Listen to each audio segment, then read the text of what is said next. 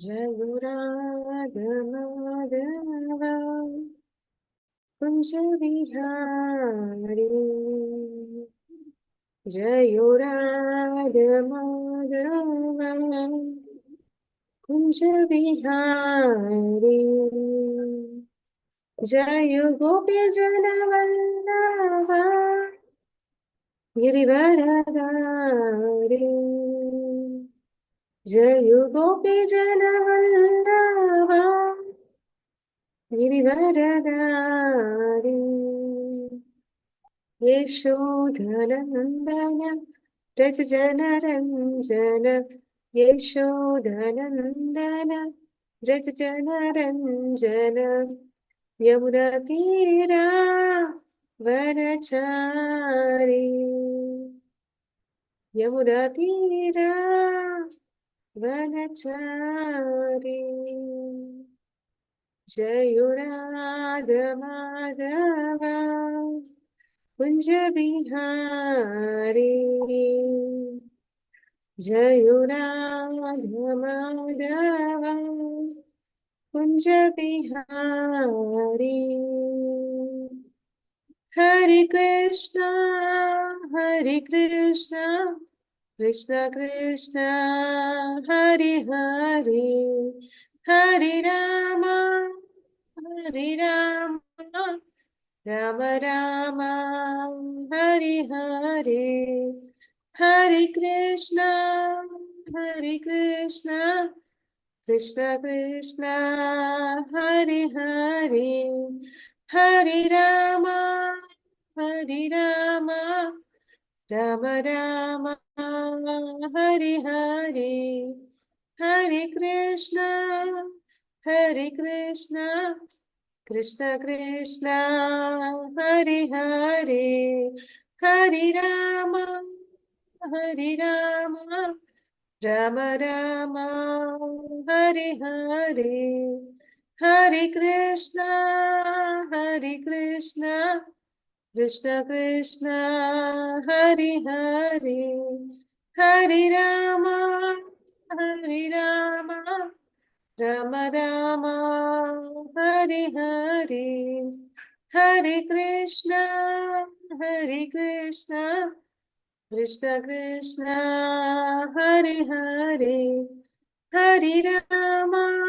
हरे राम राम राम हरे हरे। हरे कृष्णा कृष्ण कृष्ण हरे हरे। हरे राम राम राम हरे हरे। हरे कृष्णा कृष्ण कृष्ण हरे हरे। हरे राम राम राम हरे हरे। हरे कृष्णा कृष्ण कृष्ण हरे हरे। हरे राम राम राम हरे हरे। हरे कृष्णा कृष्ण कृष्ण हरे हरे। हरे राम राम राम हरे हरे। हरे कृष्णा कृष्ण कृष्ण हरे हरे। हरे राम राम राम हरे हरे। ॐ अज्ञानतिमिरान्धस्य ज्ञानाञ्जनशलाकया चक्षुरुन्मिलितं येन तस्मै श्रीगुरुवे नमः। श्रीचैतन्यमनोभीष्टं स्थापितं येन भूतले स्वयं रूपः कदा मह्यं ददाति स्वपदातिकं।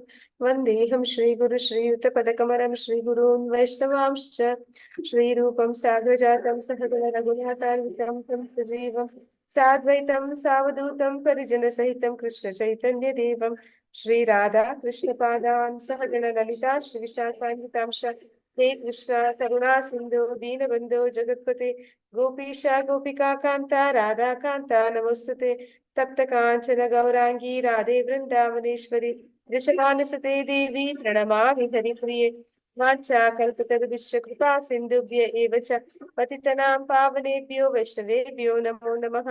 नमो ॐ विष्णुपादाय कृष्णप्रेष्ठाय भूतले श्रीमते भक्तिवेदान्त स्वामिनिति नामिने नमस्ते सरस्वती देवी गौरवाणी प्रचारिणि निर्विशेष शून्यवादि पाश्चात्य देशतारिणि जयो श्री कृष्ण चैतन्य प्रभु नित्यानंद श्री अद्वैत गदाधर श्रीवासादि गौर भक्तवृंद हरे कृष्ण कृष्ण कृष्ण हरे हरे हरे राम राम राम ಹರೇ ಹರೇ ಹರೇ ಕೃಷ್ಣ. ಎಲ್ಲರಿಗೂ ಮಂಗಳೂರು ಇಸ್ಕಾನ್ ಅವರು ಆಯೋಜಿಸಿರುವ ಭಕ್ತಿ ಶಾಸ್ತ್ರಿ ತರಗತಿಗಳಿಗೆ ಸ್ವಾಗತ. ಹರೇ ಕೃಷ್ಣ. ಹರೇ ಕೃಷ್ಣ ಮಾತಾಜಿ.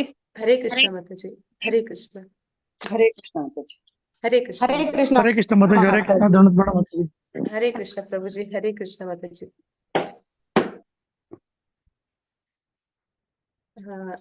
ಯಾರೆಲ್ಲರೂ ಕ್ಲಾಸ್ ಅಟೆಂಡ್ ಮಾಡಿದ್ರಿ? ಹೇಗೆ ಗೂಗಲ್ ಫಾರ್ಮ್ ಅಲ್ಲಿ ಟೈಪ್ ಮಾಡೋದು ಅಟೆಂಡ್ ಮಾಡಿದ್ರಿ ಯಾರಾದ್ರೂ? ಎಸ್ ಮಾತಾಜಿ ಅಟೆಂಡ್ ಮಾಡಿದ್ವಿ. ಮಾತಾಜಿ ನಿಮ್ಗೆ ಏನಾದ್ರು ರೆಕಾರ್ಡ್ ಮಾಡಿಲ್ಲ ಮಾತಾಜಿ. ನಾನು ಎಲ್ಲೋ ಹೊರಗೆ ಹೋಗಿದ್ದೆ ಮಾತಾಜಿ, ಆಗಿಲ್ಲ ಮಾತಾಜಿ. ಮಾತಾಜಿ ನಿಮ್ಗೆ ಯಾವ್ದಾದ್ರು ರೆಕಾರ್ಡಿಂಗ್ ಕೊಟ್ರಾ? ಮಾಡಲ್ಲ ಮಾತಾಜಿ. ಮಾತಾಜಿ ನಮ್ಮ ಕೆಲವೊಂದ್ ಮೊಬೈಲ್ ಗಳಲ್ಲಿ ಅವ್ರು ಹೇಳ್ದಂಗೆ ಮೈಕ್ ಬರಲ್ಲ ಮಾತಾಜಿ. ನಮ್ ಫೋನ್ ಅಲ್ಲಿ ನಾವೆಲ್ಲ ಟ್ರೈ ಮಾಡಿದ್ವಿ.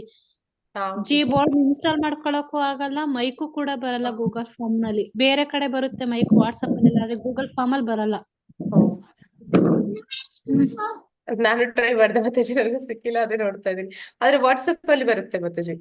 ವಾಟ್ಸ್ಆಪ್ ಅಲ್ಲಿ ಬರುತ್ತೆ ಮಾತಾಜಿ, ಆದ್ರೆ ಗೂಗಲ್ ಫಾರ್ಮ್ ಅಲ್ಲಿ ಸಾಧನ ಫಾರ್ಮ್ ಫಿಲ್ ಮಾಡಕ್ ಹೋಗ್ತಿವಲ್ಲ, ಅಲ್ಲೇ ಟೈಪ್ ಮಾಡೋಣ ಬಾಯಲ್ಲಿ ಹೇಳಿ ಅಂತ ನೋಡಿದ್ವಿ, ಆದ್ರೆ ಆಗಲ್ಲ. ಅದು ನಮ್ಮ ಮೊಬೈಲ್ ಗಳು ಸಪೋರ್ಟ್ ಮಾಡಲ್ಲ ಮಾತಾಜಿ. ಆದ್ರೆ ನೀವು ಟೈಪ್ ಮಾಡೋದಕ್ಕೆ ಕನ್ನಡ ಅದು ಆಗುತ್ತೆ ಮಾತಾಜಿ, ಹೇಳಕ್ ಆಗಲ್ಲ. ಆದ್ರೆ ಎಕ್ಸಾಮ್ ಅಲ್ಲಿ ಕೊಡೋದು 1 hour ಅಲ್ವಾ ಮಾತಾಜಿ. ನಾವ್ ಅಷ್ಟೊಂದು ನಿಧಾನಕ್ಕೆ ಒತ್ತಕ್ಷರ ದೀರ್ಘಾಕ್ಷರ ಎಲ್ಲ ಕೊಟ್ಟಿ ಟೈಪ್ ಮಾಡಕ್ಕೆ ಆ ಟೆನ್ಷನ್ ಗೆ ಎಕ್ಸಾಮ್ ಬರೆಯೋದೇ ಕಷ್ಟ ಆಗಿರುತ್ತೆ. ಅಲ್ಲಿ ಇದ್ ಮಾಡೋದ್ ಕಷ್ಟ ಮಾತಾಜಿ. ಆದ್ರೆ ಅಭ್ಯಾಸ ಆಗ್ಬೇಕು ಮಾತಾಜಿ. ಆದ್ರೆ ಏನಾದ್ರೆ ನೀವು ಲೆಂತಿ ಆನ್ಸರ್ ಬರೆಯಕ್ ಆಗಲ್ಲ. ಹೌದು ಮಾತಾಜಿ. ಅಂದ್ರೆ ಇವಾಗ ಎಕ್ಸಾಮ್ ಅಂದ್ರೇನೆ ಫಸ್ಟ್ ನರ್ವಸ್ ಆಗಿರ್ತೀವಿ, ಏನ್ ಕೊಟ್ಟಿರ್ತಾರೋ ಏನು ಅಂತ. ಅದ್ರಲ್ಲಿ ಕಸರ್ ಆ ಕಡೆ ಈ ಕಡೆ ಹೋಯ್ತು ಅಂದ್ರೆ ನಾವ್ ಬರ್ದಿರೋದೆಲ್ಲ ತಪ್ಪಾಗ್ಬಿಡುತ್ತೆ ಮಾತಾಜಿ. ಬೆಸ್ಟ್ ಅಂದ್ರೆ ವಾಟ್ಸ್ಆಪ್ ಅಲ್ಲಿ ನಾವು ಫೋಟೋ ತೆಗ್ದ್ಬಿಟ್ಟು ಕಳ್ಸೋದು, ಸೆಂಡ್ ಮಾಡೋದು ಬೆಸ್ಟ್ ಮಾತಾಜಿ. ಅದ್ರಷ್ಟು ಸುಲಭ ಇನ್ ಯಾವ್ದು ಇಲ್ಲ ಮಾತಾಜಿ. ವಾಟ್ಸ್ಆಪ್ ಗಿಂತ ಸುಲಭ ಇದೆಲ್ಲ ಮಾತಾಜಿ. ಗೂಗಲ್ ಫಾರ್ಮ್ ನಾನು ತೋರಿಸಿದ್ನಲ್ಲ, ಅಲ್ಲಿ ಹೋಗ್ಬಿಟ್ಟು ಜಸ್ಟ್ ವಾಟ್ಸ್ಆಪ್ ಅಲ್ಲಿ ಹೇಗೆ ಕ್ಲಿಕ್ ಮಾಡ್ತೀರಾ ಹಾಗೆ ಕ್ಲಿಕ್ ಮಾಡಿ ಅಪ್ಲೋಡ್ ಆಗೋಗುತ್ತೆ. ಆಗಲ್ಲ ಮಾತಾಜಿ.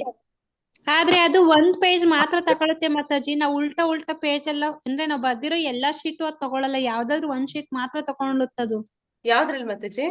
ಗೂಗಲ್ ಫಾರ್ಮ್ ಅಲ್ಲಿ ಡೌನ್ಲೋಡ್ ಅಂತ ಬರುತ್ತಲ್ಲ, ಲಾಸ್ಟ್ ಅಲ್ಲಿ ನಾವು ಬರ್ದಿರೋದ್ನ ಹಂಗೇನೆ ಡೌನ್ಲೋಡ್ ಮಾಡಿ ಕಳ್ಸಿ PDF ಮಾಡಿ ಅಂತ ಹೇಳ್ತಾರಲ್ಲ, ಅದು 1 ಪೇಜ್ ಮಾತ್ರ ತಗೊಳುತ್ತೆ.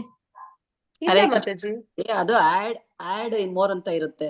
ಅದನ್ನ ಟಚ್ ಮಾಡಿದಾಗ ನಿಮ್ಗೆ ಮತ್ತೆ ಸ್ಕ್ಯಾನ್ ಮಾಡಕ್ಕೆ ಸಪೋರ್ಟ್ ಮಾಡುತ್ತೆ ಮಾತಾಜಿ. ಅವಾಗ ಎಕ್ಸಾಮ್ ಅಲ್ಲಿ ಅದನ್ನೆಲ್ಲ ಟ್ರೈ ಮಾಡಿದ್ವಿ ಮಾತಾಜಿ, ಕಳ್ಸಕ್ ಆಗ್ಲಿಲ್ಲ. ಆತರ ಆಗ್ಲಿಲ್ಲ ಅಂದ್ರೆ ನಾರ್ಮಲ್ ಆಗಿ PDF ಮಾಡಿ ಇಟ್ಕೊಂಡು, ಅದು ಇವಾಗ ಅವ್ರು ಹೇಳಿದ್ರಲ್ಲ ಭಕ್ತಿ ಶಾಸ್ತ್ರಿ ಯೂನಿಟ್ 2 ಅಂದ್ಬಿಟ್ಟು ನೀವು ಟೈಪ್ ಮಾಡಿ ಇಟ್ಕೊಂಡ್ರೆ, ನೀವು ಅಲ್ಲಿ ಅಟ್ಯಾಚ್ ಬರುತ್ತಲ್ಲ, ಅಲ್ಲಿ ನೀವು ಅದನ್ನ ತಗೊಂಡು ಅಪ್ಲೋಡ್ ಮಾಡ್ಬೋದು ಮಾತಾಜಿ. ಅಲ್ಲ ಮಾತಾಜಿ, ಅಟ್ಯಾಚ್ ಮಾಡಿದ್ರೆ ಆಗಲ್ಲ ಮಾತಾಜಿ. ಮಾತಾಜಿ ನಮ್ಗೆಲ್ಲ ಆಗಲ್ಲ ಮಾತಾಜಿ. ನಮ್ಗೆ ಏನು ಮೊಬೈಲ್ ಏನ್ ಗೊತ್ತಾಗಲ್ಲ. ಅಂದ್ರೆ ಮಾತಾಜಿ, ಈಗ ಭಕ್ತಿಶಾಸ್ತ್ರಿ ಮಾಡೋರು ಎಲ್ಲರೂ ಟೀಚರ್ಸ್ ಆಗ್ಬೇಕು ಅನ್ನೋದು ಉದ್ದೇಶ. ಅದೇ ಸ್ವಲ್ಪ ಟೆಕ್ನಿಕಲ್ ಥಿಂಗ್ಸ್ ನಾವು ಕಲಿಬೇಕಾಗುತ್ತೆ. ನನ್ಗೂ ಬರೋದಿಲ್ಲ, ನಾನು ಕಲಿತಾ ಇದ್ದೀನಿ ಈಗ. ನಾ ಅದಕ್ಕೆ ಹೇಳಿದೆ ಮತ್ತೆ ನಮಿತಾ ಮಾತಾಜಿ ಅವ್ರಿಗೆ, ಅದನ್ನ ಒಂದ್ಸಲ ನೋಡಿದ್ರೆ ಅರ್ಥ ಆಗಲ್ಲ ಮಾತಾಜಿ. ಅದನ್ನ ವಿಡಿಯೋನ ಮತ್ತೆ ನೋಡಿದಾಗ ಅದು ಪ್ರಯತ್ನ ಆಗ್ಬೋದು ಅನ್ಕೋತೀನಿ. ಪ್ರಾಕ್ಟೀಸ್ ಮಾಡ್ಬೇಕಾಗುತ್ತೆ, ಅಭ್ಯಾಸ ಮಾಡ್ತಾ ಬಂದ್ಬಿಡುತ್ತೆ. ಒಂದ್ಸಲ ನೋಡಿದ ತಕ್ಷಣ ಅದ್ ಮರ್ತೋಗುತ್ತೆ, ಮತ್ತೆ ಅವ್ರು ಪ್ರಯತ್ನ ಪಟ್ರು ಆಗೋದಿಲ್ಲ. ವಿಡಿಯೋ ಕೊಟ್ಬಿಟ್ರೆ ಅದನ್ನ ನೋಡಿ ಮತ್ತೆ ಪ್ರಯತ್ನ ಮಾಡಿ ಮಾಡ್ಬೋದು ಅನ್ಸುತ್ತೆ. ಮಾತಾಜಿ ಅದು ರೆಕಾರ್ಡಿಂಗ್ ಕೊಟ್ಟಿಲ್ಲ ಅಲ್ಲ ಮಾತಾಜಿ? ಇಲ್ಲ, ನಾನು ಹೇಳ್ದೆ ಅವತ್ತು ಹಾಕಿ ಅಂತ, ಅವ್ರನ್ನ ಹಾಕಿಲ್ಲ. ಸರಿ ಹೇಳ್ತೀನಿ ಅಂತೆ. ಆಮೇಲೆ ಒಂದು ಮಾತಾಜಿ ಅದು ಮಾಡಬಹುದಾದ್ರೆ ಟೈಮ್ ಸಾಲಲ್ಲ ಮಾತಾಜಿ. ಅದು ಟೈಪ್ ಮಾಡಕ್ಕೆ 90 ಮಿನಿಟ್ಸ್ ಸಾಲಲ್ಲ ಮಾತಾಜಿ. ಅದೇ ಪ್ರಭುಜಿ, ಅದು ಅಭ್ಯಾಸ ಇರೋರಿಗೆ, ಅವ್ರು ಮಾಡಿದ್ರಲ್ಲ, ಅದ್ರ ಅಭ್ಯಾಸ ಇದ್ರೆ ಫಾಸ್ಟ್ ಆಗುತ್ತೆ. ಅಭ್ಯಾಸ ಇಲ್ಲ ಮಾಡೋರ್ಗೂ ಟೈಪ್ ಸ್ವಲ್ಪ ಮಾಡಕ್ ಕಷ್ಟ ಫಾಸ್ಟ್ ಆಗುತ್ತೆ. ಇದ್ರು ಟೈಪ್ ಮಾಡಕ್ಕೆ ನಾವು ಆಗಲ್ಲ ಮಾತಾಜಿ. ಸ್ಲೋ ನೀವು ವಾಯ್ಸ್ ಕಮಾಂಡಿಂಗ್ ಮಾಡ್ತಿರಲ್ಲ ಮೈಕಲ್ಲಿ ಆದ್ರೆ ಆಗ್ಬೋದು. ಅದ್ರ ಸ್ವಲ್ಪ ಟೆಕ್ನಿಕಲ್ ಅಂದ್ರೆ ದೀರ್ಘ ಸ್ವರ್ಣ ಇವ್ರನ್ನ ಬರ್ಲಕ್ಕಿಲ್ಲ. ಅದ್ರ ಮಾತು ವಾಯ್ಸ್ ಅಂದ್ರೆ ಮಾತ್ರ ಅಷ್ಟೇ ಮಾಡ್ಬೋದು. ಟೈಪ್ ಮಾಡ್ತೀನಿ ಅಂದ್ರೆ ಟೈಮ್ ಸಾಲಲ್ಲ ಮಾತಾಜಿ ಹತ್ರ, 90 ಮಿನಿಟ್ಸ್ ಸಾಲಲ್ಲ. ಮಾತಾಜಿ ಹೌದು. ಅದು ಟೈಮ್ ನಿಜವಾಗ್ಲೂ ಸಾಲಲ್ಲ. ಆಮೇಲೆ ತುಂಬಾ ಭಯ ಆಗುತ್ತೆ ಯಾಕೋ ಅದನ್ನ ಯೂಸ್ ಮಾಡೋದಿಕ್ಕೆ. ಒಂದ್ ಕ್ವಶನಿಗೆ ಎಷ್ಟು ಹೊತ್ತು ಬೇಕಾಗುತ್ತೆ ಆನ್ಸರ್ ಮಾಡೋದಿಕ್ಕೆ. ಅದ್ರ ಬದ್ಲಿಗೆ ಬರ್ದು ನಾವು ಮಾಮೂಲಿ ಎಲ್ಲದನ್ನ ಹೇಗ್ ಮಾಡ್ತಿದ್ವೋ ಅದೇ ಚೆನ್ನಾಗಿ ಅನ್ಸುತ್ತೆ ಮಾತಾಜಿ ಇದು. ಓಕೆ ಮಾತಾಜಿ, PDF ಮಾಡಿ ಅಪ್ಲೋಡ್ ಮಾಡೋದು ನಿಮ್ಗೆ ಈಸಿ ಅಂದ್ರೆ ಅದ್ ಮಾಡಿ. ಇಲ್ಲಾಂದ್ರೆ ಕ್ಲಿಕ್ ಮಾಡೋದು ನನ್ಗೇನೋ ತುಂಬಾ ಸುಲಭ ಅನಿಸ್ತದು. ನೀವು ಫೋಟೋ ಹಿಡಿದು ವಾಟ್ಸಪ್ ಅಲ್ಲಿ ಏನ್ ಕಳಿಸ್ತೀರಾ ಅದನ್ನೇ ನೀವು ಫೋಟೋ ಹಿಡಿದು ಅಪ್ಲೋಡ್ ಮಾಡ್ಬಿಡ್ತೀರಾ ಅಷ್ಟೇ ಡೈರೆಕ್ಟ್ ಆಗಿ. ಹರೇ ಕೃಷ್ಣ. ಕೇಳಿಸ್ತಿದ್ದಲ್ಲ ಪ್ರಭುಜಿ? ಕೇಳಿಸ್ತಾ ಇದೆ ಮಾತಾಜಿ. ಹಾ ಕೇಳಿಸ್ತದೆ. ಓಕೆ, ಇವನ್ ಕ್ಲಾಸ್ ವಾಯ್ಸ್ ಸ್ಟಾರ್ಟ್ ಅಲ್ಲಿ ಮಾಡೋಣ. ಕೂಡ ತುಂಬಾ ಇದಾಗುತ್ತೆ ಮಾತಾಜಿ, ಟೈಮ್ ತಗೊಳುತ್ತೆ ಯಾಕೋ. ಆ ವಾಯ್ಸ್ ನನಗೂ ಟ್ರೈ ಆಗಿಲ್ಲ ಮಾತಾಜಿ. ಅದೇ ನನಗೆ ಸ್ವಲ್ಪ ಟೈಪ್ ಮಾಡೋ ಸ್ಪೀಡ್ ಇತ್ತು ನಂದು, ಅದಾಗ್ತಿತ್ತು. ಮಾತಾಜಿ ಮಾತಾಜಿ. ಮಾತಾಜಿ ಒಂದ್ ಪ್ರಶ್ನೆ. ಈ ಹೇಳಿ ಚತುಶ್ಲೋಕಿ ಮಾತಾಜಿ. ಅಂದ್ರೆ ಏನು? ಅದು 8ನೇ ಅಧ್ಯಾಯದಿಂದ 11ನೇ ಅಧ್ಯಾಯದವರೆಗೂ ಇರೋದನ್ನ ಚತುಶ್ಲೋಕಿ ಅಂತಾರ ಏನು? ಅದು ಸ್ವಲ್ಪ ಅರ್ಥ ಆಗ್ಲಿಲ್ಲ ಮಾತಾಜಿ ನಂಗೆ.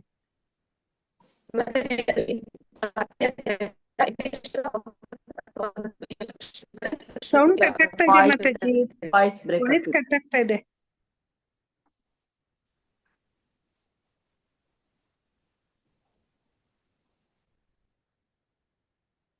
ಹಲೋ ಮಾತಾಜಿ,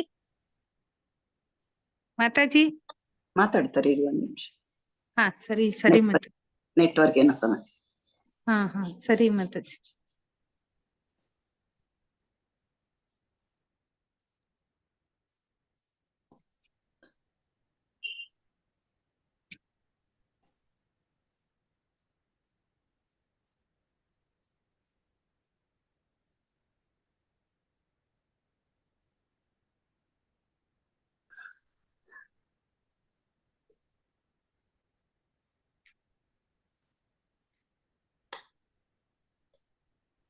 ಹರೇ ಕೃಷ್ಣ.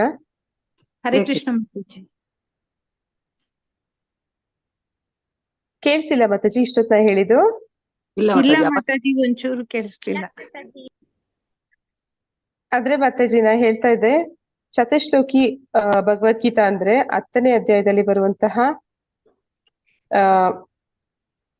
4 ಶ್ಲೋಕಗಳು, 8, 9, 10, 11 ಈ 4 ಶ್ಲೋಕಗಳನ್ನ ಚತುಶ್ಲೋಕಿ ಭಗವದ್ಗೀತಾ ಅಂತ ಕರೀತಾರೆ. ಆ 4 ಶ್ಲೋಕಗಳು ಇಡೀ ಭಗವದ್ಗೀತೆಯ ಸಾರ ಆಗಿರುತ್ತೆ.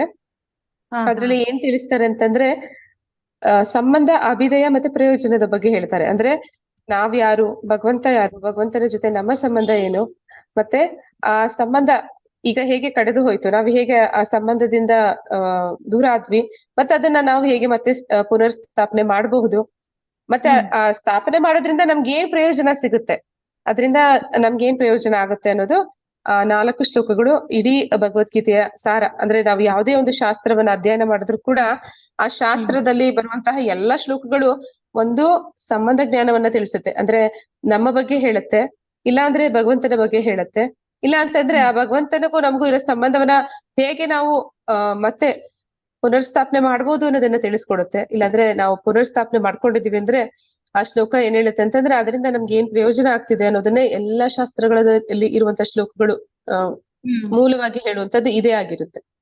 ಅದನ್ನ ಆ ಭಗವದ್ಗೀತೆಯ ಸಾರ ಅಂತ ಹೇಳ್ತಾರೆ. ಅಂದ್ರೆ ಅದನ್ನ 10ನೇ ಅಧ್ಯಾಯದ 4 ಶ್ಲೋಕಗಳಲ್ಲಿ ಭಗವಂತ ಹೇಳಿದ್ದಾನೆ. ಹೌದಾ? ಓಕೆ ಮಾತಾಜಿ, ತುಂಬಾ ಧನ್ಯವಾದಗಳು. ಹರೇ ಕೃಷ್ಣ ಮಾತಾಜಿ. ಹರೇ ಕೃಷ್ಣ ಮತ್ತೆ ಮಾತಾಜಿ. ಕ್ಲಾಸ್ ಸ್ಟಾರ್ಟ್ ಮಾಡೋಣ. ಹಾ. ಪ್ರಭುಪಾದರಿಗೆ ಜಯವಾಗ್ಲಿ. ರಾಧಾ ಗೋವಿಂದ್ ಕಿ ಜೈ, ಗೌರನಿತಾಯ್ ಕಿ ಜೈ. ಘಟಕ 2 ನಾವು ಭಕ್ತಿ ಯೋಗದ ಬಗ್ಗೆ ತಿಳ್ಕೊತಾ ಇದ್ದೀವಿ. ಇವತ್ತು ಭಗವದ್ಗೀತೆಯ ಅಧ್ಯಾಯಗಳು 7ರಿಂದ 12 ಭಕ್ತಿ ಯೋಗದ ಬಗ್ಗೆ ತಿಳ್ಕೊಳ್ತಾ ಇದ್ವಿ. ಅದರಲ್ಲಿ ಇವತ್ತು ಪಾಠ 8ನೇ ಪಾಠ ಲೆಸನ್, ಇವತ್ತು 8ನೇ ದಿನ ನಾವು ಕೇಳ್ತಾ ಇರುವಂತದ್ದು ಭಕ್ತಿ ಯೋಗದಲ್ಲಿ. ಇವತ್ತು ನಾವು 11ನೇ ಅಧ್ಯಾಯದ ಮೊದಲ 34 ಶ್ಲೋಕಗಳ ಬಗ್ಗೆ ತಿಳ್ಕೊಳ್ಳಿಕ್ಕಿದೀವಿ. ಇಲ್ಲಿವರೆಗೂ ನಾವೇನೆಲ್ಲ ತಿಳ್ಕೊಂಡಿದ್ವಿ 10ನೇ ಅಧ್ಯಾಯದಲ್ಲಿ ಅಂತ ಒಂದು ಸತಿ ಹೇಳ್ಬಿಟ್ಟು ಆಮೇಲೆ ಮುಂದಕ್ಕೆ ಹೋಗೋಣ.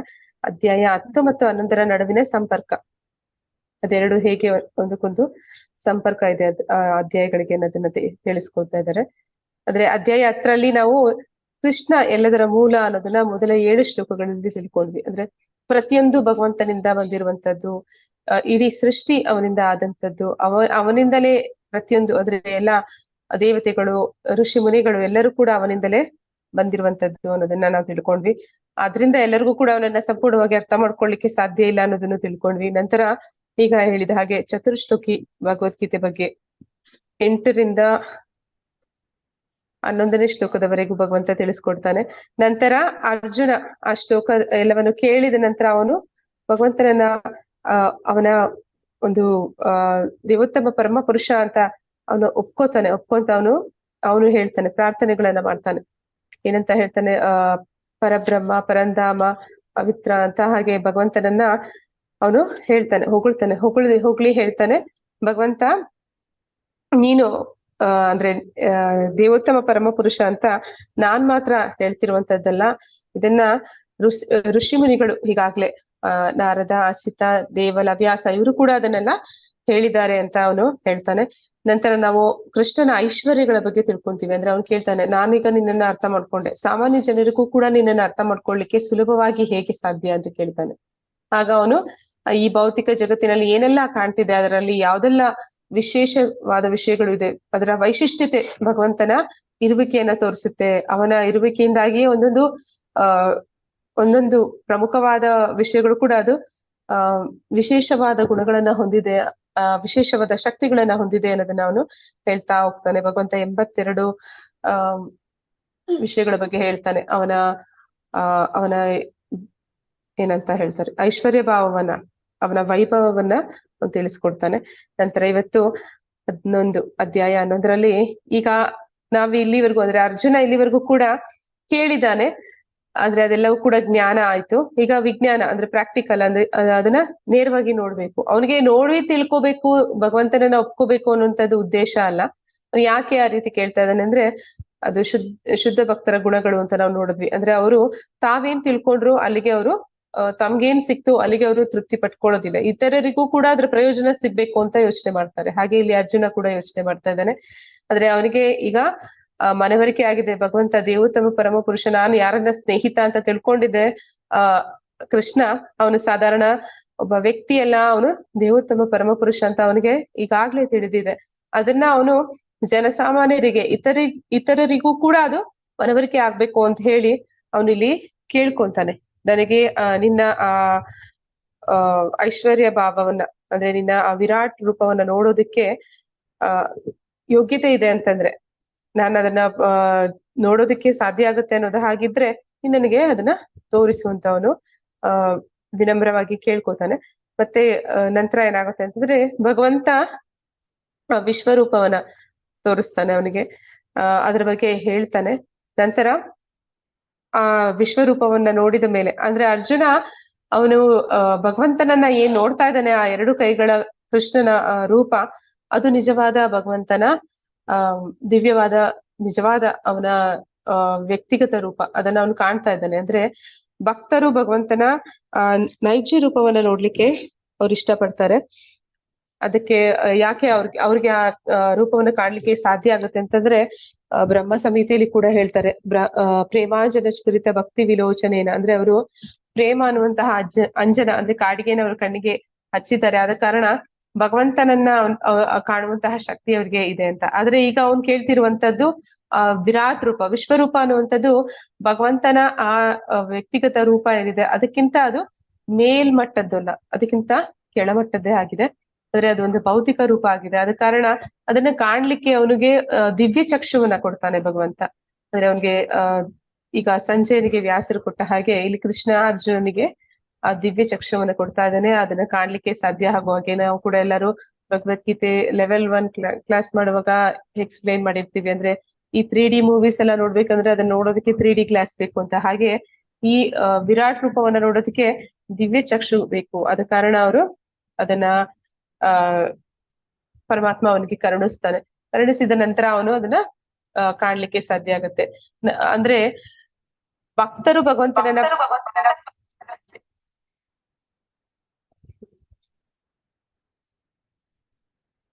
ನಿಮಿಷ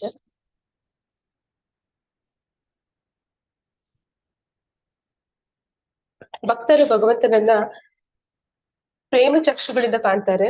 ಆದ್ರೆ ನಮ್ಮೆಲ್ಲರಿಗೂ ಸಾಧಾರಣ ಜನರಿಗೆ ಇರುವಂತದ್ದು ಅದು ಚರ್ಮ ಚಕ್ಷು ಅಂತ ಕರೀತಾರೆ. ಅಂದ್ರೆ ಮಾಂಸ, ರಕ್ತ, ಚರ್ಮದಿಂದ ಮಾಡಿರುವಂತಹ ಕಣ್ಣುಗಳು. ಅದರ ಮೂಲಕ ನಾವು ಭಗವಂತನನ್ನ ನೇರವಾಗಿ ಆ ರೀತಿ ಒಂದು ವಿರಾಟ್ ರೂಪವನ್ನ ಕಾಣ್ಲಿಕ್ಕೆ ಸಾಧ್ಯ ಇಲ್ಲ. ಹಾಗೆ ಇಲ್ಲಿ ಭಗವಂತ ಅರ್ಜುನನಿಗೆ ಆ ದಿವ್ಯ ಚಕ್ಷುವನ್ನು ಕೊಟ್ಟ ನಂತರ ಅವನು ಅದನ್ನ ನೋಡ್ತಾನೆ. ನೋಡಿದ ನಂತರ ಏನಾಗುತ್ತೆ ಅಂದ್ರೆ ಸಂಜೆ ಅವನು ಮೂಕವಿಸ್ಮಿತನಾಗ್ಬಿಡ್ತಾನೆ. ಅಂದ್ರೆ ಅವನು ಸಖ್ಯ ಭಾವದಲ್ಲಿ, ಸಖ್ಯ ರಸದಲ್ಲಿ ಭಗವಂತನ ಜೊತೆ ಸಂಪರ್ಕವನ್ನ ಹೊಂದಿರ್ತಾನೆ. ಭಗವಂತನ ಆ ವಿರಾಟ್ ರೂಪವನ್ನ ಕಂಡ ಮೇಲೆ, ಅದ್ಭುತ ರೂಪವನ್ನ ಕಂಡು ಅವನು ಅದ್ಭುತ ರಸಕ್ಕೆ ಹೊಟ್ಟೋಗ್ತಾನೆ. ಆ ಅದ್ಭುತ ಭಾವದಲ್ಲಿ ಅವನು ಮೂಕವಿಸ್ಮಿತನಾಗ್ಬಿಡ್ತಾನೆ. ಆಗ ಸಂಜಯ ವಿಶ್ವರೂಪದ ವಿವರಣೆಯನ್ನ ಹೇಳ್ತಾನೆ. ಅಂದ್ರೆ ವಿಶ್ವರೂಪ ಹೇಗೆ ಕಾಣಿಸ್ತಿದೆ ಅನ್ನೋದನ್ನ ಸಂಜಯನ ಮಾತುಗಳ ಮೂಲಕ ನಾವು ತಿಳ್ಕೊತೀವಿ. ನಂತರ ಕೊನೆಯಲ್ಲಿ ಕೃಷ್ಣ ಸೂಚನೆ ಕೊಡ್ತಾನೆ, ಕಾಲರೂಪವನ್ನು ತೋರಿಸ್ತಾನೆ. ಕಾಲರೂಪವನ್ನ ತೋರಿಸಿ ಅವನು ಹೇಳ್ತಾನೆ, ನೀನ್ ಹೇಳ್ದೆ ನಾನು ಇವ್ರನ್ನ ಕೊಂದ್ರೆ ನನಗೆ ಪಾಪ ಬರುತ್ತೆ, ಆ ರೀತಿ ಎಲ್ಲ ನೀನ್ ಯೋಚನೆ ಮಾಡಿದೆ. ಹಾಗೆಲ್ಲ ಯೋಚನೆ ಮಾಡೋ ಅವಶ್ಯಕತೆ ಇಲ್ಲ. ಯಾಕೆಂದ್ರೆ ಇವರೆಲ್ಲರೂ ಕೂಡ ಈಗಾಗಲೇ ನನ್ನ ಯೋಜನೆಯ ಪ್ರಕಾರ ಹತರಾಗಿ ಬಿಟ್ಟಿದ್ದಾರೆ ಅಂತ ಹೇಳ್ತಾನೆ. ಅಂದ್ರೆ ಇಲ್ಲಿ ಯಾರೆಲ್ಲ ಯುದ್ಧಕ್ಕೆ ಬಂದಿದ್ದಾರೆ 18 ಅಕ್ಷೋಹಿಣಿ ಸೈನ್ಯ, ಅವ್ರು ಯಾರು ಕೂಡ ಮನೆಗೆ ಮತ್ತೆ ಹಿಂದಿರುಗಿ ಹೋಗೋದಿಲ್ಲ. ಪಾಂಡವರು ಮತ್ತೆ ಇನ್ನೊಂದೆರಡು ಬೆರಳೆಣಿಕೆಯಷ್ಟು ಜನ ಮಾತ್ರನೇ ಉಳಿತಾರೆ ಅನ್ನೋದನ್ನ ಅವನು ಆ ಕಾಲ ರೂಪದಲ್ಲಿ ತೋರಿಸ್ತಾನೆ. ಎಲ್ಲರೂ ಕೂಡ ಉಳಿದವರೆಲ್ಲರೂ ಕೂಡ ಹತರಾಗ್ತಾರೆ. ಇದೆಲ್ಲವೂ ಕೂಡ ಭಗವಂತನ ಯೋಜನೆ ಅಂತ ಅವನು ಹೇಳ್ತಾನೆ. ಇದನ್ನ ನೀನು ಮಾಡಿದ್ರೆ ಅಂದ್ರೆ ನೀನು ನಿಮಿತ್ತ ಮಾತ್ರ, ಅಂದ್ರೆ ನೀನೊಂದು ಏನಂತಾರೆ ಹೆಸರಿಗೆ ಮಾತ್ರ ಅದನ್ನ ನೀನ್ ಮಾಡ್ತಿರುವಂತದ್ದು, ಆದ್ರೆ ಮೂಲದಲ್ಲಿ ಅದೆಲ್ಲ ಕೂಡ ನನ್ನಿಂದಲೇ ಆಗ್ಬಿಟ್ಟಿದೆ ಅನ್ನೋದನ್ನ ತೋರಿಸ್ತಾನೆ. ಆಗ ಭಗವಂತ ಕಾಲರೂಪದ ಬಗ್ಗೆ ತೋರಿಸಿದಾಗ ಅರ್ಜುನ ಇನ್ನೂ ಅದ್ಭುತ ರಸದಲ್ಲಿರ್ತಾನೆ. ಕೊನೆಗೆ ಅವನು ಪರಂಧಾಮ ಪರಬ್ರಹ್ಮ ಅಂತೆಲ್ಲ ಹೇಳಿದನು ಆ ಘೋರ ರೂಪವನ್ನ ಕಂಡು ನೀನ್ ಯಾರು ಅಂತ ಕೇಳೋದಕ್ಕೆ ಶುರು ಮಾಡ್ತಾನೆ. ನೀನ್ ಯಾರು, ನಿನ್ನ ಉದ್ದೇಶ ಏನು, ನೀನ್ ಏನ್ ಮಾಡ್ತಿದ್ಯಾ, ಯಾಕೆ ಬಂದಿದ್ಯಾ ಅಂತ. ಅಷ್ಟೊಂದು ಅವನು ಅದ್ಭುತ ರಸದಲ್ಲಿ ಅವನು ಮುಳುಗೋಗ್ತಾನೆ, ಲೀನವಾಗ್ಬಿಟ್ಟಿರ್ತಾನೆ. ಹೀಗೆ ಭಗವಂತ ಹೇಳ್ತಾನೆ, ಎಲ್ಲರೂ ಕೂಡ ಒಂದು ನನ್ನ ಕೈ ಗೊಂಬೆ ಇದ್ದ ಹಾಗೆ. ಅಂದ್ರೆ ಭಗವಂತನ ಇಚ್ಛೆ ಇಲ್ಲದೆ ಯಾವ್ದೊಂದು ಹುಲ್ಲು ಕಡ್ಡಿ ಹಲುಗಾಡೋದಿಲ್ಲ ಅನ್ನೋ ಹಾಗೆ ಪ್ರತಿಯೊಂದು ಕೂಡ ಭಗವಂತನ ಇಚ್ಛೆಯ ಅನುಸಾರವೇ ನಡೀತಿದೆ. ಭಗವಂತನ ಇಚ್ಛೆಗೆ ವಿರುದ್ಧವಾಗಿ ಯಾವ್ದು ಕೂಡ ನಡೆಯೋದಿಕ್ ಸಾಧ್ಯ ಇಲ್ಲ ಅನ್ನೋದನ್ನ ಅವ್ನು ತಿಳಿಸ್ಕೊಡ್ತಾನೆ. ಇವತ್ತು ನಾವು 34ನೇ ಶ್ಲೋಕದವರೆಗೆ ಮಾತ್ರ ತಿಳ್ಕೊಳ್ಳಿಕ್ಕಿದೀವಿ. ಈ ವಿಷಯ ಇಷ್ಟು ಇವತ್ತಿನ ತರಗತಿಯಲ್ಲಿ ಬರುವಂತದ್ದು. ಅಧ್ಯಾಯ 10 ಮತ್ತು 11ರ ನಡುವಿನ ಸಂಪರ್ಕ. ಅಧ್ಯಾಯ 10 ಅಹಂ ಸರ್ವಸ್ವ ಪ್ರಭವೋ, 10ನೇ ಅಧ್ಯಾಯದ 8ನೇ ಶ್ಲೋಕ. ನಂತರ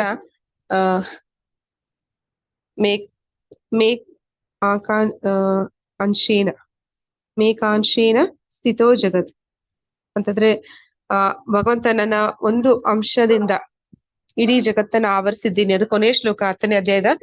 ಏಕಾಂಶೇನ ಸ್ಥಿತೋ ಜಗತ್ ಅಂದ್ರೆ ಒಂದೇ ಒಂದು ನನ್ನ ಸ್ವಾಂಶ ವಿಸ್ತರಣೆ, ಆ ಪರಮಾತ್ಮನ ರೂಪದಲ್ಲಿ ಕ್ಷೀರೋದಕ ಶಾಯಿ ವಿಷ್ಣುವಾಗಿ ಇಡೀ ಬ್ರಹ್ಮಾಂಡವನ್ನ ನಾನು ಆವರಿಸಿದ್ದೀನಿ ಅನ್ನೋದನ್ನ ತಿಳಿಸ್ತಾನೆ. ಅಧ್ಯಾಯ 11 ಈಗ ಶುರುವಾಗಿರುವ ಅಧ್ಯಾಯದಲ್ಲಿ ಅದು ಹೇಗೆ ಅದಕ್ಕೂ ರಿಲೇಟೆಡ್ ಅಂತ ಹೇಳ್ತಾ ಇದ್ದಾರೆ. ಅಂದ್ರೆ ಭಗವಂತ ಮೊದಲಿಗೆ ಹೇಳ್ತಾನೆ ಎಲ್ಲವೂ ಕೂಡ ನನ್ನಿಂದಲೇ ಬಂದಿದೆ ಅಂತ. ಮತ್ತೆ ಭಗವಂತ ಅವನ ಒಂದು ಅಂಶದಿಂದ ಇಡೀ ಜಗತ್ತನ್ನ ಆವರಿಸಿದ್ದಾನೆ ಅಂತ ಅವನು ತಿಳಿಸ್ತಾನೆ. ಈ ಅಧ್ಯಾಯದಲ್ಲಿ ಅದನ್ನ ಅವನು ಹೇಳ್ತಾನೆ. ಅಂದ್ರೆ ಪಶ್ಯಮೇ ಯೋಗ ಐಶ್ವರ್ಯಂ, ಅಂದ್ರೆ ನನ್ನ ಐಶ್ವರ್ಯ ಯೋಗವನ್ನ ನೋಡು. ದಿವ್ಯ ಚಕ್ಷುಗಳನ್ನು ಕೊಟ್ಟು ಭಗವಂತ ಅರ್ಜುನನಿಗೆ ತಿಳಿಸ್ತಾನೆ, ನಾನು ಏನ್ ಹೇಳಿದೆ ಅಂದ್ರೆ ಎಲ್ಲವೂ ಕೂಡ ನನ್ನಿಂದಲೇ ಬಂದಿದೆ, ಮತ್ತೆ ಎಲ್ಲದ್ರಲ್ಲೂ ನಾನು ಇದೀನಿ, ಎಲ್ಲವೂ ಕೂಡ ನನ್ನಲ್ಲಿಯೇ ಇದೆ ಅನ್ನೋದನ್ನ ನಾನು ನಿನ್ಗೆ ಹೇಳಿದ್ದೀನಿ. ಈಗ ಅದನ್ನ ನೀನು ಈ ದಿವ್ಯ ಚಕ್ಷುಗಳ ಮೂಲಕ ನೋಡು ಅನ್ನೋದನ್ನ ಹೇಳ್ತಾನೆ. ಅಂದ್ರೆ ಭಗವಂತನ ಐಶ್ವರ್ಯ ಭಾವವನ್ನ ನೋಡು, ಐಶ್ವರ್ಯ ಯೋಗವನ್ನ ನೋಡು ಅಂತ ತಿಳಿಸ್ಕೊಡ್ತಾನೆ. ಒಂದು ಪ್ರಮಾಣವನ್ನು ಸ್ಥಾಪಿಸಲು ಅರ್ಜುನನು ವಿಶ್ವರೂಪವನ್ನು ನೋಡಲು ಬಯಸುತ್ತಾನೆ. ಏಕೆಂದರೆ ಭವಿಷ್ಯದಲ್ಲಿ ಅನೇಕ ಮೋಸಗಾರರು ತಮ್ಮನ್ನು ತಾವು ದೇವರ ಅವತಾರಗಳೆಂದು ತೋರಿಸಿಕೊಳ್ಳುತ್ತಾರೆ. ಆದ್ದರಿಂದ ಜನರು ಜಾಗರೂಕರಾಗಬೇಕು. ತಾನು ಕೃಷ್ಣನೆಂದು ಹೇಳಿಕೊಳ್ಳುವವನು ತನ್ನ ಹೇಳಿಕೆಯನ್ನು ಜನರಿಗೆ ಮನದಟ್ಟು ಮಾಡಿಕೊಡಲು ತನ್ನ ವಿಶ್ವರೂಪವನ್ನು ತೋರಿಸಲು ಸಿದ್ಧನಾಗಿರಬೇಕು. ಅಂದ್ರೆ ಇಲ್ಲಿ ಭಾವಾರ್ಥದಲ್ಲಿ ಪ್ರಭುಪಾದರು ಹೇಳುವಂತದ್ದು, ಯಾಕೆ ಅರ್ಜುನ ವಿಶ್ವರೂಪವನ್ನ ನೋಡ್ಲಿಕ್ಕೆ ಬಯಸ್ದ ಅಂತ. ಯಾಕೆ ಅವನು ವಿಶ್ವರೂಪವನ್ನ ನೋಡ್ಲಿಕ್ಕೆ ಬಯಸ್ದ ಅಂದ್ರೆ ಅವ್ನಿಗೆ ಈಗಾಗ್ಲೇ ಗೊತ್ತಾಗಿದೆ ಭಗವಂತ ಅವನು ದೇವೋತ್ತಮ ಪರಮ ಪುರುಷ ಅಂತ. ಆದ್ರೆ ಜನಸಾಮಾನ್ಯರು ಈ ಕಲಿಯುಗದಲ್ಲಿ ನಾವು ಅನೇಕ ಜನರನ್ನ ನೋಡ್ತೀವಿ, ಕೆಲವೊಂದು ಸಿದ್ಧಿಗಳನ್ನ ಪಡೆದಂತವ್ರು ಚಮತ್ಕಾರಗಳನ್ನ ಮಾಡಿ ತಮ್ಮನ್ನ ತಾವು ದೇವರುಗಳು ಅಂತ ಹೇಳ್ಕೊಳ್ಲಿಕ್ಕೆ ಬರ್ತಾರೆ. ಅಂತವರ ಜನಸಾಮಾನ್ಯರನ್ನ ಮೋಸ ಮಾಡ್ತಾರೆ. ಅಂತವರಿಗಾಗಿ ಈ ಒಂದು ವಿಶ್ವರೂಪ ದರ್ಶನ ಅನ್ನೋದು ಹೇಳ್ತಾ ಇದ್ದಾರೆ.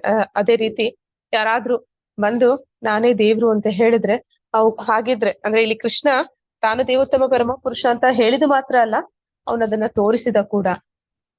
ತನ್ನ ಆ ಐಶ್ವರ್ಯ ಭಾವದ ಮೂಲಕ ಆ ಇಡೀ ಬ್ರಹ್ಮಾಂಡದ ವಿರಾಟ್ ಸ್ವರೂಪವನ್ನ ತೋರಿಸಿ, ವಿಶ್ವರೂಪವನ್ನ ತೋರಿಸಿ ತಾನು ದೇವೋತ್ತಮ ಪರಮ ಪುರುಷ ಅಂತ ಪ್ರಮಾಣವನ್ನ ಕೊಟ್ಟ. ಅಂದ್ರೆ ಒಂದು ಪ್ರೂಫ್ ಕೊಟ್ಟ, ಒಂದು ಏನಂತ ಹೇಳ್ತೀವಿ, ಒಂದು ಸಾಕ್ಷಿನ ಕೊಟ್ಟ. ಅದೇ ರೀತಿ ಯಾರಾದ್ರೂ ಮುಂದೆ ಅವರನ್ನ ಅವರು ದೇವರು ಅಂತ ಹೇಳ್ಕೊಳ್ಳೋ ಆಗಿದ್ರೆ ಅವರು ಕೂಡ ಈ ರೀತಿ ಒಂದು ಪ್ರಮಾಣವನ್ನ ಕೊಡ್ಬೇಕು. ಅವರು ಕೂಡ ಅವರ ಒಂದು ವಿಶ್ವರೂಪವನ್ನ ತೋರಿಸುವಂತೆ ನಾವು ಕೇಳ್ಬಹುದು ಅನ್ನೋದನ್ನ ಇಲ್ಲಿ ಹೇಳಲಿಕ್ಕೋಸ್ಕರ ಅರ್ಜುನ ಕೃಷ್ಣನಿಗೆ ಈ ರೀತಿ ವಿಶ್ವರೂಪವನ್ನ ತೋರಿಸು ಅನ್ನೋದನ್ನ ಕೇಳ್ಕೊತಾನೆ. ವಿಶ್ವರೂಪ ಭೌತಿಕ ಪ್ರಕೃತಿಯು ಪ್ರಕಟಿತವೂ ಮತ್ತು ಅಪ್ರಕಟಿತವೂ ಆಗಿರುವಂತೆ ಕೃಷ್ಣನ ಈ ವಿಶ್ವರೂಪವು ಪ್ರಕಟಿತ ಮತ್ತು ಅಪ್ರಕಟಿತ. ಅದು ಕೃಷ್ಣನ ಇತರ ಸ್ವರೂಪಗಳಂತೆ ಆಧ್ಯಾತ್ಮಿಕ ಗಗನದಲ್ಲಿ ಶಾಶ್ವತವಾಗಿ ನೆಲೆಸಿರುವುದಿಲ್ಲ. ಅಂದ್ರೆ ಈ ವಿಶ್ವರೂಪದ ಬಗ್ಗೆ ತಿಳಿಸ್ಕೊಡ್ತಾ ಇದ್ದಾರೆ. ವಿಶ್ವರೂಪ ಅಂದ್ರೆ ಏನು ಅಂತಂದ್ರೆ, ವಿಶ್ವರೂಪ ಅನ್ನುವಂಥದ್ದು ಭಗವಂತನ ಇತರ ಅನೇಕ ರೂಪಗಳಿದೆ, ಅವತಾರಗಳಿದೆ. ಮತ್ಸ್ಯ ಅವತಾರ, ಕೂರ್ಮ ಅವತಾರ, ವರಾಹ ಅವತಾರ, ನರಸಿಂಹ ಅವತಾರ, ರಾಮ, ವಾಮನ, ಹೀಗೆ ಅನೇಕ ಅವತಾರಗಳನ್ನ ಭಗವಂತ ಮಾಡಿದ್ದಾನೆ. ಇವೆಲ್ಲವೂ ಕೂಡ ಅವನ ಆಧ್ಯಾತ್ಮಿಕ ಜಗತ್ತು ಏನಿದೆ, ಆ ಆಧ್ಯಾತ್ಮಿಕ ಜಗತ್ತಿನ ವೈಕುಂಠ ಲೋಕಗಳಲ್ಲಿ ಈಗಲೂ ಕೂಡ ಅವು ಇವೆ. ಆದ್ರೆ ಈ ವಿಶ್ವರೂಪ ಅನ್ನುವಂಥದ್ದು ಅದು ಆಧ್ಯಾತ್ಮಿಕ ಜಗತ್ತಿನಲ್ಲಿ ಅಥವಾ ವೈಕುಂಠ ಲೋಕಗಳಲ್ಲಿ ಇರುವಂತದ್ದಲ್ಲ. ಇದು ಈ ಭೌತಿಕ ಪ್ರಕೃತಿಯಲ್ಲಿ ಭಗವಂತ ಹೇಗೆ ಅವನು ಇದಾನೆ ಅನ್ನೋದನ್ನ, ಅವನ ಅಭಿವ್ಯಕ್ತಿ, ಭೌತಿಕ ಪ್ರಕೃತಿಯಲ್ಲಿ ಅವನ ಅಭಿವ್ಯಕ್ತಿಯನ್ನ ಅವನು ತಿಳಿಸ್ಕೊಡ್ತಿರುವಂತದ್ದು. ಆದ್ರೆ ಈ ಭೌತಿಕ ಪ್ರಕೃತಿ ಅನ್ನುವಂಥದ್ದು ಏನು ಅಂತಂದ್ರೆ, ಅದು ಸೃಷ್ಟಿ ಸ್ಥಿತಿ ಲಯಗಳು ಅಲ್ಲಿ ಆಗ್ತಾ ಇದೆ. ಅಂದ್ರೆ ಅದು ಪ್ರಕಟಿತ ಆಗುತ್ತೆ, ಸೃಷ್ಟಿಯಾದಾಗ ಪ್ರಕಟಿತ ಆಗುತ್ತೆ. ಬ್ರಹ್ಮನ ಒಂದು ದಿನ ಕಳೆದ ನಂತರ, ಒಂದು ಕಲ್ಪದ ನಂತರ ಅದು ಪ್ರಳಯ ಆಗುತ್ತೆ. ಮತ್ತೆ ಅವನ 100 ವರ್ಷಗಳು, ಅವನ ಆಯುಸ್ಸು ಮುಗ್ದಾಗ್ಲೂ ಕೂಡ ಮತ್ತೆ ಪ್ರಳಯ ಆಗುತ್ತೆ. ಹೀಗೆ ಪ್ರಳಯ ಆದಾಗಲ್ಲ ಅದು ಅಪ್ರಕಟಿತ ಆಗುತ್ತೆ. ಆ ಸಂದರ್ಭದಲ್ಲಿ ಈ ವಿಶ್ವರೂಪ ಅನ್ನುವಂಥದ್ದು ಕೂಡ ಅದೊಂದು ಏನಂತ ಹೇಳ್ತಾರೆ ಅಂದ್ರೆ, ಪ್ರಕಟಿತ ಮತ್ತೆ ಅಪ್ರಕಟಿತ ಆಗುತ್ತೆ. ಅದು ಶಾಶ್ವತವಾಗಿ ಇರುವಂತದ್ದು ಅಲ್ಲ ಅಂತ ಇಲ್ಲಿ ತಿಳಿಸ್ತಾ ಇದ್ದಾರೆ. ವಿಶ್ವರೂಪ ವಿರಾಟ್ ರೂಪ ಅಥವಾ ವಿಶ್ವರೂಪ ಎನ್ನಲಾದ ಭಗವಂತನ ವಿಶ್ವವ್ಯಾಪ್ತ ರೂಪವನ್ನು ನಿರಾಕಾರವಾದಿಗಳು ಬಹಳ ಮೆಚ್ಚಿದ್ದಾರೆ. ಅದು ಭಗವಂತನ ನಿತ್ಯ ರೂಪವಲ್ಲ, ಭೌತಿಕ ಸೃಷ್ಟಿಯ ಘಟಕಗಳನ್ನು ಉತ್ಪತ್ತಿ ಮಾಡಿದ ರೀತಿಯಲ್ಲಿ ಭಗವಂತನ ಇಚ್ಛೆಯಂತೆ ಉಂಟಾದ ರೂಪವದು. ವಿರಾಟ್ ರೂಪ ಆಧ್ಯಾತ್ಮಿಕ ಆಕಾಶದಲ್ಲಿ ವ್ಯಕ್ತವಾಗಿರುವ ಭಗವಾನ್ ಕೃಷ್ಣನ ನಿತ್ಯ ರೂಪವಲ್ಲ, ಅದು ಭಗವಂತನ ಭೌತಿಕ ಅಭಿವ್ಯಕ್ತಿಯಾಗಿರುತ್ತದೆ. ಅಂದ್ರೆ ಇಲ್ಲಿ ನಿರಾಕಾರವಾದಿಗಳು ಅವರು ಏನ್ ಮಾಡ್ತಾರೆ ಅಂತಂದ್ರೆ, ಅವರು ಹೇಳ್ತಾರೆ ಭಗವಂತ ಅವನೊಂದು ಶಕ್ತಿ, ಅವನಿಗೆ ಒಂದು ವ್ಯಕ್ತಿಗತ ರೂಪ ಅನ್ನೋದು ಇಲ್ಲ ಅಂತ ಹೇಳ್ತಾರೆ. ಅವ್ರು ಏನಂತಾರೆ, ಕೃಷ್ಣ ಅವನು ಭೂಮಿಗೆ ಬಂದಾಗ ಆ ಭಗವಂತ ಅವನ ಶಕ್ತಿ ಅದು ಒಂದು ರೂಪವನ್ನ ಪಡ್ಕೊಳ್ಳುತ್ತೆ. ನಂತರ ಅವನು ಮತ್ತೆ ಅಂತರ್ಧಾನ ಆದಾಗ ಅವನು ಮತ್ತೆ ಶಕ್ತಿಯಾಗಿ ಹೊರಟೋಗ್ತಾನೆ. ಅಂದ್ರೆ ಅವನು ಒಂದು ವ್ಯಕ್ತಿಯಾಗಿ ಉಳಿಯೋದಿಲ್ಲ. ಆ ವ್ಯಕ್ತಿಯಾಗಿ ಯಾರು ಕಾಣ್ತಾ ಇದ್ದಾರೆ ಅದು ಒಂದು ಅಶಾಶ್ವತವಾದದ್ದು, ಅಂದ್ರೆ ಒಂದು ಕೆಲವು ಸಮಯ ಮಾತ್ರ ಅದು ಇರುವಂತದ್ದು. ಆ ರೀತಿ ನಿರಾಕಾರವಾದಿಗಳು ಯೋಚನೆ ಮಾಡ್ತಾರೆ. ಅವರಿಗೆಲ್ಲರಿಗೂ ಕೂಡ ಈ ವಿರಾಟ್ ರೂಪ ಅಥವಾ ವಿಶ್ವರೂಪ ಅನ್ನುವಂಥದ್ದು ಅವರಿಗೆ ತುಂಬಾ ಸಂತೋಷ ಕೊಡುತ್ತೆ. ಯಾಕಂದ್ರೆ ಅವರ ಒಂದು ತತ್ವಕ್ಕೆ ಅದು ಅನುಗುಣವಾಗಿದೆ. ಅಂದ್ರೆ ಹೇಗೆ ವಿರಾಟ್ ರೂಪ ಅನ್ನುವಂಥದ್ದು ಪ್ರಕಟ ಆಗುತ್ತೆ, ಅಪ್ರಕಟ ಆಗುತ್ತೆ, ಹಾಗೆ ಅವ್ರ ಪ್ರಕಾರ ಇಲ್ಲಿ ಕೃಷ್ಣನು ಕೂಡ ಪ್ರಕಟ ಆಗ್ತಾನೆ, ಅಪ್ರಕಟ ಆಗ್ತಾನೆ. ಮತ್ತೆ ಅವನು ವ್ಯಕ್ತಿಯಾಗಿ ಕೆಲವು ಸಮಯ ಕಾಣಿಸ್ಕೋತಾನೆ, ಆಮೇಲೆ ಅವನು ಶಕ್ತಿಯಾಗಿ ಯಾವುದೇ ರೂಪವನ್ನ ಹೊಂದಿರೋದಿಲ್ಲ ಅನ್ನೋದನ್ನ ಅವರು ಏನು ತತ್ವವನ್ನ ಅವರು ತಿಳ್ಕೊಂಡಿದ್ದಾರೆ. ಅದೇ ರೀತಿ ಇದು ಇರೋದ್ರಿಂದ ಅವ್ರಿಗೆ ಈ ವಿಶ್ವರೂಪ ಅನ್ನೋದು ಅವ್ರಿಗೆ ತುಂಬಾ ಮೆಚ್ಚುಗೆ ಆಗುತ್ತೆ ಅವ್ರಿಗೆ. ಮತ್ತೆ ವಿರಾಟ್ ರೂಪ ಆಧ್ಯಾತ್ಮಿಕ ಆಕಾಶದಲ್ಲಿ ವ್ಯಕ್ತವಾಗಿರುವ ಭಗವಾನ್ ಕೃಷ್ಣನ ನಿತ್ಯ ರೂಪವಲ್ಲ. ಅಂದ್ರೆ ಇದು ಆ ವೈಕುಂಠ ಲೋಕಗಳಲ್ಲಿ, ಆಧ್ಯಾತ್ಮಿಕ ಲೋಕಗಳಲ್ಲಿ ತ್ರಿಪಾದ ಮುಕ್ಕಾಲು ಭಾಗ ಏನಿದೆ ಭಗವಂತನ ಆಧ್ಯಾತ್ಮಿಕ ಜಗತ್ತು, ಅಲ್ಲಿ ಇರುವಂತಹ ಒಂದು ರೂಪವಲ್ಲ.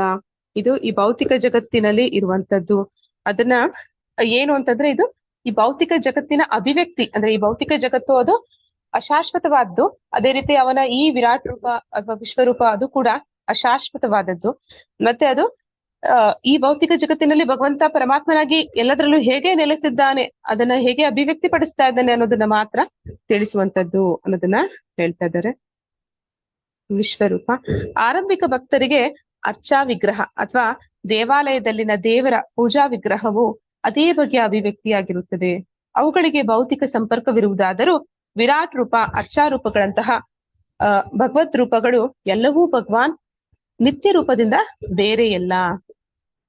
ಅಂದ್ರೆ ಗುರು, ಶಾಸ್ತ್ರ ಮತ್ತೆ ಸಾಧು ಇವರು ಹೇಳ್ತಾರೆ, ಅವ್ರು ಕಂಡಿದ್ದಾರೆ, ಭಗವಂತನನ್ನ ಕಂಡಿದ್ದಾರೆ. ಅವರು ಹೇಳ್ತಾರೆ ಭಗವಂತ ಅಂದ್ರೆ ಹೇಗಿರ್ತಾನೆ, ಅವನಿಗೆ ಎಂತಹ ರೂಪ ಇರುತ್ತೆ ಅಂತ. ಅವ್ರು ಏನ್ ಹೇಳಿದ್ದಾರೆ ಆ ಶಾಸ್ತ್ರದಲ್ಲಿ ಅಥವಾ ಸಾಧುಗಳು, ಗುರುಗಳು ಏನ್ ತಿಳಿಸಿದ್ದಾರೆ ಅವರ ಮೇರೆಗೆ ಒಂದು ಅರ್ಚಾ ವಿಗ್ರಹ, ಭಗವಂತನಿಗೆ ಒಂದು ವ್ಯಕ್ತಿಗತ ರೂಪವನ್ನ ಕೊಟ್ಟು ನಾವು ಭಗವಂತನ ಜೊತೆ ಒಂದು ಸಂಪರ್ಕವನ್ನ ಏರ್ಪಡಿಸ್ಕೋತೀವಿ. ಹೀಗೆ ಆ ರೂಪ ಅನ್ನುವಂಥದ್ದು ಏನಿದೆ, ಆ ಅರ್ಚಾ ವಿಗ್ರಹ, ಅದಕ್ಕೆ ಪ್ರಾಣ ಪ್ರತಿಷ್ಠೆನ ಮಾಡಿ ದೇವಸ್ಥಾನಗಳಲ್ಲಿ ಪೂಜೆ ಮಾಡ್ತಾರೆ. ಆ ರೂಪ ಅನ್ನೋದು ಏನಿದೆ ಅದು ಭಗವಂತನ ನಿತ್ಯ ರೂಪ, ಅಂದ್ರೆ ಭಗವಂತನ ನಿಜವಾದ ರೂಪನೇ ಆಗಿರುತ್ತೆ. ಅದೇ ರೀತಿ ಈ ವಿರಾಟ್ ರೂಪವು ಕೂಡ ಭಗವಂತನ ಒಂದು ರೂಪ, ಆದ್ರೆ ಇದು ಶಾಶ್ವತವಾಗಿ ಇರುವಂತದ್ದು ಅಲ್ಲ. ಆದ್ರೆ ಅರ್ಚಾ ವಿಗ್ರಹ ಅನ್ನೋದು ಏನಿದೆ ಅದು ಕೂಡ ನಾವು ಅಂದ್ರೆ ಭೌತಿಕ ವಸ್ತುಗಳಿಂದ ಮಾಡಿರುವಂತದ್ದು, ಅದು ಕೂಡ ಭೌತಿಕ ಸಂಪರ್ಕವಿರುವಂತದ್ದು. ಅಂದ್ರೆ ಅದನ್ನ ಮಣ್ಣಿನಿಂದ, ಮರದಿಂದ ಅಥವಾ ಯಾವ್ದಾದ್ರು ಒಂದು ಬಣ್ಣಗಳಿಂದ ಎಲ್ಲ ಮಾಡಿರ್ತಾರೆ. ಆ ಭೌತಿಕ ವಸ್ತುಗಳಿಂದ ಮಾಡಿದ್ರು ಕೂಡ ಅದು ಭಗವಂತನ ಜೊತೆ ಒಂದು ಸಂಪರ್ಕವನ್ನ ಏರ್ಪಡಿಸುವಂತದ್ದು. ಹೀಗೆ ಇವೆಲ್ಲವೂ ಕೂಡ ಭಗವಂತನ ನಿತ್ಯ ರೂಪನೇ ಆಗಿದೆ ಅಂತ ಇಲ್ಲಿ ತಿಳಿಸ್ತಾ ಇದ್ದಾರೆ.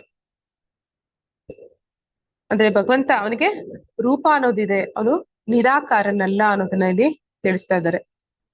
ದಿವ್ಯಂ ದದಾಮಿ ತೇ ಚಕ್ಷು ಪಶ್ಯಮೇ ಯೋಗಂ ಐಶ್ವರಂ. ಆದರೆ ನೀನು ನಿನ್ನ ಈಗಿನ ಕಣ್ಣುಗಳಿಂದ ನನ್ನನ್ನು ಕಾಣಲಾರೆ, ಆದುದರಿಂದ ನಿನಗೆ ದಿವ್ಯವಾದ ಕಣ್ಣುಗಳನ್ನು ಕೊಡುತ್ತೇನೆ, ನನ್ನ ಯೋಗ ಐಶ್ವರ್ಯವನ್ನು ನೋಡು. ಆದ್ರೆ ಭಗವಂತ ಅದನ್ನ ಕಾಣ್ಲಿಕ್ಕೆ ಅರ್ಜುನನಿಗೆ ದಿವ್ಯ ಚಕ್ಷುವನ್ನ ಕೊಡ್ತಾ ಇದ್ದಾನೆ.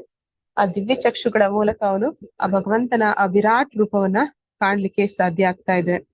ಆ ವಿರಾಟ್ ರೂಪ ಅದು ಭಗವಂತನ ಯೋಗ ಐಶ್ವರ್ಯವನ್ನ ತೋರಿಸುವಂತದ್ದು. ಅಂದ್ರೆ ಯಾರು ಶುದ್ಧ ಭಕ್ತರಿದ್ದಾರೆ ಅವರಿಗೆ ನಿಜವಾಗ್ಲೂ ಆ ಭಗವಂತನ ಆ ರೂಪದಲ್ಲಿ ಯಾವುದೇ ಆಸಕ್ತಿ ಅನ್ನೋದು ಇರೋದಿಲ್ಲ. ಆದ್ರೆ ಯಾರು ಅಭಕ್ತರಿರ್ತಾರೆ ಅಂತವರು ಭಗವಂತನ ಆ ಐಶ್ವರ್ಯ ರೂಪವನ್ನ ಕಂಡು, ಆ ವಿರಾಟ್ ರೂಪವನ್ನ ಕಂಡು ಭಯದಿಂದ ಭಗವಂತನಿಗೆ ಶರಣಾಗ್ತಾರೆ. ಭಯದಿಂದ ಭಗವಂತನಿಗೆ ಶರಣಾಗಿ ಅವನನ್ನ ದೇವೋತ್ತಮ ಪರಮ ಪುರುಷ ಅಂತ ಸ್ವೀಕಾರ ಮಾಡ್ತಾರೆ. ಆದ್ರೆ ಶುದ್ಧ ಭಕ್ತರಿಗೆ ಅದು ಅಷ್ಟಾಗಿ ಮೆಚ್ಚುಗೆ ಆಗುವಂತದ್ದಲ್ಲ. ಆದ್ರೆ ಅಭಕ್ತರಿಗೆ ಇದು ನಿಜವಾಗ್ಲೂ ಕೂಡ ಅವರಲ್ಲಿ ಒಂದು ದಿಗ್ಭ್ರಮೆಯನ್ನು ಮೂಡಿಸುವಂತದ್ದು. ಮತ್ತೆ ಅವರು ಭಗವಂತನ ಐಶ್ವರ್ಯವನ್ನ ಕಂಡು ಹೆದರಿ ಭಗವಂತನಿಗೆ ಶರಣಾಗ್ತಾರೆ ಅಂತ ಇಲ್ಲಿ ತಿಳಿಸ್ತಾರೆ. ವಿಶ್ವರೂಪ ಎಲ್ಲರಿಗೂ ಒಂದು ಇದು ಚಟುವಟಿಕೆ. ನಾನು ಇದು ಮೊಬೈಲ್ ಅಲ್ಲಿ ಬ್ರೇಕ್ಔಟ್ ರೂಮ್ ಮಾಡ್ಲಿಕ್ಕೆ ಆಗೋದಿಲ್ಲ. ಎಲ್ಲರೂ ಓದ್ಕೊಳ್ಳಿ ಒಂದ್ 5 ನಿಮಿಷ. 11ನೇ ಅಧ್ಯಾಯದ 8ನೇ ಶ್ಲೋಕದ ಭಾವಾರ್ಥ. ಭಗವಂತನು ಅರ್ಜುನನಿಗೆ ಅವನ ವಿಶ್ವರೂಪವನ್ನು ನೋಡಲು ಅಗತ್ಯವಾದ ಶಕ್ತಿಯನ್ನು ಏಕೆ ನೀಡಿದನು ಎಂದು ನೀವು ನಿಮ್ಮ ಜೊತೆಗಾರರೊಂದಿಗೆ ಚರ್ಚಿಸಿ. ಅಂದ್ರೆ ನೀವೇ ಇದನ್ನ ಓದಿ ಹ್ಯಾಂಡ್ ರೈಸ್ ಮಾಡಿ ಮತ್ತೆ ಒಬ್ಬೊಬ್ಬರಾಗಿ ಹೇಳ್ಬೋದು. ಅಂದ್ರೆ ಒಂದ್ 5 ನಿಮಿಷ ಜಸ್ಟ್ ಒಂದು ಭಾವಾರ್ಥ ಮಾತ್ರ, ಒಂದೇ ಶ್ಲೋಕ, 11ನೇ ಅಧ್ಯಾಯದ 8ನೇ ಶ್ಲೋಕ. ಅದರ ಭಾವಾರ್ಥವನ್ನ ಓದಿ ತಿಳಿಸ್ಬೇಕು. ಅರ್ಜುನನಿಗೆ ಅವನ ವಿಶ್ವರೂಪವನ್ನು ನೋಡಲು ಅಗತ್ಯವಾದ ಶಕ್ತಿಯನ್ನು ಏಕೆ ನೀಡಿದನು, ಭಗವಂತ ಯಾಕೆ ಅವನಿಗೆ ದಿವ್ಯ ಚಕ್ಷುವನ್ನ ಕೊಟ್ಟ ಅನ್ನೋದನ್ನ ನೀವು ಹೇಳ್ಬೇಕಾಗತ್ತೆ. ಅಂದ್ರೆ ನಿಮ್ಗೆ ಪ್ರಶ್ನೆ ಅರ್ಥ ಆಗಿದೆ ಅನ್ಕೋತೀನಿ. ಹರೇ ಕೃಷ್ಣ.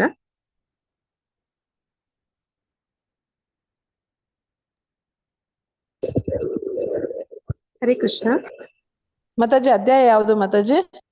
11ನೇ ಅಧ್ಯಾಯ ಮಾತಾಜಿ, 8ನೇ ಶ್ಲೋಕ. ಓಕೆ ಮಾತಾಜಿ.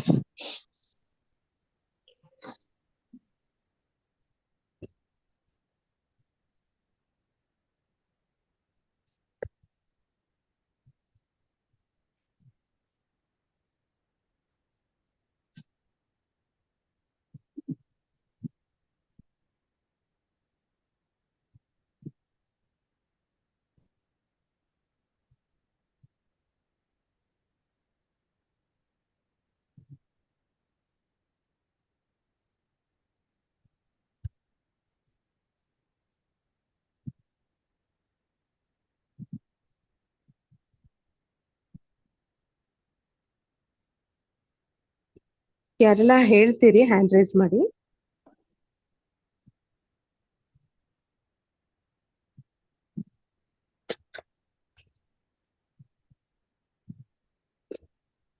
ಜ್ಯೋತಿಶ್ರೀ ಮಾತಾಜಿ ಹೇಳ್ತೀರಾ? ಹರೇ ಕೃಷ್ಣ. ಎಸ್ ಮಾತಾಜಿ, ಹರೇ ಕೃಷ್ಣ. ಹೇಳಿ ಮಾತಾಜಿ. ಕೇಳಿಸ್ತಿದ್ಯಾ ವಿಡಿಯೋ ಆನ್ ಮಾತಾಜಿ? ಮಾಡ್ಕೊಳ್ಳಿ. ವಿಡಿಯೋ ಆನ್ ಮಾಡ್ಕೊಳ್ಳಿ ಮಾತಾಜಿ. ಹಾ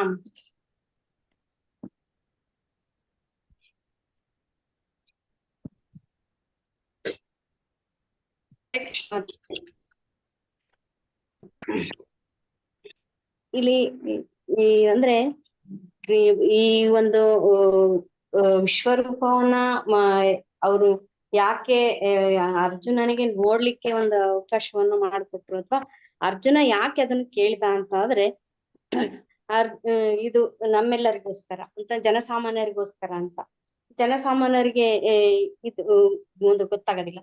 ಆಮೇಲೆ ಅಭಕ್ತರಿಗೋಸ್ಕರ, ಅಭಕ್ತರ ಅಟ್ಲೀಸ್ಟ್ ಆ ಒಂದು ವಿಶ್ವರೂಪವನ್ನ ನೋಡಿ ಆದ್ರೆ ಅವರು ಭಯದಿಂದ ಭಕ್ತಿ ಸೇವೆಗೆ ಬರ್ತಾರೆ ಅನ್ನುವಂತಹ ಒಂದು ಇದರಿಂದ ಅರ್ಜುನ ಅವರಿಗೆ ನಮಗೋಸ್ಕರ ಕೇಳ್ತಾ ಇದ್ದಾನೆ. ಇಲ್ಲಿ ಆಕ್ಚುಲಿ ಭಕ್ತರಿಗೆ ಐಶ್ವರ್ಯ ಭಾವದಲ್ಲಿ ಅವ್ರಿಗೆ ಆಸಕ್ತಿ ಇರೋದಿಲ್ಲ. ಭಗವಂತನ ಒಂದು ಮಾಧುರ್ಯ ಭಾವದಲ್ಲಿ, ಒಂದು ಪ್ರೇಮಮಯ ಭಾವದಲ್ಲೇ ಅವರು ಜಾಸ್ತಿ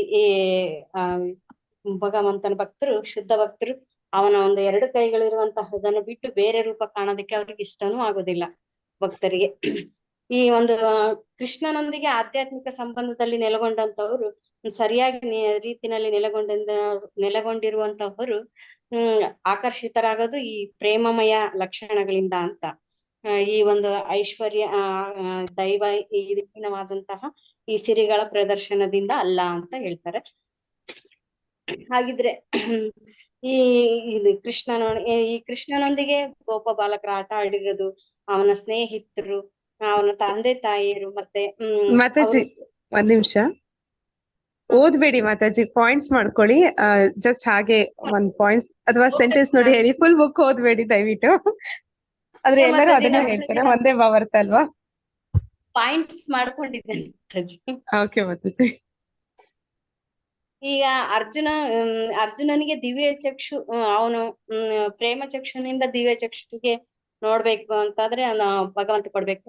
ಆದ್ರೆ ಇಲ್ಲಿ ಒಂದು ನಂಗೆ ಅರ್ಥ ಆಗ್ಲಿಲ್ಲ ಮಾತಾಜಿ. ಈಗ ವಿಶ್ವರೂಪ ಅದು ಇನ್ನು ಕೆಳಮಟ್ಟದ್ದು.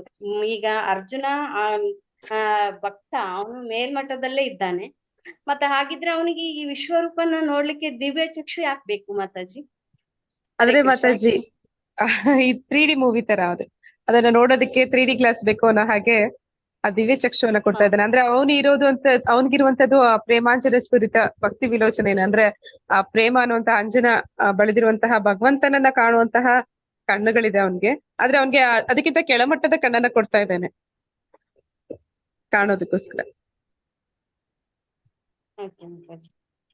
Thank you. ಹರೇ ಕೃಷ್ಣ ಮಾತಾಜಿ. ಹರೇ ಕೃಷ್ಣ ಮಾತಾಜಿ. ಮುನಿರಾಜ್ ಪ್ರಭುಜಿ ಹೇಳಿ ಪ್ರಭುಜಿ. ಹರೇ ಕೃಷ್ಣ ಮಾತಾಜಿ. ಹರೇ ಕೃಷ್ಣ ಪ್ರಭುಜಿ. ಮಾತಾಜಿ, ಇದು ಅರ್ಜುನನಿಗೆ ವಿಶ್ವರೂಪ ನೋಡ್ಬೇಕೆನ್ನೋ ಅಪೇಕ್ಷೆ ಅವ್ರಿಗೆ ಇರ್ಲಿಲ್ಲ ಮಾತಾಜಿ.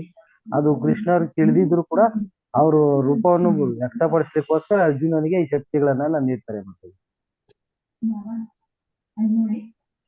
ಅಂದ್ರೆ ಅರ್ಜುನನಿಗೆ ಅದ್ರಲ್ಲಿ ಇಷ್ಟ ಇರ್ಲಿಲ್ಲ ಅಂತ ಪ್ರಭುಜಿ. ಹೌದು ಮಾತಾಜಿ, ಅವ್ರಿಗೆ ಇಷ್ಟ ಇರ್ಲಿಲ್ಲ. ಅವ್ರಿಗೇನಿದ್ರು ಬರೀ 2 ಭುಜಗಳ ಕೃಷ್ಣನ ರೂಪವನ್ನು ನೋಡ್ಬೇಕಂತ ಅವ್ರಿಗೆ ಆಸೆ ಇರ್ತದೆ. ಇದು ಅವ್ರಿಗಿಂತ ಕೆಳಮಟ್ಟದ ಶಕ್ತಿ ಆಗೋದ್ರಿಂದ ಅವ್ರಿಗೆ ಇಷ್ಟ ಇರೋದಿಲ್ಲ. ಆದ್ರೂನು ಇದು ವಿಷಯ ಕೃಷ್ಣನಿಗೆ ತಿಳಿದಿದ್ರು ಕೂಡ ಅವರೇ ಅದು ವಿಶ್ವರೂಪವನ್ನು ತೋರ್ಸಲಿಕ್ಕೆ ಬಯಸಿ ಅರ್ಜುನನಿಗೆ ಈ ಶಕ್ತಿಗಳನ್ನೆಲ್ಲ ನೀಡ್ತಾರೆ. ಓಕೆ ಪ್ರಭುಜಿ. ಹರೇ ಕೃಷ್ಣ ಪ್ರಭುಜಿ. ಹರೇ ಕೃಷ್ಣ. ಉಷಾ ಪ್ರಕಾಶ್ ಮಾತಾಜಿ.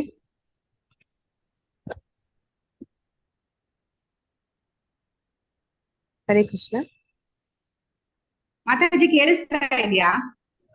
ಹಾ ಮಾತಾಜಿ, ವಿಡಿಯೋ ಆನ್ ಮಾಡ್ಕೊಳ್ಳಿ. ಮಾತಾಜಿ ಹರೇ ಕೃಷ್ಣ. ಹರೇ ಕೃಷ್ಣ. ಮೊದಲನೇದು ಅರ್ಜುನ ಪದ್ಧತಿಯ ಪ್ರಾರಂಭ ನೆಟ್ವರ್ಕ್ ಸ್ವಲ್ಪ ಒಂದು. ಪ್ರಾಬ್ಲಮ್ ಇದೆ ಆಮೇಲೆ ಮಾತಾಜಿ. ದೇವ ಪರಮಪುರುಷನಾದ ಕೃಷ್ಣನನ್ನು ಅರ್ಥ ಹರೇ ಕೃಷ್ಣ ಮಾತಾಜಿ ಬಿಟ್ಟು ಬಿಟ್ಟು ಕೇಳಿಸ್ತಿದ್ಯಾ? ಕೇಳ್ತಿದೆ ಮಾತಾಜಿ, ಸ್ವಲ್ಪ ಹೌದಾ? ಬಿಟ್ಟು ಕಟ್ ಕಟ್ ಆಗ್ತಿದೆ. ಈಗ ಹರೇ ಕೃಷ್ಣ ಈಗ ಕೇಳಿಸ್ತಾ ಇದೆಯಾ? ಹಾ ಹೇಳಿ ಮಾತಾಜಿ. ಮಾತಾಜಿ, ಮೊದಲನೇದು ಅರ್ಜುನ ಪರಂಪರಾ ಪದ್ಧತಿಯ ಪ್ರಾರಂಭ ಒಂದು. ಆಮೇಲೆ ದೇವೋತ್ತಮ ಪರಮಪುರುಷನಾದ ಕೃಷ್ಣನ ಅರ್ಥ ಮಾಡಿಕೊಳ್ಳಬೇಕೆಂದು ನಿಜವಾಗಿ ಆಸಕ್ತಿ ಇದ್ದು ಅರ್ಜುನನ ಹೆಜ್ಜೆಯಲ್ಲಿಯೇ ಹೆಜ್ಜೆ ಇಟ್ಟು ಅನುಸರಿಸುವವರು ಇದನ್ನು ಅರ್ಥ ಮಾಡಿಕೊಳ್ಳಬೇಕು. ಅಂದ್ರೆ ನಾವುಗಳು ಅರ್ಥ ಮಾಡಿಕೊಳ್ಳಬೇಕು ಅನ್ನೋದನ್ನ ಇಲ್ಲಿ ಹೇಳ್ತಾ ಇದ್ದಾರೆ. ಮತ್ತೆ ಇನ್ನೊಂದು, ಕೃಷ್ಣನು ವಾದದಲ್ಲಿ ಮಾತ್ರವೇ ತನ್ನನ್ನು ಪರಮನೆಂದು ಹೇಳಿಕೊಳ್ಳಲಿಲ್ಲ, ಆದ್ರೆ ಅವನು ತೋರಿಸ್ಕೊಳ್ತಾನೆ, ಭಗವಂತ ತೋರಿಸ್ಕೊಳ್ತಾನೆ. ಮತ್ತೆ ಇನ್ನೊಂದು, ಅರ್ಜುನನಿಗೆ ವಿಶ್ವರೂಪ ನೋಡ್ಬೇಕು ಅನ್ನೋ ಆಸೆ ಇರ್ಲಿಲ್ಲ, ಇದು ಭಗವಂತನಿಗೆ ಕೂಡ ಗೊತ್ತಿತ್ತು. ಇದಕ್ಕಾಗಿ ಭಗವಂತ ವಿಶ್ವರೂಪವನ್ನು ನೋಡಲು ಅಗತ್ಯವಾದ ಶಕ್ತಿಯನ್ನು ಅರ್ಜುನನಿಗೆ ಕೊಡ್ತಾನೆ. ಮಾತಾಜಿ ಹರೇ ಕೃಷ್ಣ. ಹರೇ ಕೃಷ್ಣ ಮಾತಾಜಿ. ಶ್ರುತಿ ಮಾತಾಜಿ ಹೇಳ್ತೀರಾ?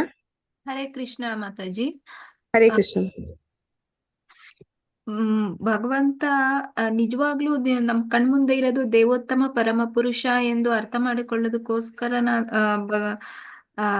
ದಿವ್ಯ ದೃಷ್ಟಿಯನ್ನ ಕರುಣಿಸಿದ ಅರ್ಜುನನಿಗೆ. ಅರ್ಜುನ ಇದನ್ನ ಭವಿಷ್ಯದ ದೃಷ್ಟಿಕೋನದಿಂದ, ಭವಿಷ್ಯದಲ್ಲಿ ಜನರ ದೃಷ್ಟಿಕೋನದಿಂದ ಈಗ ಯಾರು ಬೇಕಾದ್ರೂ ನಾನು ದೇವ್ರು ಅಂತ ಹೇಳಿ ಅನ್ಕೋಬಹುದು. ಅದಕ್ಕೋಸ್ಕರ ಜನರ ದೃಷ್ಟಿಕೋನಕ್ಕೆ ತೋರ್ಸೋದಕ್ಕೋಸ್ಕರ ಅವನು ವಿಶ್ವರೂಪವನ್ನ ಕೇಳ್ದ. ಅದಕ್ಕಾಗಿನೇ ಮತ್ತೆ ಅದು ಸಾಮಾನ್ಯ ರೂಪ ಅಲ್ಲ, ಅದು ದಿವ್ಯ ದೃಷ್ಟಿ ಅಗತ್ಯ. ಅದಕ್ಕೆ ಅವನ ಜೊತೆ ಒಡನಾಟದಲ್ಲಿರೋರು, ಸಂಪರ್ಕದಲ್ಲಿರೋರು ಎಲ್ಲರೂ ಕೂಡ ಆತ ಒಬ್ಬ ದೇವ್ರು, ದೇವೋತ್ತಮ ಪರಮ ಪುರುಷ ಅಂತ ಹೇಳಿ ತಿಳಿದಿರ್ಲಿಲ್ಲ. ಅದಕ್ ಮತ್ತೆ ಇದು ಒಂದು ವೇದ ಪುರಾಣಗಳನ್ನ ಬೋಧಿಸಿದ, ವೇದ ಪುರಾಣಗಳಲ್ಲಿ ಮತ್ತೆ ಹೆಚ್ಚಾಗಿ ಅರ್ಜುನ ಒಂದು ಮೊದಲನೇ ಶಿಷ್ಯ. ಈ ಒಂದು ಪರಂಪರಾ ಪದ್ಧತಿ ಅಳಸಿ ಹೋದ್ಮೇಲೆ ಇದನ್ನ ಪುನರ್ ಸ್ಥಾಪಿಸ್ಬೇಕಾದ್ರೆ ಆತ ಮೊದಲನೇ ಶಿಷ್ಯನನ್ನಾಗಿ ಆರಿಸ್ಕೊಂಡಿರ್ತಾರೆ ಭಗವಂತ. ಅದ್ರ ಪ್ರಕಾರ ಯಾರು ನಿಜವಾದ ದೇವ್ರು, ಯಾರು ಅಂತ ಹೇಳಿ ತೋರಿಸೋದಕ್ಕೋಸ್ಕರ ಭಗವಂತ ಈ ವಿಶ್ವರೂಪವನ್ನ ನೋಡೋ ಇಚ್ಛೆನೂ ಕೂಡ ಅರ್ಜುನನಿಗೆ ಭಗವಂತನೇ ಕರುಣಿಸಿರ್ತಾರೆ, ಆ ಒಂದು ಬುದ್ಧಿನೂ ಕೂಡ. ಹಾಗಾಗಿ ಅರ್ಜುನ ಕೇಳ್ತಾನೆ, ನನಗೆ ನಿನ್ನ ವಿಶ್ವರೂಪವನ್ನು ನೋಡ್ಬೇಕು. ಅದು ನೋಡೋದಕ್ಕೋಸ್ಕರ ಆತನಿಗೆ ದಿವ್ಯ ದೃಷ್ಟಿಯನ್ನ ಕರುಣಿಸಿರ್ತಾರೆ. ಮಾತಾಜಿ ಹರೇ ಕೃಷ್ಣ. ಹರೇ ಕೃಷ್ಣ ಮಾತಾಜಿ, ಧನ್ಯವಾದಗಳು.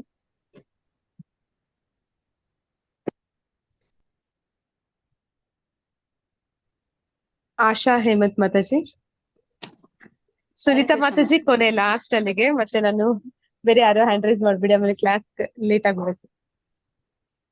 ಹೇಳಿ ಮಾತಾಜಿ. ಆಶಾ ಹೇಮಂತ್ ಮಾತಾಜಿ. ಹರೇ ಕೃಷ್ಣ ಮಾತಾಜಿ. ಹರೇ ಕೃಷ್ಣ ಮಾತಾಜಿ.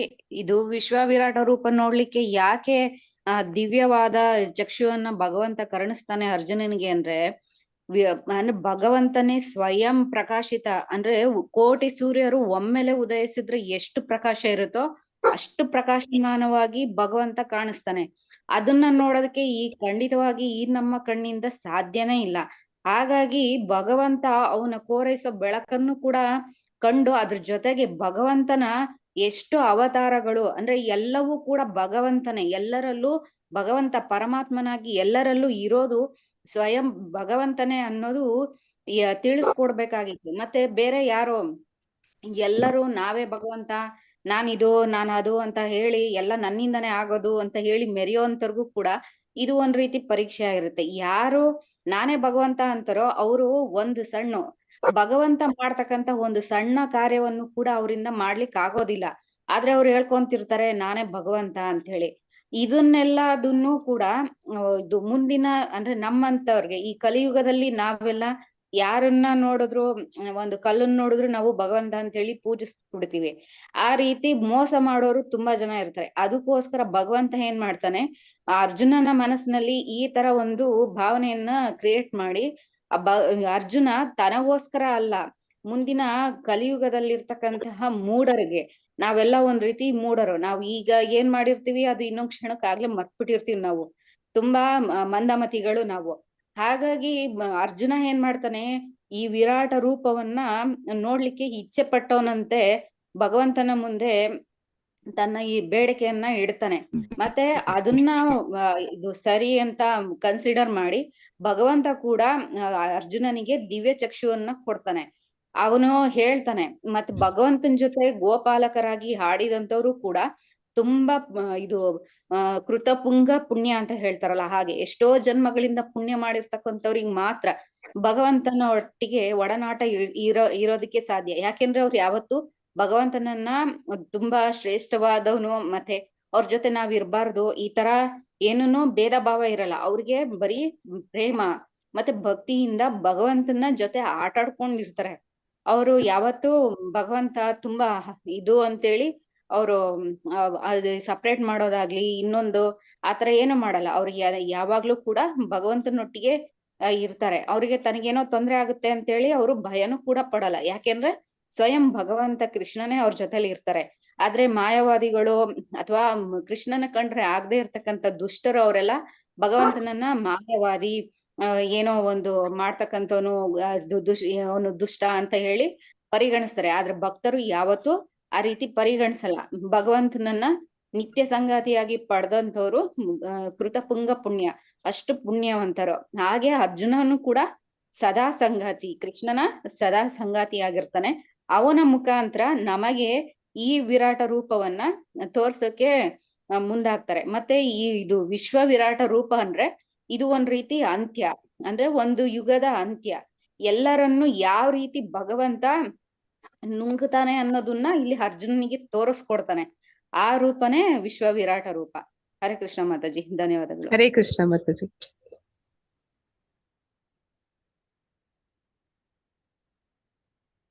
ಸುನೀತಾ ಮಾತಾಜಿ. ಹರೇ ಕೃಷ್ಣ. ಹರೇ ಕೃಷ್ಣ ಮಾತಾಜಿ. ಹರೇ ಕೃಷ್ಣ ಮಾತಾಜಿ. ಹಾ ಮಾತಾಜಿ, ಅರ್ಜುನ ತನ್ನ ವಿಶ್ವರೂಪ ನೋಡ್ಬೇಕು, ತೋರ್ಸ್ಬೇಕು ಅಂತ ಭಗವಂತನ ಕೇಳಿದಾಗ ಕೃಷ್ಣನೇ ದೇವೋತ್ತಮ ಪರಮ ಪುರುಷನೆಂದು ಎಲ್ಲರಿಗೂ ಸ್ಪಷ್ಟಪಡಿಸಲು ಮತ್ತು ಕೃಷ್ಣನ ದೈವತ್ವವನ್ನು ಮನವರಿಕೆ ಮಾಡಲು ಅವನಿಗಾಗಿ ತ್ರಿಭುಜದ ಅಂದ್ರೆ ಕೃಷ್ಣನ ರೂಪವನ್ನು ನೋಡಿ ತೃಪ್ತಿ ಹೊಂದಿದ ಹಾಗೂ ವಿಶ್ವರೂಪವನ್ನು ನೋಡಲು ಬಯಸಿದ. ಭವಿಷ್ಯದಲ್ಲಿ ವಿಶ್ವರೂಪದ ಪ್ರಮಾಣ ಸ್ಥಾಪಿಸಲು ಮತ್ತು ಭಗವಂತನ ವೇಷಧಾರಿಗಳಿಂದ ಎಚ್ಚರವಾಗಿರಲು, ಭವಿಷ್ಯದಲ್ಲಿ ದೇವರ ಅವತಾರಗಳಿಂದ ಮೋಸ ಹೋಗದಿರಲು ಅರ್ಜುನ ತನ್ನ ನಂಬಿಕೆ ದೃಢವಾಗಬೇಕೆಂದು ವೈಯಕ್ತಿಕ ಆಸೆ ಏನಿರ್ಲಿಲ್ಲ. ಸೊ ಹಾಗಾಗಿ ಅರ್ಜುನ ತನ್ಗೋಸ್ಕರ ಅಲ್ಲ, ನಮ್ಮ ಎಲ್ಲರಿಗೋಸ್ಕರ ತಾನು ವಿಶ್ವರೂಪವನ್ನು ನೋಡ್ಬೇಕೆಂದು ಬಯಸಿದ ಮಾತಾಜಿ. ಹರೇ ಕೃಷ್ಣ ಮಾತಾಜಿ. ಹರೇ ಕೃಷ್ಣ ಮಾತಾಜಿ, ಧನ್ಯವಾದಗಳು. ಧನ್ಯವಾದಗಳು ಮಾತಾಜಿ.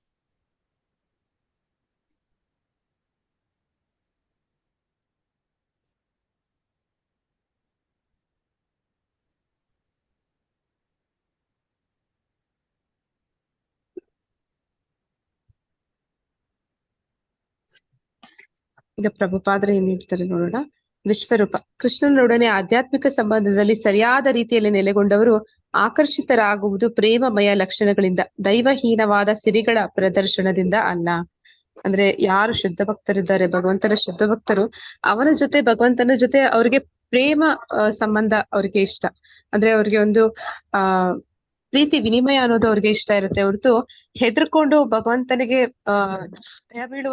ಭಯ ಬೀಳಿಸುವಂತಹ ಅವನ ಒಂದು ದೃಶ್ಯ ಏನಿದೆ ಅವ್ರಿಗೆ ಅದಷ್ಟು ಇಷ್ಟ ಆಗೋದಿಲ್ಲ. ಅಂದ್ರೆ ಅವನ ಐಶ್ವರ್ಯ ಭಾವ, ಅವನ ಸಿರಿಗಳು ಅದೇನಿದೆ ಅದರಿಂದ ಅವರು ಆಕರ್ಷಿತರಾಗೋದಿಲ್ಲ. ಅಂದ್ರೆ ಒಂದು ಉದಾಹರಣೆ ಸುಮಾರು ಸತಿ ಕೊಡ್ತಾರೆ. ಅಂದ್ರೆ ಏನಂದ್ರೆ ಜಡ್ಜ್ ಕೋರ್ಟ್ ನಲ್ಲಿರುವಾಗ ಅವನನ್ನ ನೋಡಿದಾಗ ಎಲ್ಲರೂ ಕೂಡ ಹೆದರ್ಕೊಂಡು ಅವನಿಗೆ ಒಂದು ಭಯಭಕ್ತಿಯಿಂದ ನಡ್ಕೋತಾರೆ ಅವನ ಮುಂದೆ. ಅದೇ ಜಡ್ಜ್ ಮನೆಗೆ ಹೋದಾಗ ಅವನ ಮಕ್ಕಳು ಮೊಮ್ಮಕ್ಕಳನ್ನ ಹೆಗಲ ಮೇಲೆ ಕೂರಿಸ್ಕೊಳ್ತಾನೆ ಅಂತ. ಹಾಗೆ ಕೃಷ್ಣ ಮನೆಯಲ್ಲಿರುವಂತಹ ಭಗವಂತ ಇದ್ದ ಹಾಗೆ. ಆದ್ರೆ ಈ ವಿರಾಟ್ ರೂಪ ಅನ್ನುವಂಥದ್ದು ಏನಿದೆ ಅದು ಕೋರ್ಟ್ ನಲ್ಲಿರುವಂತಹ ಜಡ್ಜ್ ಇದ್ದ ಹಾಗೆ. ಹಾಗೆ ಯಾರು ಭಕ್ತರಿರ್ತಾರೆ ಅವ್ರಿಗೆ ಭಗವಂತನ ಜೊತೆ ಆ ನಿಕಟ ಸಂಬಂಧ ಇಷ್ಟ ಆಗುತ್ತೆ ಹೊರತು ಅವನ ಐಶ್ವರ್ಯ ಭಾವ ಅಥವಾ ಅವನ ಸಿರಿಗಳು ಅವೆಲ್ಲವೂ ಕೂಡ ಅವ್ರಿಗೆ ಆಕರ್ಷಿತ ಆಗೋದಿಲ್ಲ. ಹಾಗೆ ಇಲ್ಲಿ ಹೇಳ್ತಾ ಇದ್ದಾರೆ ಪ್ರಭುಪಾದರು. ವಿಶ್ವರೂಪ ಕೃಷ್ಣನೊಡನೆ ಆಟವಾಡಿದವರು ಅಂದ್ರೆ ಕೃಷ್ಣನ ಸ್ನೇಹಿತರು ಮತ್ತು ಕೃಷ್ಣನ ತಂದೆ ತಾಯಿಯರು ಕೃಷ್ಣನು ತನ್ನ ಸಿರಿಗಳನ್ನು ತೋರಿಸಬೇಕೆಂದು ಎಂದೂ ಬಯಸಲಿಲ್ಲ. ಅವರು ಪರಿಶುದ್ಧ ಪ್ರೇಮದಲ್ಲಿ ಎಷ್ಟು ತನ್ಮಯರಾಗಿದ್ದರೆಂದರೆ ಅವರಿಗೆ ಕೃಷ್ಣನು ದೇವೋತ್ತಮ ಪರಮಪುರುಷ ಎನ್ನುವುದು ತಿಳಿಯದು. ತಮ್ಮ ಪ್ರೇಮ ವಿನಿಮಯದಲ್ಲಿ ಕೃಷ್ಣನು ಪರಮಪ್ರಭು ಎನ್ನುವುದನ್ನು ಅವರು ಮರೆಯುತ್ತಾರೆ. ಅಂದ್ರೆ ಕೃಷ್ಣ ಅನೇಕ ಬಾರಿ ಅವರಿಗೆ ತೋರಿಸ್ತಾನೆ. ಅವನು ಅನೇಕ ರಾಕ್ಷಸರನ್ನೆಲ್ಲ ಕೊಲ್ತಾನೆ. ಅವನು ಗೋವರ್ಧನಗಿರಿ ಅದನ್ನ ತನ್ನ ಬೆರಳಿನ ಮೇಲೆ ಎತ್ಕೊಂಡು ಇಂದ್ರನ ಕೋಪ ಏನು ಪ್ರಳಯಾಂತಕಾರಿಯಾದ ಒಂದು ಬಿರುಗಾಳಿ ಮಳೆ ಏನನ್ನ ಅವನು ಸುರಿಸ್ತಾನೆ.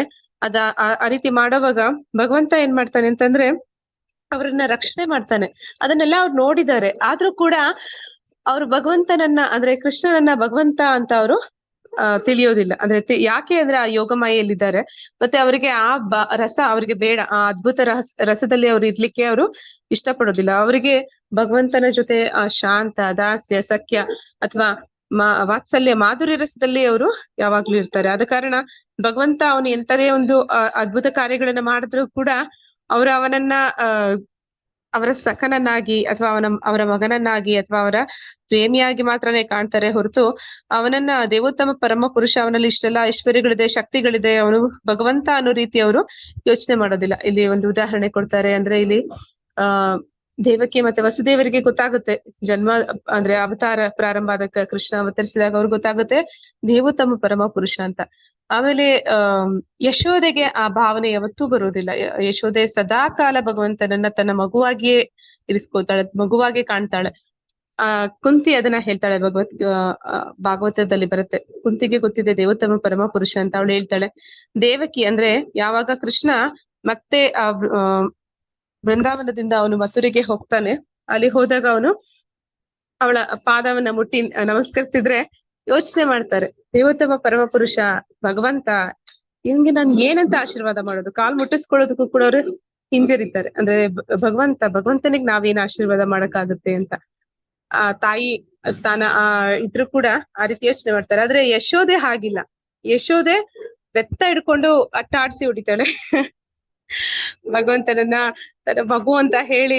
ಅವಳು ಒಂದು ದಿನ ಕೂಡ ಯೋಚನೆ ಮಾಡೋದಿಲ್ಲ ದೇವೋತ್ತಮ ಪರಮ ಪುರುಷ ಭಗವಂತನನ್ನ. ಅವಳು ಆಗಾಗ ಕಾಣ್ತಾಳೆ ಭಗವಂತನ, ಅವನ ಬಾಯಿಯಲ್ಲಿ ಮಣ್ಣು ತಿಂದಾಗೆಲ್ಲ ನೋಡ್ತಾಳೆ, ಇಡೀ ಬ್ರಹ್ಮಾಂಡ ಅವನ ಬಾಯಿಯಲ್ಲಿ ಇರೋದೆಲ್ಲ ಕಾಣ್ತಾಳೆ. ಆದ್ರೂ ಕೂಡ ಅವಳು ಅದನ್ನ ಮರಿತಾಳೆ. ಹೇಗೆ ಮರಿತಾಳೆ ಅಂದ್ರೆ ಅವಳು ಯಾವಾಗ್ಲೂ ವಾತ್ಸಲ್ಯ ಭಾವದಲ್ಲಿ ಇರ್ತಾಳೆ. ಆ ವಾತ್ಸಲ್ಯ ಭಾವದಲ್ಲಿ ಇರೋದ್ರಿಂದ ಅವಳು ಭಗವಂತನ ಐಶ್ವರ್ಯ ಭಾವ ಅಥವಾ ಅದ್ಭುತ ರಸ ಅನ್ನೋದು ಅವಳಿಗೆ ಅದು ಬರೋದಿಲ್ಲ. ಹಾಗೆ ಶುದ್ಧ ಭಕ್ತರಿಗೆ ಭಗವಂತನನ್ನ ಆ ರೀತಿ ಕೃಷ್ಣನ ಹಾಗೆ ಕಾಣೋದೇ ಇಷ್ಟನೇ ಹೊರತು ಅವನ ನೈಜ ರೂಪ ಅಂದ್ರೆ ವ್ಯಕ್ತಿಗತ ರೂಪವನ್ನ ಕಾಣೋದಕ್ಕೆ ಇಷ್ಟ ಪಡ್ತಾರೆ ಹೊರತು ಅವರು ಭಗವಂತನ ಐಶ್ವರ್ಯ ರೂಪ ಅಥವಾ ಅವನ ಸಿರಿಗಳನ್ನ ನೋಡ್ಲಿಕ್ಕೆ ಅವರು ಇಷ್ಟಪಡೋದಿಲ್ಲ.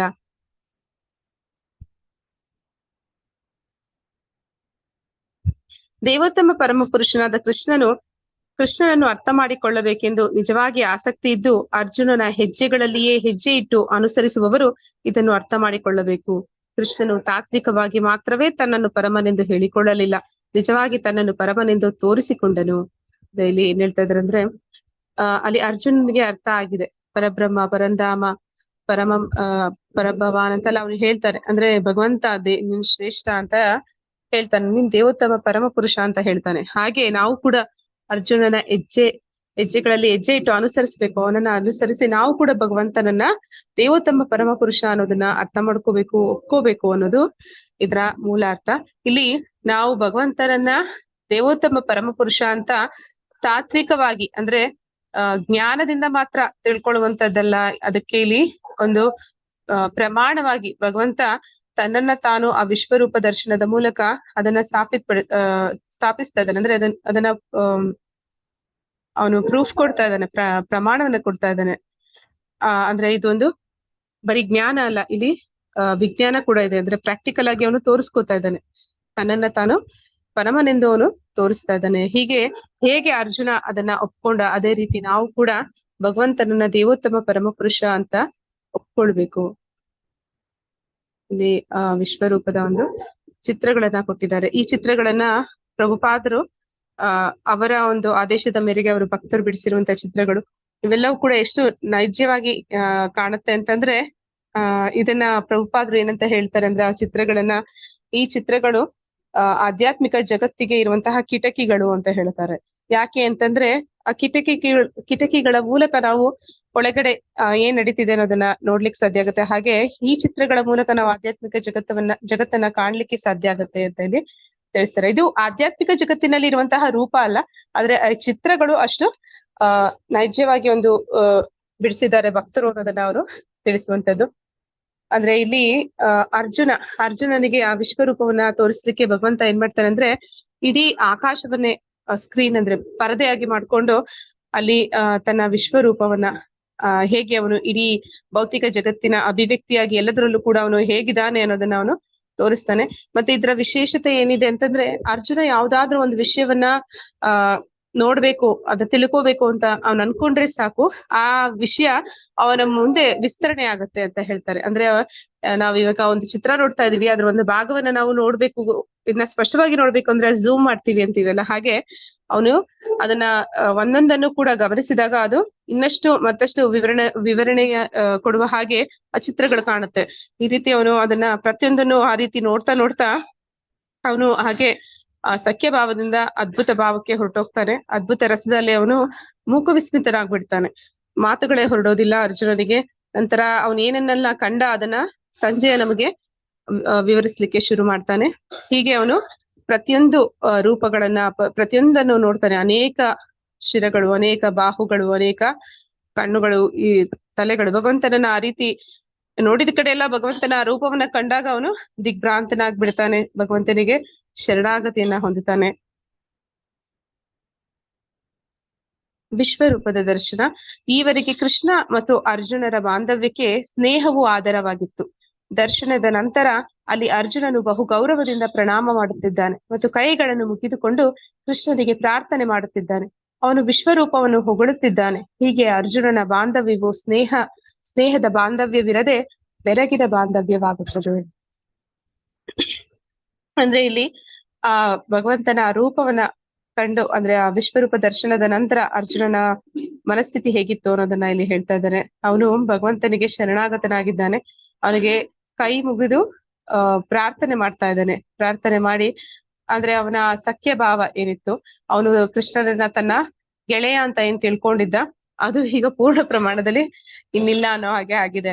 ನಾನು ಸಾಧಾರಣ ಗೆಳೆಯ ಅಂತ ತಿಳ್ಕೊಂಡು ನಿನ್ನನ್ನ ಏಕಾಂತದಲ್ಲಿದ್ದಾಗ ಹೇಗೆಗೋ ನಿನ್ ಜೊತೆಲಿ ಒಂದು ಹುಡುಗಾಟದಿಂದ ಮಾತಾಡ್ಬಿಟ್ಟಿದ್ದೀನಿ ಭಗವಂತ, ನೀನ್ ದೇವೋತ್ತಮ ಪರಮಪುರುಷ ಅಂತ ತಿಳಿದೆ ನಿನ್ ಜೊತೆ ನಾನ್ ತುಂಬಾ ಸಲಿಗೆಯಿಂದ ನಡ್ಕೊಂಡ್ಬಿಟ್ಟಿದ್ದೀನಿ. ಆದ್ರೆ ನೀನು ದೇವೋತ್ತಮ ಪರಮಪುರುಷ ಅಂದ್ರೆ ಅವನ ಅದ್ಭುತ ರಸವನ್ನ ನೋಡಿ ಬೆರಗಾಗ್ಬಿಟ್ಟಿದ್ದಾನೆ ಅರ್ಜುನ. ಈಗ ಭಗವಂತ ಅವನಿಗೆ ಕಾಲ ರೂಪವನ್ನು ಕೂಡ ತೋರಿಸ್ತಾ ಇದ್ದಾನೆ. ಕಾಲ ರೂಪದಲ್ಲಿ ನಾನು ನಿಮ್ಮ ಬಗ್ಗೆ ತಿಳಿದುಕೊಳ್ಳಲು ಬಯಸುತ್ತೇನೆ, ಏಕೆಂದರೆ ನಿಮ್ಮ ಗುರಿ, ನಿಮ್ಮ ಮಿಷನ್ ಏನೆಂದು ನನಗೆ ತಿಳಿದಿಲ್ಲ. ಅಂದ್ರೆ ಯಾವಾಗ ಕೃಷ್ಣ ಆ ಕಾಲ ರೂಪವನ್ನ ತೋರಿಸ್ತಾನೆ, ಕೃಷ್ಣನ ಬಾಯಿಯಿಂದ ಎಲ್ಲ 18 ಅಕ್ಷೋಹಿಣಿ ಸೈನ್ಯ ಮತ್ತೆ ಅವನ ಎಲ್ಲ ಗುರುಗಳು, ಹಿರಿಯರು ಎಲ್ಲರೂ ಕೂಡ ಭಗವಂತನ ಬಾಯಿಯ ಮೂಲಕ ಹೋಗಿ ಅವನ ಹಲ್ಲುಗಳ ಸಂಧಿಯಲ್ಲಿ ಅವರೆಲ್ಲರೂ ಕೂಡ ಏನಂತಾರೆ ಜಜ್ಜೋಗ್ತಾ ಇದ್ದಾರೆ. ಮತ್ತೆ ಅವರೆಲ್ಲರೂ ಸಾಯ್ತಾ ಇರೋದನ್ನ ನೋಡಿ ಅವನಿಗೆ ಈ ಭಾವನೂ ಹೊಟ್ಟೋಗುತ್ತೆ. ಅದ್ಭುತ ಭಾವ ಹೋಗಿ ಅವನು ಪರಿಪೂರ್ಣವಾಗಿ ಅವನು ಮರ್ತು ಬಿಡ್ತಾನೆ. ಕೃಷ್ಣನನ್ನ ಕೇಳೋಕೆ ಶುರು ಮಾಡ್ತಾನೆ. ಯಾರ್ ನೀನು, ನಿನ್ನ ಉದ್ದೇಶ ಏನು, ಏನ್ ಮಾಡ್ತಾ ಇದೀಯ ಅಂತ ಕೇಳೋಕ್ ಶುರು ಮಾಡ್ತಾನೆ. ಕಾಲೋಸ್ಮಿ ಲೋಕಕ್ಷಯ ಕೃತ್ ಪ್ರವೃದೋ, ನಾನು ಕಾಲನು ಎಲ್ಲಾ ಲೋಕಗಳ ಮಹಾನ್ ಕ್ಷಯಕಾರಿಯು. ಅದಕ್ಕೆ ಭಗವಂತ ಹೇಳ್ತಾನೆ ಯಾರ್ ನೀನು ಅಂತ, ನಿನ್ನ ಉದ್ದೇಶ ಏನು ಅಂತ ಕೇಳಿದಾಗ ಪರಮಾತ್ಮ ಅವನು ಹೇಳ್ತಾನೆ ನಾನು ಕಾಲ. ಅಂದ್ರೆ ಭಗವಂತ ಎಲ್ಲರಿಗೂ ಕೂಡ ದರ್ಶನವನ್ನ ಕೊಡ್ತಾನೆ. ಯಾರು ಭಕ್ತರಿದ್ದಾರೆ ಅವನಿಗೆ ಆ ಪ್ರೀತಿ ಭಾವದಿಂದ ಒಂದು ಕೃಷ್ಣನ ರೂಪದಲ್ಲಿ ಅವರು ಕಾಣಿಸ್ಕೊಂಡ್ರೆ, ಯಾರು ಅಭಕ್ತರಿದ್ದಾರೆ ಅವ್ರಿಗೂ ಕೂಡ ಭಗವಂತನ ದರ್ಶನ ಆಗುತ್ತೆ. ಯಾವ ರೀತಿ ಅಂತಂದ್ರೆ ಕಾಲನಾಗಿ, ಅಂದ್ರೆ ಅವನು ಮೃತ್ಯುವಾಗಿ ಬರ್ತಾನೆ. ಹಾಗೆ ಅವನು ಹೇಳ್ತಾ ಇದ್ದಾನೆ ನಾನು ಮೃತ್ಯು. ಅಂದ್ರೆ ಭೂದೇವಿ ಬ್ರಹ್ಮನಲ್ಲಿ ಹೋಗಿ ಪ್ರಾರ್ಥನೆ ಮಾಡ್ತಾಳೆ, ಈ ಭೂಭಾರ ಹರಣ ಆಗ್ಬೇಕು, ನನ್ನಿಂದ ಈ ಭೂಭಾರವನ್ನ ಹೊರ್ಲಿಕ್ಕೆ ಸಾಧ್ಯ ಇಲ್ಲ ಅಂತ. ಅಂದ್ರೆ ಇಲ್ಲಿ ಅವಳು ಹೇಳೋ ಮಾತಿನ ಅರ್ಥ ಏನಾಗಿರುತ್ತೆ ಅಂತಂದ್ರೆ, ಭೂಮಿ ಮೇಲೆ ಭಾರ ಜನಸಂಖ್ಯೆಯಿಂದ ಜಾಸ್ತಿ ಆಗಿದೆ ಅಂತಲ್ಲ. ಅಂದ್ರೆ ನಾವೆಲ್ಲರೂ ಕೂಡ ಮಣ್ಣಿನಿಂದ ಆದವರು. ಮಣ್ಣು ಆಲ್ರೆಡಿ ಈ ಭೂಮಿ ಮೇಲೆ ಇದ್ದದ್ದೇ. ಮತ್ತೆ ಎಷ್ಟೇ ಜನ ಸಂಖ್ಯೆ ಜಾಸ್ತಿ ಆದ್ರೂ ಕೂಡ ಅವರೆಲ್ಲರೂ ಕೂಡ ಈ ಮಣ್ಣಿನಿಂದಲೇ ಬಂದಿರ್ತಾರೆ. ತಾಯಿ ಎದೊಳಗೆ ಅದು ಭಾರ ಅನ್ಸೋದಿಲ್ಲ. ಆದ್ರೆ ಅವಳು ಇಲ್ಲಿ ಹೇಳ್ತಾ ಇರುವಂತದ್ದು ಜನಸಂಖ್ಯೆ ಬಗ್ಗೆ ಅಲ್ಲ, ಅವಳು ಹೇಳ್ತಾ ಇರುವಂತದ್ದು ಪಾಪ ಮಾಡ್ತಾ ಇದ್ದಾರೆ. ಅಷ್ಟೊಂದು ಪಾಪಪೂರಿತ ಜೀವನವನ್ನ ನಡೆಸ್ತಾ ಇದ್ದಾರೆ. ಆ ಪಾಪಪೂರಿತ ಜೀವನ ಏನ್ ಮಾಡ್ತಾ ಇದ್ದಾರೆ, ಅದು ಅವಳಿಗೆ ನೋವನ್ನ ಕೊಡ್ತಾ ಇದೆ. ಅದಕ್ಕಾಗಿ ಈ ಭೂಭಾರ ಹರಡ, ಅಂದ್ರೆ ಈ ಭೂಮಿಯ ಭಾರ ನನಗೆ ಹೆಚ್ಚಾಗ್ತಿದೆ, ಇದನ್ನ ನನ್ನಿಂದ ಹೊರ್ಲಿಕ್ಕೆ ಆಗ್ತಿಲ್ಲ ಅಂತ ಅವಳು ಕೇಳ್ಕೋತಾಳೆ. ಆಗ ಬ್ರಹ್ಮ ಹೋಗಿ ಪ್ರಾರ್ಥನೆ ಮಾಡ್ತಾನೆ. ಆಗ ಕೃಷ್ಣ ಹೇಳ್ತಾನೆ ನಾನ್ ಬರ್ತಾ ಇದ್ದೀನಿ ಅಂತ ಹೇಳಿ. ಹೀಗೆ ಅವನು ಕಾಲನಾಗಿ ಬಂದು ಆ ಭೂಭಾರ ಹರಣವನ್ನ ಈ ಯುದ್ಧದ ಮೂಲಕ ಅವನು ಮಾಡ್ತಾನೆ.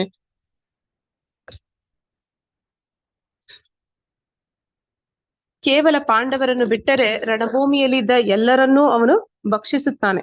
ಆದುದರಿಂದ ಎದ್ದೇಳು, ಯುದ್ಧ ಮಾಡಿ ಕೀರ್ತಿಯನ್ನು ಪಡೆ, ನಿನ್ನ ಶತ್ರುಗಳನ್ನು ಸೋಲಿಸಿ ಸಮೃದ್ಧವಾದ ರಾಜ್ಯವನ್ನು ಅನುಭವಿಸು. ನನ್ನ ವ್ಯವಸ್ಥೆಯಿಂದ ಆಗಲೇ ಅವರು ಹತರಾಗಿದ್ದಾರೆ. ಸವ್ಯಸಾಚಿಯೇ, ನೀನು ಯುದ್ಧದಲ್ಲಿ ಒಂದು ನಿಮಿತ್ತ ಮಾತ್ರ.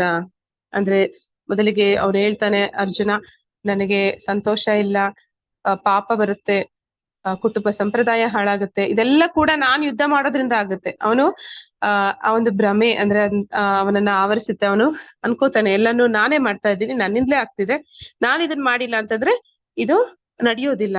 ಅಂದ್ರೆ ಈ 18 ಅಕ್ಷೋಹಿಣಿ ಸೈನ್ಯ ಏನ್ ಸಾಯುತ್ತೆ ನಮಗೋಸ್ಕರ, ಆ ಒಂದು ಸಾವನ್ನ ನಾನು ನಿಲ್ಲಿಸ್ಬೋದು, ನಾನು ಯುದ್ಧವನ್ನ ನಿಲ್ಲಿಸ್ಬೋದು, ನನ್ನ ಸನ್ಯಾಸ ತಗೋತೀನಿ ಅಂತೆಲ್ಲ ಹೇಳ್ತಾನೆ. ಅದಕ್ಕೆ ಇಲ್ಲಿ ಪರಮಾತ್ಮ ಹೇಳ್ತಾ ಇದ್ದಾನೆ, ನೀನು ಅದನ್ನೆಲ್ಲ ಏನು ಮಾಡೋದು ನೀನೇ ಮಾಡ್ತಾ ಇದೀಯ ಅಂತ ನೀನನ್ನ ಅನ್ಕೊಳ್ತಾ ಇದೆಯಲ್ಲ, ಅದು ನೀನೆಲ್ಲ ಮಾಡ್ತಾ ಇರೋದು. ಇವರೆಲ್ಲರೂ ಕೂಡ ಈಗಾಗ್ಲೇ ನನ್ನಿಂದ ಹತರಾಗ್ಬಿಟ್ಟಿದ್ದಾರೆ. ಅಂದ್ರೆ ನಾನು ಅವ್ರನ್ನೆಲ್ಲ ಈಗಾಗ್ಲೇ ಕೊಂದಿದ್ದಾಗಿದೆ. ನನ್ನ ಯೋಜನೆಯಲ್ಲಿ ಅವರೆಲ್ಲರೂ ಕೂಡ ಸಾಯ್ತಾರೆ. ಆದ್ರೆ ಇದನ್ನ ನೀನೊಂದು ನಿಮಿತ್ತ, ಅಂದ್ರೆ ನೀನೊಂದು ಕಾರಣ ಅಷ್ಟೇ. ಆ ಕಾರಣ ನೀನಾಗೋದಕ್ಕೆ ಇಷ್ಟಪಟ್ಟಿಲ್ಲ ಅಂದ್ರೂ ಕೂಡ ಇನ್ಯಾರೋ ಮಾಡ್ತಾರೆ. ಅಂದ್ರೆ ಭಗವಂತನ ಕಾರ್ಯದಲ್ಲಿ ಒಬ್ಬರೇ ಮಾಡ್ಬೇಕು ಅಂತ ಏನಿಲ್ಲ. ಒಬ್ರು ಮಾಡಿಲ್ಲ ಅಂತಂದ್ರೆ ಇನ್ನೊಬ್ರನ್ನ ಭಗವಂತ ಅದಕ್ಕೆ ರೆಡಿ ಮಾಡ್ತಾನೆ. ಹಾಗೆ ಅವ್ನು ಹೇಳ್ತಾನೆ, ನೀನೊಂದು ಇನ್ಸ್ಟ್ರೂಮೆಂಟ್, ನೀನೊಂದು ನಿಮಿತ್ತ ಮಾತ್ರ ಈ ಯುದ್ಧದಲ್ಲಿ. ಅಲ್ಲಿ ಸವ್ಯಸಾಚಿ ಅಂತ ಕೂಡ ಕರೀತಾ ಇದ್ದಾನೆ ಅರ್ಜುನನನ್ನ. ಸವ್ಯಸಾಚಿ ಅಂದ್ರೆ ಅವನು ಧನುರ್ವಿದ್ಯೆಯಲ್ಲಿ ಒಂದು ನೈಪುಣ್ಯತೆಯನ್ನ ಹೊಂದಿರ್ತಾನೆ. ಅಂದ್ರೆ ಅವನು 2 ಕೈಗಳಿಂದಲೂ ಕೂಡ ಬಿಲ್ಲುಗಳನ್ನ ಬಿಡುವಷ್ಟು ಸಮರ್ಥನಾಗಿರ್ತಾನೆ. ಆದ್ರಿಂದ ಅವನನ್ನ ಸವ್ಯಸಾಚಿ ಅಂತ ಕರೀತಾ ಇದ್ದಾನೆ. ಈ ಯುದ್ಧದಲ್ಲಿ ಅರ್ಜುನ ಒಂದು ಕಾರಣ ಮಾತ್ರ, ನೆಪ ಮಾತ್ರ. ಆದ್ರೆ ಆ ಯುದ್ಧ ಏನ್ ನಡೆಯುತ್ತೆ, ಅದರ ಪರಿಣಾಮ ಏನಿದೆ, ಅದೆಲ್ಲವನ್ನು ಕೂಡ ಕಾಲರೂಪದಲ್ಲಿ ಅರ್ಜುನ ಆಗ್ಲೇ ನೋಡಿದಾನೆ.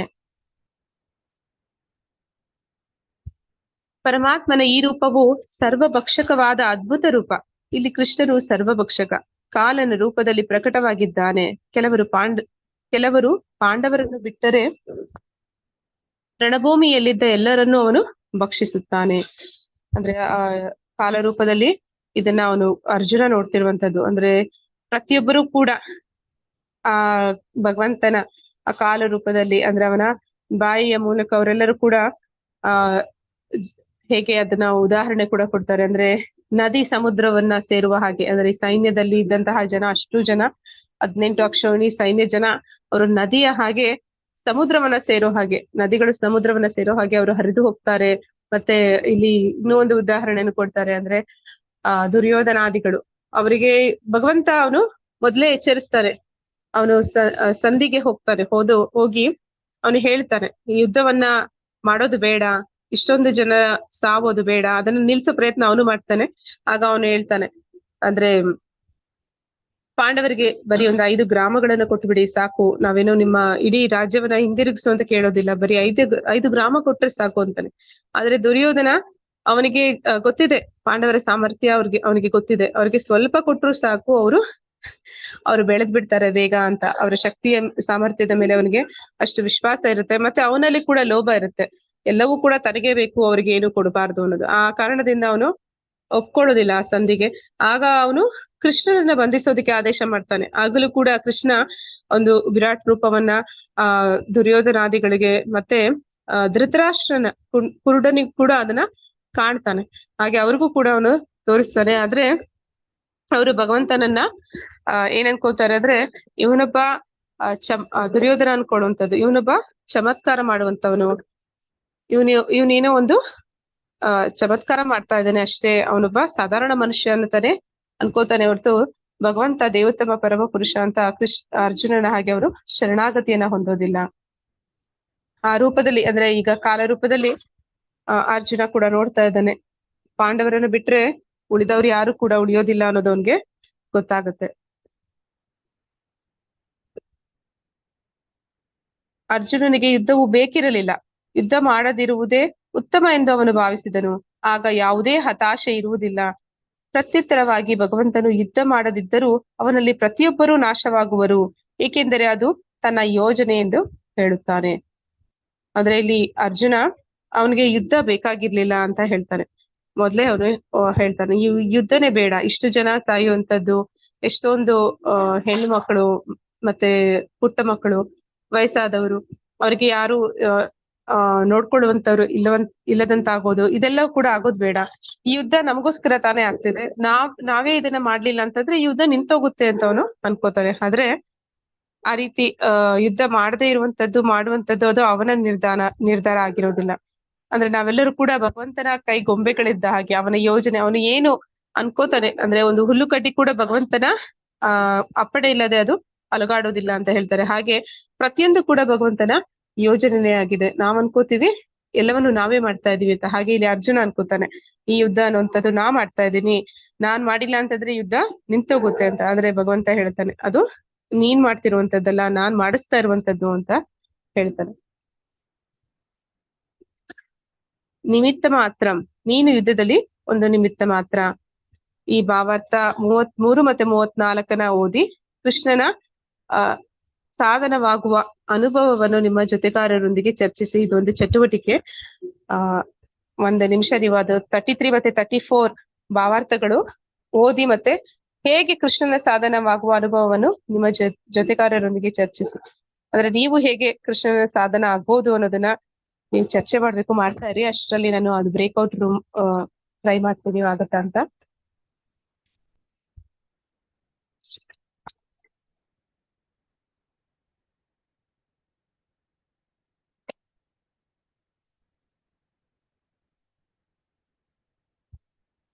ನೋಮಿತ್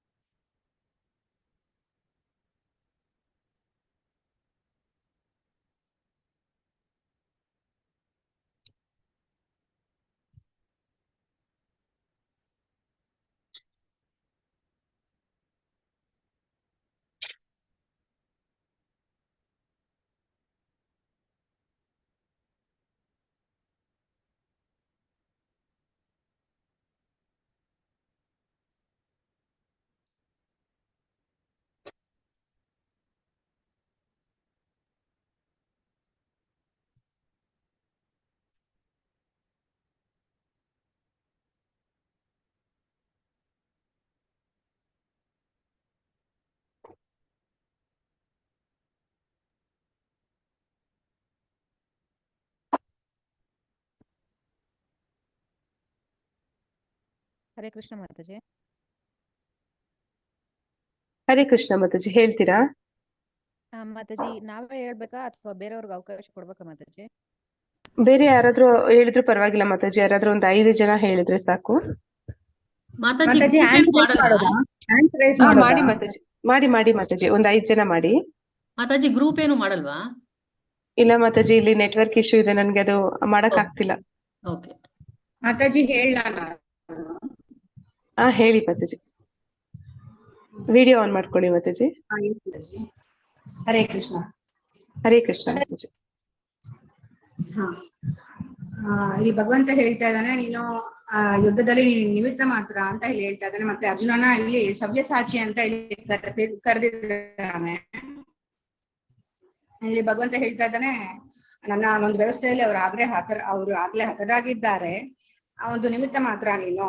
ತನ್ನ ಶತ್ರುಗಳನ್ನು ಕೊಳ್ಳಲು ಸಾಮರ್ಥ್ಯವಿರುವ ಮಾತಾಜಿ ಹರೇ ಕೃಷ್ಣ. ಪ್ರಯೋಗಿಸೋದು. ಹರೇ ಕೃಷ್ಣ ಮಾತಾಜಿ, ಒಂದ್ ನಿಮಿಷ.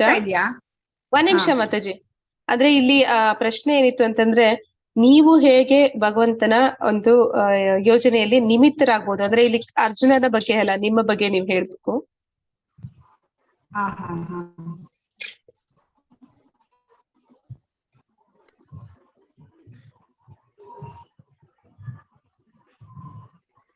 ನಮ್ಮ ಬಗ್ಗೆ. ಹಾ ಮಾತಾಜಿ, ನಾವು ಹೇಗೆ ಭಗವಂತನ ಒಂದು ಯೋಜನೆಯಲ್ಲಿ ನಿಮಿತ್ತ ಆಗ್ಬೋದು ಅಂತ. ಮಾತಾಜಿ ನಾನು ಆಮೇಲೆ ಹೇಳ್ತೀನಿ, ಅವರೆಲ್ಲ ಹೇಳಿ. ಸರಿ ಮಾತಾಜಿ. ಹರೇ ಕೃಷ್ಣ. ಶ್ರುತಿ ಮಾತಾಜಿ. ಹರೇ ಕೃಷ್ಣ ಮಾತಾಜಿ. ಇವಾಗ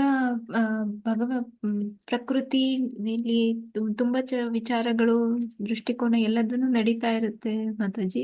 ಇದರಲ್ಲಿ ಹಾಗಾಗಿದ್ರೆ ಚೆನ್ನಾಗಿತ್ತು, ಹೀಗಾಗ್ಬೋದಿತ್ತೇನೋ, ಹಾಗೆ ಹೀಗೆ ಅಂತೆಲ್ಲದನ್ನು ನಾವು ಯೋಚಿಸ್ತಾ ಇರ್ತೀವಿ ತುಂಬಾ ಸಲ. ಆದ್ರೆ ಈ ಕೋಇನ್ಸಿಡೆನ್ಸ್ ಅನ್ನೋದು ಯಾವ್ದು ಇಲ್ಲ ಮಾತಾಜಿ. ಇದ್ರಲ್ಲಿ ಎಲ್ಲದನ್ನು ಕೂಡ ಅವನ ಲೆಕ್ಕಾಚಾರ, ಯೋಜನೆ ಅಂತಾನೆ ನಡೀತಾ ಇರುತ್ತೆ. ಆದ್ರೆ ನಮಗೆ ಅದು ಅರ್ಥ ಆಗೋದಿಲ್ಲ. ತುಂಬಾ ಸಲ ನಮ್ಮ ಕೈಯಿಂದನೇ, ಅಂದ್ರೆ ಈ ಒಂದು ಭಗವಂತನ ಇರುವಿಕೆ ಮತ್ತು ಈ ಕೃಷ್ಣ ಪ್ರಜ್ಞೆಗೆ ನಮ್ಮನ್ನ ನಾವು ತೆರ್ಕೊಂಡಾಗ, ಸಂಪರ್ಕದಲ್ಲಿ ಇದ್ದಾಗ ನಮ್ಗೆ ಭಗವಂತ ಹೇಳಿದ ಹಾಗೇನೆ ಅವನನ್ನ ನಾವೊಂದು ನಿಮಿತ್ತ ಮಾತ್ರ, ಅಂದ್ರೆ ಆತನ ಯೋಜನೆ ನಾವು ಪಾಲ್ಗೊಳ್ಳುವಂತ ಎಲ್ಲಾ ಒಂದು ಅವಕಾಶ ಇದನ್ನು ಕೂಡ ಸಿಗುತ್ತೆ. ಇದಕ್ಕೆ ಮುಖ್ಯವಾಗಿ ಬೇಕಾಗಿರೋದು ಆ ಪ್ರಜ್ಞೆ, ಅಂದ್ರೆ ಅದು ಸದಾ ಭಗವಂತನ ಧ್ಯಾನದಲ್ಲಿ, ಭಗವಂತನ ಸಂಪರ್ಕ, ಕೃಷ್ಣ ಪ್ರಜ್ಞೆಯಲ್ಲಿ ನಿರಂತರ ನಾವು ತೆರ್ಕೊಂಡಾಗ ಈ ಮಾಯಾವಾದಿಗಳು ಅಥವಾ ವಿಜ್ಞಾನಿಗಳು ತುಂಬಾ ಜನ ಸೈಂಟಿಫಿಕ್ ಆಗಿ ಯೋಚಿಸ್ತಾರೆ. ಆದ್ರೆ ಭಗವಂತನ ಯೋಜನೆ ರೀತಿಯವರು ಅವ್ರು ಯೋಚಿಸಲ್ಲ. ಹಾಗಾಗಿ ಭಗವಂತನ ಈಗ ಪ್ರಕೃತಿಯಲ್ಲಿ ಆಗೋ ಯಾವುದೇ ರೀತಿ ಬದಲಾವಣೆಗಳಾಗಿರ್ಬೋದು ಅಥವಾ ಏನೇ ಒಂದಾಗಿದ್ರುನು ಆ ಯೋಜನೆ ಇದನ್ನ ನಾವೇ ಮಾಡಿದ್ವಿ ಅಂತ ಹೇಳ್ತಾರೆ. ಆದ್ರೆ ಅದ್ರ ಹಿಂದೆ ಭಗವಂತನ ಒಂದು ಇರುವಿಕೆಯನ್ನ ಒಪ್ಕೊಳ್ಳೋದಿಲ್ಲ. ಹರೇ ಕೃಷ್ಣ ಮಾತಾಜಿ. ಹರೇ ಕೃಷ್ಣ ಮಾತಾಜಿ. ಮಥುರಾ ಮಾತಾಜಿ, ದೇವಕಿ ಮಾತಾಜಿ. ಹರೇ ಕೃಷ್ಣ. ಹರೇ ಕೃಷ್ಣ. ಹರೇ ಕೃಷ್ಣ ಮಾತಾಜಿ. ನಾನು ನನ್ನ ಜೀವನದಲ್ಲಿ ನಿನ್ನೆ ಮೊನ್ನೆ ನಡೆದದ್ದ ಬಗ್ಗೆ ನಾನು ಹೇಳ್ತೇನೆ ಅಷ್ಟೇ. ಇದು ಕುಂದಲತಾ ಮಾತಾಜಿಯವರು ಚಿಲ್ಡ್ರನ್ಸ್ ಕ್ಲಾಸ್ ತೆಗೆದುಕೊಳ್ತಾ ಇದ್ದಾರೆ. ಬಟ್ ಅವರು ನಿನ್ನೆ ನನ್ಗೆ ಕ್ಲಾಸ್ ತೆಗೆದುಕೋ ಅಂತ ಹೇಳಿದ್ರು. ನಾನು ಯಾವಾಗ್ಲೂ ಎಣಿಸ್ತೇನೆ, ಅದು ಭಗವಂತನ ಇಚ್ಛೆ, ನಾನು ನಿಮಿತ್ತ ಮಾತ್ರ ಅಷ್ಟೇ. ಸೊ ನಾನು ಯಾವುದು ನನ್ಗೆ ಇಂತಹ ಕ್ಲಾಸ್, ನಾನು ಭಾಗವತ್ ಪುರಾಣ ಕೊಂಕಣಿಯಲ್ಲಿ ಕೂಡ ಕ್ಲಾಸ್ ತೆಗೆದುಕೊಳ್ತೇನೆ. ಲಾಸ್ಟ್ ಮೊಮೆಂಟ್ ನಲ್ಲಿ ಯಾರಾದ್ರೂ ಮಿಸ್ ಆದ್ರೆ ನನ್ಗೆ ಹೇಳ್ತಾರೆ. ದೆನ್ ನಾನು ಆಗ ಎಣಿಸ್ತೇನೆ, ಇದು ಭಗವಂತ ನನ್ಗೆ ಕೊಟ್ಟ ಅವಕಾಶ, ನಾನು ಒಂದು ನಿಮಿತ್ತ ಮಾತ್ರ, ನನ್ಗೆ ಒಂದು ನಿಮಿತ್ತ ಮಾತ್ರ ಮಾಡಿದ್ದಾನೆ, ಇವತ್ತು ಮಾತಾಡುವ ನಂಗೆ ಅವಕಾಶ ಕೊಟ್ಟಿದ್ದಾನಂತ ಎಣಿಸ್ತೇನೆ. ಹಾಗೆ ಮತ್ತೆ ಇನ್ನೊಂದು ನನ್ನ ಲೈಫ್ ನಲ್ಲಿ ಆಗಿದ್ದು ಸಂಗತಿ ಅಂದ್ರೆ, ನಮ್ಮ ಯಜಮಾನಿಗೆ ಕಣ್ಣಿನ ಪ್ರಾಬ್ಲಮ್, ಕಣ್ಣು ಕಾಣಿಸ್ತಾ ಇರ್ಲಿಲ್ಲ, ಕಣ್ಣಿನ ಬ್ಲೀಡಿಂಗ್ ಆಗ್ತಾ ಇದೆ. ನಾನು ಏನ್ ಮಾಡ್ಲಿದ್ದೀವ್ರಿ ಅಂತ ನಾನು ಎಣಿಸಿದಾಗ ನನ್ಗೆ ಭಗವಂತ ಒಂದು ದಾರಿ ತೋರಿಸಿದ. ಇಲ್ಲಿ ಮೈತ್ರಿ ಕ್ಲಿನಿಕ್ ಹೋದೆ ನಾನು. ಅಲ್ಲಿ ಕಿಶೋರ್ ಕೃಷ್ಣ, ಆ ಡಾಕ್ಟರ್ ಹೆಸರನ್ನೇ ಕೇಳಿದಾಗ ನಂಗೆ ತುಂಬಾ ಖುಷಿ ಆಯ್ತು.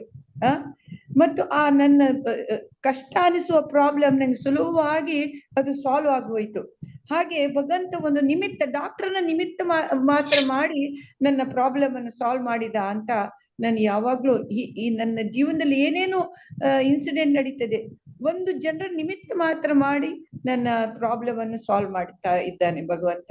ಇದು ನನ್ಗೆ ಈಗ ಜೀವನದಲ್ಲಿ ಅರ್ಥ ಆಗ್ತಾ ಇದೆ. ನಾವು ಮಾಡುದಲ್ಲ, ಒಂದು ನಿಮಿತ್ತದಿಂದ ನಮ್ಮ ಪ್ರಾಬ್ಲಮ್ ಸಾಲ್ವ್ ಮಾಡ್ತಾ ಇದ್ದಾನೆ ಅಂತ ಅಷ್ಟೇ. ಹರೇ ಕೃಷ್ಣ. ಹರೇ ಕೃಷ್ಣ ಮಾತಾಜಿ, ಧನ್ಯವಾದಗಳು ಮಾತಾಜಿ. ಪದ್ಮಿನಿ ಮೂರ್ತಿ ಮಾತಾಜಿ, ಹರೇ ಕೃಷ್ಣ. ಹರೇ ಕೃಷ್ಣ ಮಾತಾಜಿ. ಹರೇ ಕೃಷ್ಣ. ಯಾರೇ ಅಂದ್ರೆ ಪ್ರತಿಯೊಂದು ಜೀವಿ ಕೂಡ ಈ ಭೂಮಿ ಮೇಲೆ ಬರೋದಕ್ಕೆ ಕಾರಣ ಅಂತಂದ್ರೆ ನಾವು ಎಲ್ಲರೂ ಇದ್ದಿದ್ದು ಮೊದಲು ಗೋಲೋಕ ಬೃಂದಾವನದಲ್ಲಿ ಭಗವಂತನ ಜೊತೆನೆ ಇದ್ದೀವಿ.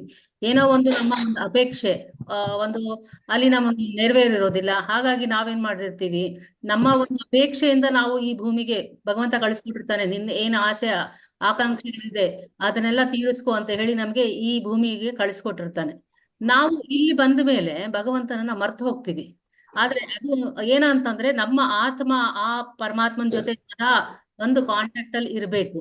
ಮತ್ತೆ ಅಂತ ಸಮಯದಲ್ಲಿ ನಮಗೆ ಭಗವಂತ ನಾವು ಯಾತಕ್ಕೆ ಇಲ್ಲಿ ಬಂದಿದ್ದೀವಿ, ನಮ್ಮ ಅದನ್ನ ಪ್ರತಿ ಒಂದು ಕ್ಷಣ ನಮ್ಮ ಆತ್ಮದಲ್ಲಿ ನಮ್ಮ ಚಿಂತನೆಯಲ್ಲೇ ನಾವು ಮುಳುಗಿದಾಗ, ಅಂದ್ರೆ ಭಗವಂತನ ಚಿಂತನೆಯಲ್ಲಿ ನಾವು ಮುಳುಗಿದಾಗ ಅವನು ಪ್ರತಿಯೊಂದು ಸಲನೂ ನಮ್ಗೆ ಸೂಚನೆ ಕೊಡ್ತಾ ಇರ್ತಾನೆ. ನೀನ್ ಬಂದಿದ್ ಕಾರಣ ಇದು, ನೀನ ಮಾಡ್ಬೇಕಾಗಿರೋ ಕರ್ತವ್ಯ ಇದು.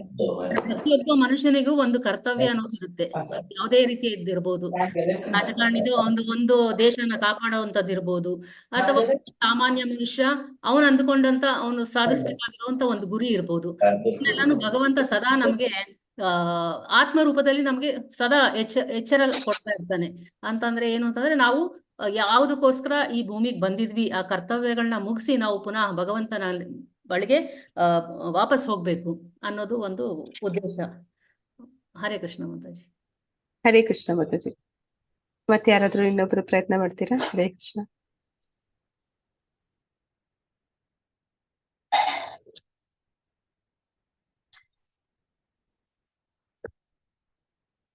ಜ್ಯೋತಿಶ್ರೀ ಮಾತಾಜಿ. ಹರೇ ಕೃಷ್ಣ ಮಾತಾಜಿ. ಹರೇ ಕೃಷ್ಣ ಮಾತಾಜಿ. ಅಂದ್ರೆ ನಾವು ಈಗ ಕೃಷ್ಣನಿಗೆ ಸಾಧನ ಯಾವ ತರ ಆಗಬಹುದು, ಅಥವಾ ಆ ಅನುಭವಗಳು ನಮ್ಗೆ ಹೇಗಾಗ್ತವೆ ಅಂದ್ರೆ, ನಾವು ಕೃಷ್ಣ ಪ್ರಜ್ಞೆನಲ್ಲಿ ಬಂದಾಗ ಈ ಎಲ್ಲಾ ಅನುಭವಗಳು ಸರ್ವೇ ಸಾಮಾನ್ಯವಾಗಿ ಆಗ್ತವೆ. ಈ ಕೃಷ್ಣ ಪ್ರಜ್ಞೆನಲ್ಲಿ ನಾವು ಪ್ರಚಾರ ಮಾಡೋದು, ನಮ್ಮ ಸಾಧನೆಯನ್ನ ಮುಂದುವರಿಸೋದು, ಭಗವಂತನ ಭಕ್ತಿ ಸೇವೆನಲ್ಲಿ ತೊಡಗಿಸ್ಕೊಳ್ಳೋದು. ಈಗ ಭಗವಂತನಿಗೆ ಇಂಥದಿಷ್ಟ, ಅದನ್ನ ನಾನು ಬಿಡಬೇಕು ಅನ್ಕೊಂಡು ಒಂದು ತಪಸ್ಸು ಮಾಡ್ಕೊಳ್ಳೋದು.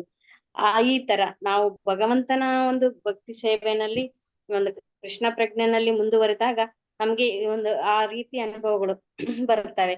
ಯಾಕೆ ಕೃಷ್ಣನ ಎಲ್ಲದೂ ಅವನ ಯೋಜನೆನೆ, ಅವನ ನಿರ್ದಿಷ್ಟ ಯೋಜನೆ. ಇದು ಯಾವಾಗ ಏನಾಗ್ಬೇಕು, ಯಾವಾಗ ಆಗ್ಬೇಕು, ಎಲ್ಲವೂ ಅವನಿಂದನೇ ನಡೆಯುತ್ತೆ.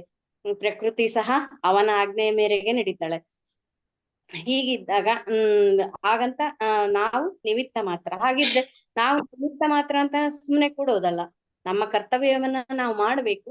ಆ ಒಂದು ಫಲಿತಾಂಶವನ್ನ ನಾವು ಭಗವಂತನಿಗೆ ಬಿಡ್ಬೇಕು. ಭಗವಂತ ಅದನ್ನ ಅವನೇ ನೋಡ್ಕೊಳ್ತಾನೆ. ಹಾಗೆ ಇಲ್ಲಿ ಎಕ್ಸಾಂಪಲ್ ಅಂದ್ರೆ ಈ ಕುರುಕ್ಷೇತ್ರದಲ್ಲಿ ಭಗವಂತನೇ ಬರೀ ಡೈರೆಕ್ಷನ್ ಅನ್ನ ಮಾತ್ರ ಕೊಟ್ಟ ಅರ್ಜುನನಿಗೆ. ತನ್ನ ಭಕ್ತರಿಗೆ ಅವನು ಒಮ್ಮೊಮ್ಮೆ ಈಗ ಅವನು ಭಕ್ತರಿಗೆ ತನಗಾಗಿ ತೆಗೆದುಕೊಳ್ಳೋದ್ಕಿಂತ ಹೆಚ್ಚಿನ ಮನ್ನಣೆಯನ್ನ ಅವನು ಭಗವಂತ ಭಕ್ತರಿಗೆ ಕೊಡ್ತಾನೆ ಅಂತ.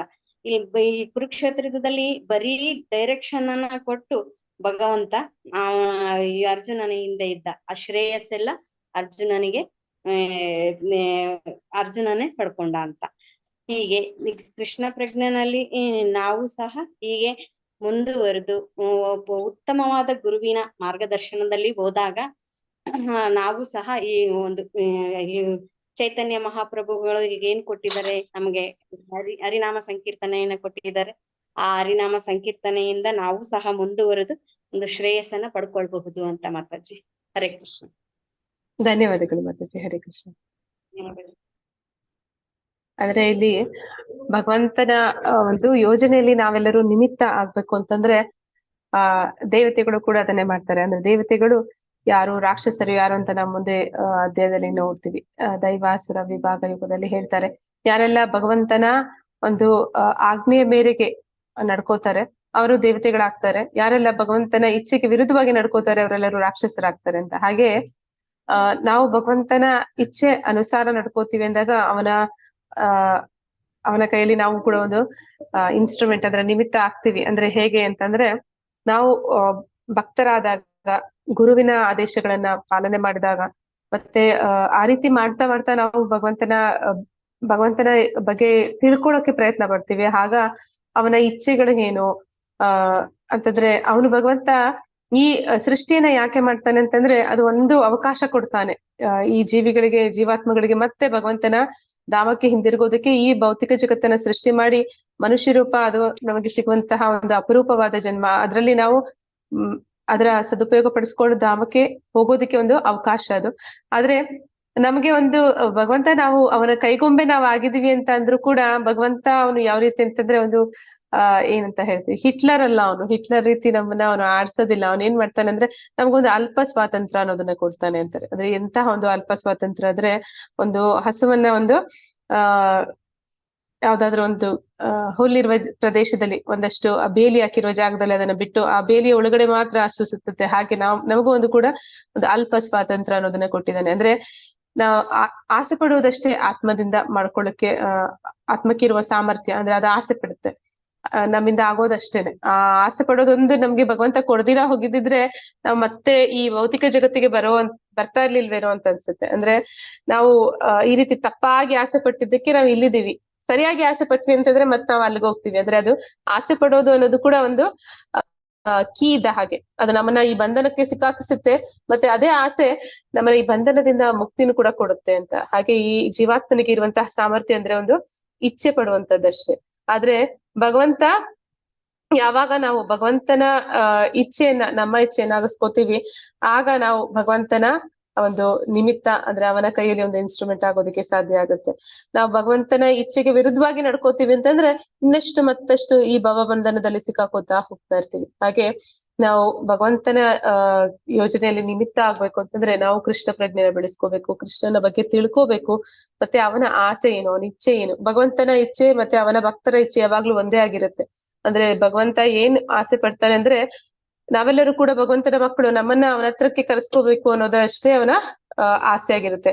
ಮತ್ತೆ ನಾವು ಮಾತ್ರ ಭಗವಂತನ ಹತ್ರಕ್ಕೆ ಹೋಗೋದು ಮಾತ್ರ ಅಲ್ಲ, ನಮ್ಮ ಜೊತೆಯಲ್ಲಿ ಈ ಬೇರೊಬ್ಬರನ್ನು ಕೂಡ ಭಗವಂತನ ಧಾಮಕ್ಕೆ ಕರ್ಕೊಂಡು ಹೋಗೋದಕ್ಕೆ ಯಾವಾಗ ನಾವು ಸಹಾಯ ಮಾಡ್ತೀವಿ, ಆಗ ನಾವು ಭಗವಂತನ ಒಂದು ಯೋಜನೆಯಲ್ಲಿ ನಿಮಿತ್ತ ಆಗೋದಕ್ಕೆ ಸಾಧ್ಯ ಆಗುತ್ತೆ. ಹೀಗೆ ನಾವು ಭಗವಂತನ ಯೋಜನೆಯಲ್ಲಿ ನಿಮಿತ್ತ ಆಗೋದಂತಂದ್ರೆ ನಾವು ಭಗವಂತನ ಕೃಷ್ಣ ಪ್ರಜ್ಞೆನ ಬೆಳೆಸ್ಕೋಬೇಕು, ಇತರರನ್ನು ಕೂಡ ಕೃಷ್ಣ ಪ್ರಜ್ಞೆ ಬೆಳೆಸ್ಕೊಳ್ಳೋದಕ್ಕೆ ಸಹಾಯ ಮಾಡ್ಬೇಕು. ಹೀಗೆ ಮಾಡೋದ್ರಿಂದ ನಾವು ಭಗವಂತನ ಯೋಜನೆ ನಿಮಿತ್ತ ಆಗ್ಬೋದು ಅಂತೇಳಿ ಹೇಳ್ತಾ ಇದ್ದಾರೆ. ಹರೇ ಕೃಷ್ಣ. ಜ್ಯೋತಿಶ್ರೀ ಮಾತಾಜಿ, ನೀವ್ ಹೇಳ್ತಿದ್ರಾ? ಹರೇ ಕೃಷ್ಣ. ಹೇಳಾಯ್ತು ಮಾತಾಜಿ. ಹ್ಯಾಂಡ್ ರೈಸ್ ಇತ್ತ ಮಾತಾಜಿ, ಅದಕ್ಕೆ ಅನ್ಕೋ. ಸಾರಿ ಮಾತಾಜಿ.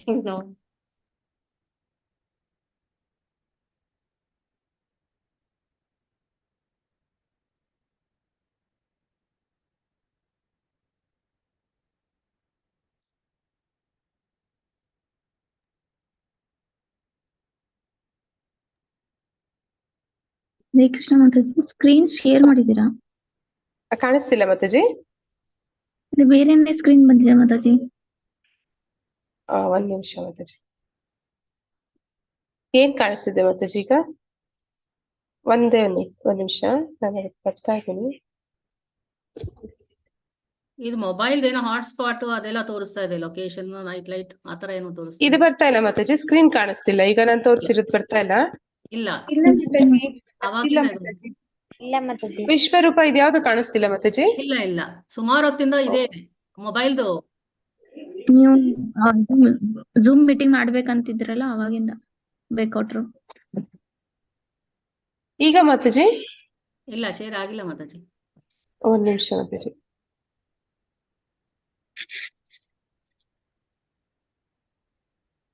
ಸರಿ ಹೋಯ್ತು ಮಾತಾಜಿ. ಅದರ ಸ್ಕ್ರೀನ್ ಕಾಣ್ತಾ ಇಲ್ಲ, ಬ್ಲಾಕ್ ಸ್ಕ್ರೀನ್. ನೀವು ಕಾಣಿಸ್ತಾ ಇದ್ದೀರಾ?